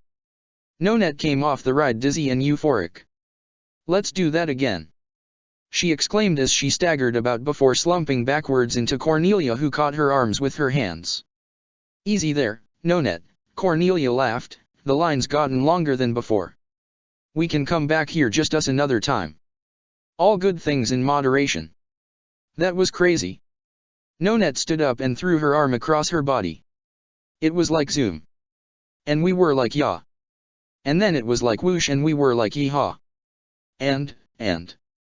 Nonette looked like she was going to hurl for a minute, but she stood still, smiled widely, thrust her arm up into the air, index finger extended and exclaimed, woo. Yes, I get it, you liked it. I did too. Let's get back to the others. They must be bored out of their skulls. Contrary to Cornelia's belief though, her siblings were just fine. Lelich had been intently listening to some of Darlton's old war stories, some involving Cornelia, picking up knowledge in war tactics, while Yuffie and Nunnally had shared a funnel cake, taken repeated rides on the carousel and spending time in the fun house. If I wasn't doing the job myself, I'd hire you to babysit, Cornelia joked as she and Nonette returned to where Lelich and Darlton were sitting as Nunnally and Yuffie came dashing over upon seeing them. Darlton shrugged, I've had some of my sons since they were even younger than Miss Euphemia. Not to mention that the little ones are easily entertained. Cornelia, you gotta tell me the full story of what you did against the terrorists holding up the EU embassy. Sharing war stories too, I see. Cornelia folded her arms. What? He asked. Darlton shrugged. Thanks again for this, General, I owe you one. Nonsense, Colonel, this is the least I can do for all of what you've given for this country. You want to thank me, then just stay in the military. Can do, Cornelia saluted. Bye, Uncle Darlton. Euphemia waved as she and the others headed off. When the day was finally over and the quintet headed back to the parking lot, Cornelia said to Nonette. Hey, if you get tickets like this again, let me know. Today was fun. Yeah, about that, Nonette said as she hunched over the top of her car, I was going to tell you while we were online, but I didn't work it into the conversation. I'm actually finally getting a promotion. Well, you certainly deserve one after all that reconnaissance. It's not that type of promotion, Nellie. What do you mean? Cornelia furrowed her brow. Nonette stood up straight with a smile and saluted. I've been busting my butt in the last 9 months because I got recommended for special position. On September 9th, this soldier is going from colonel to knight of 9. Cornelia was elated. That's wonderful. I know, right? I'm so excited. But, Nonette's enthusiasm waned, it means I don't get to work alongside you, or see you as much anymore. Hey, Cornelia pulled out her cell phone, you have my number. That I do, Nonette said with a smile, doing the same. Both women they put away their phones. Take care of yourself, Nonette, Godspeed. Godspeed to you too, Nellie, Nonette said with a smile. The two women walked around to the front of their cars and gave each other a big hug. Are they gonna kiss? Euphemia asked innocently. Don't be silly, Lelich said as he sat next to her, union like that doesn't exist between people of the same gender. Lelich had no idea how naive that statement was. Nana and Nellie are really good friends, Nunnally stated out of the blue. Cornelia eventually got back in the car. She was smiling, but there was something off about her smile. However, neither Lelich nor Yuffie wanted to say anything. Did everyone have a good time? The second princess asked. Yes. A collective exclamation came from the back seats. Good, I'm glad. Cornelia then started up the car and drove away onto the Ares Palace. September 2008 ATB. Harvest Festival Celebration. Cornelia was hosting a private celebration of the fall holiday at her house. The Harvest Festival was the week before the full harvest moon to celebrate the, what was now considered primitive lifestyle, of the Brighton-Nean ancestors during the founding of the continent and the New World founded by the fools led by George Washington that attempted to secede from the empire. The celebration was, of course, a celebration of times long before the rebellion ever took place. In times of old there used to be celebrations that took place around this time when the harvest was plentiful as a celebration of all of the hard work that had been done and in preparation for the approaching wintry season because people would buy a lot of food at a cheap price. In more modern times businesses benefited from the common folk overbuying from them. Nowadays the festival was prepared for in schools and took place the 4 days before the full moon. On the actual night of the full moon there was a huge festival that could rival even the festive mood of even some Japanese festivals or any country's New Year's celebration. To keep her mother's spirit alive, Cornelia wanted to throw at least one celebration that mattered during the year. Her mother loved to throw parties and the harvest festival was especially close to Dolores' heart because, in hindsight, Cornelia remembered that she'd always been in attendance. She may not have approved of Cornelia's choices in life, but they were still family. In attendance at the table, besides Darlton and his sons and some of Cornelia's soldiers that she was more familiar with, and Euphemia, were Schneeisel, Marianne and her children, Clovis and, of course, Nonette who had managed to clear her schedule just for this, since she knew how difficult this was going to be for Cornelia. Sitting at the head of the table, before the feast commenced, Cornelia stood up with her glass filled with pumpkin-spiced apple cider. A moment of silence to Dolores Le Britannia. On this day of festivities we remember her because she was the spirit of such things. She always liked to throw parties and celebrations. She was stolen from us this past, unforgiving winter. There will not be anyone else like her. All we can do is remember her. To my mother. Cornelia raised her glass up high. To Lady Dolores. Schneeisel and Clovis stated at the same time as everyone else raised their glasses. Cornelia then sat back down and the meal began. Though it was a celebration, Cornelia couldn't help but feel that a dreary air was looming over the manor. However, if the celebration was dreary, then what happened after could only be described as nightmarish. It was a little after midnight. Marianne had taken the children home early and Clovis was escorted back by his chauffeur when his curfew hit. Nonette didn't overstay her welcome and Darlton and his men cleared out when it got late enough. The only person who had stayed behind was Schneeisel, concerned for his sister and had convinced Cornelia to have a few drinks of wine as he listened to her pour out her frustrations to him. None of what she said after the third glass Cornelia remembered much of though, and with the pain in her head was regretting even having one. When she noticed all of her clothes were still on though she had to thank silently Schneeisel for being a gentleman. She'd ask him for details later as the man was currently passed out on in her living room's easy chair, snoring away while Cornelia had woken up on the couch. All she had to do now was locate Yuffie and her mind would be at ease.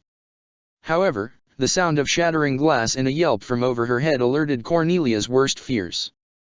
She ran up the stairs, bolted into Yuffie's room and flung the door open. Gone. The window was broken, the bed was mangled, and there was a note on the bed.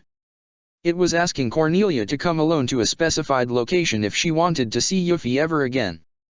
It couldn't be a more obvious trap without the word being scribbled on the back of the note. This was what Meredith had warned her about but, rather than falling to despair, Cornelia's face hardened like a rock. Methodically, she grabbed her shotgun and handgun and drove straight to the specified location in the dead of night. She had been asked to come to a warehouse down by the harbor. Several men were waiting outside for her. They saw Cornelia and urged her forward. She watched them enter the warehouse and stood in the doorway. Cornelia aimed her handgun into the darkness. "Where is she?" Cornelia glared, speaking with a disgusted, calm monotone. There were no less than 12 men in the warehouse including the 2 that had initially spotted her.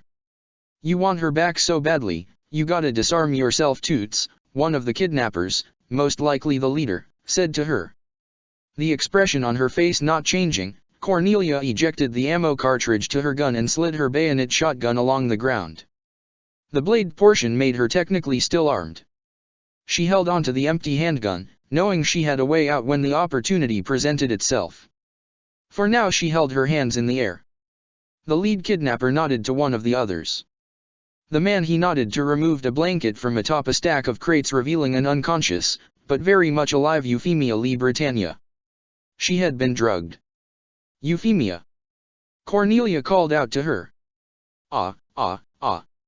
One of the men whipped out a taser and held it dangerously close to Yuffie's neck. One false move and I barbecue your sister's brain. Growling and still scowling, Cornelia asked venomously, "What do you want?" The lead kidnapper eyed her up. "You have the sexiest of bods there, Colonel Lee Britannia. What I wouldn't give to fuck it nice and slow. Ain't that right, boys?" "You're pigs, all of you," Cornelia sneered. Meredith was right. There was no level low enough these men wouldn't sink to. "Hey, you want your sister back, don't you?" "Well, that's the price," the guy told her. Cornelia put her poker face back on. She had to work her way out of the situation. Her only weapon right now was her handgun and she had to get the terrorist closest to Yuffie away from her. Sighing slowly, Cornelia had only one course of action in mind. "Fine," she said contemptuously. Slowly she began undoing the buttons to her uniform. She undressed slowly, watching all of the 12 pairs of eyes on her as she began removing her uniform and slid out of it, exposing her undergarments. By this point, the men were approaching her. "It's working," Cornelia smirked mentally. She began to slide her left arm out of her bra strap and now all of the men were walking towards her like the living dead. By now, the leader was walking towards her, taser ready to be used in case Cornelia tried to fight back. An unsettling smile crossed over Cornelia's face and she spoke one word. "Checkmate." Activating her hyper-focus ability, Cornelia crouched down, grabbed her handgun and shot the lead kidnapper's hand right off at the roots with a blast of spiritual energy. She then shot a couple of the other offenders, giving her space as she then forward rolled to recover her bayonet shotgun. By this point her enemies were running for the walls for their guns, which gave Cornelia the opportunity she needed to duck behind the crates and grab Yuffie and put her in a safe spot, surrounding her sister with crates before leaping back into action. "This could have been a lot easier if you had just gotten down on your knees and sucked our dicks, bitch," one of the men shouted at her. Cornelia now saw the kind of situation she was staring down. She was facing down men armed to the teeth with automatic weapons and she only had her pistol and her shotgun. Cornelia took a deep breath, adding more tension to her body. In recent years she had added a second layer to her hyper-focus ability. If she calmed herself she could perceive time at half speed while enemies perceived her to be twice as fast. At first, she would be sacrificing half her timer to do it, but now she could work off the same timer with no penalty. With both her weapons in her hands, Cornelia proceeded by shooting off 4 shots before her enemies could even ready their weapons, let alone fire, taking out 4 enemies. She then used a super step and decapitated 2 more with the blade on her shotgun. When the men turned and fired to try and shoot her, Cornelia moved like lightning, disarmed them all with either a well-placed kick or a bullet to head. Gunfire rained towards her, but Cornelia saw it coming and dodged to the side, forward rolling to increase her distance and then fired off a shot at the wall, causing the resulting explosion to take out half her attacker's face. One of the kidnappers thought he was smart by doubling back towards Yuffie. "I don't think so," Cornelia said, and with pinpoint accuracy shot the attacker in the side of the face and he went flying into a stack of crates, knocking them over. She then bent her arm backwards over her head and stabbed the kidnapper in the throat coming up behind her with her shotgun's bayonet before firing and taking out not only him, but his partner behind him. Cornelia stood out in her scraps of nothing, both guns held out at 45-degree angles from her torso, scowling and ready to shoot anyone dumb enough to attack. "Anybody else?" she questioned. She then spotted a man cowering and fired at him only to miss and for him to crawl away towards the wall. Using a super step, Cornelia was on him on a stack of crates, bearing down upon him. "You will not evade me." Please, I yield. I yield," the terrorist shouted. "Sorry," Cornelia held up her handgun, "but none of you are getting out of here alive." She shot the man in the shoulder, nearly tearing the entire mound of flesh off. It was enough to wound the man, but he'd live. Cornelia then went and picked up a handgun belonging to one of the other terrorists. She didn't want to outright kill the last one. She had a few questions. She slammed the man up against the wall with one hand gripping his shirt and the other pressing her gun to his throat. "Who do you work for? What are you after? You really think I'd tell you anything?" The terrorist laughed at her. Cornelia took the gun away from the man's throat and instead fired a shot into his scrotum, rupturing the left testicle. She put the gun back to his neck. "Who do you work for?" she repeated. "Go fuck yourself, you crazy bitch." The terrorist spat at her. Cornelia shot him in the foot this time and repeated her question. She was answered with cold silence. She shot the man in the kneecap of the leg. She didn't shoot the foot of last time. The terrorist cried and groaned in pain. Cornelia repeated her question, but he still resisted. Another shot went off. This time she shot his left shoulder, causing his arm to slump. The man was coughing and blood was forming in his nose. "Kill me. Death is too good for you." Cornelia slid the man's spine roughly up the wall, still remaining eerily calm. "I will make you beg for death and even then refuse to give it to you unless I get some answers. I will make you feel 10 times the suffering you caused to Yuffie." "We didn't do nothing to her," the man sobbed from the pain. "You kidnapped her and drugged her. That's bad enough in my book. Answer my questions or my next shot goes right into your collarbone here." She pressed the gun against the spot of the shot for emphasis. There was no answer. "I guess you have a high pain tolerance."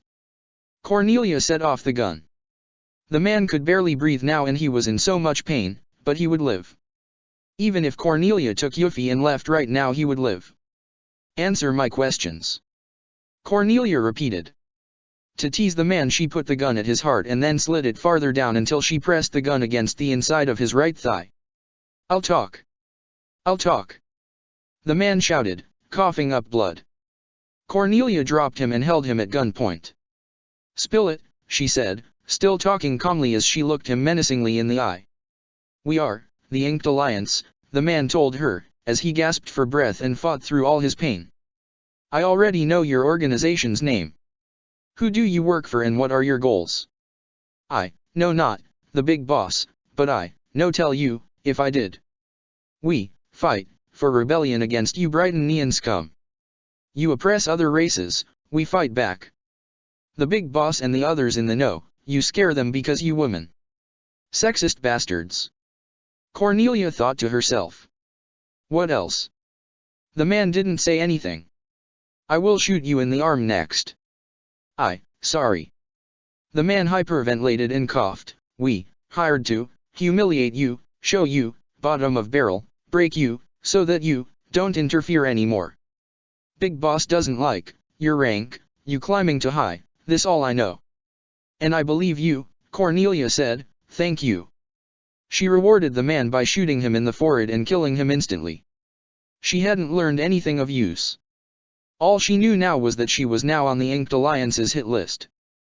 They knew she was after them, and like Marianne and Meredith they wanted her to give up, but Cornelia knew she was made of sterner stuff than that.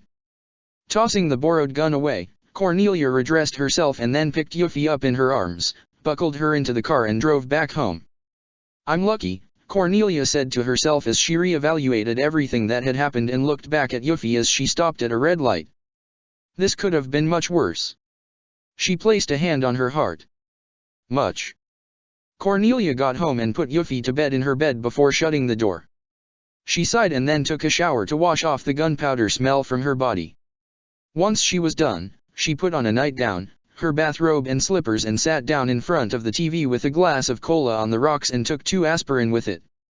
She had almost completely forgotten about her minor hangover. "And what are you doing up so late?"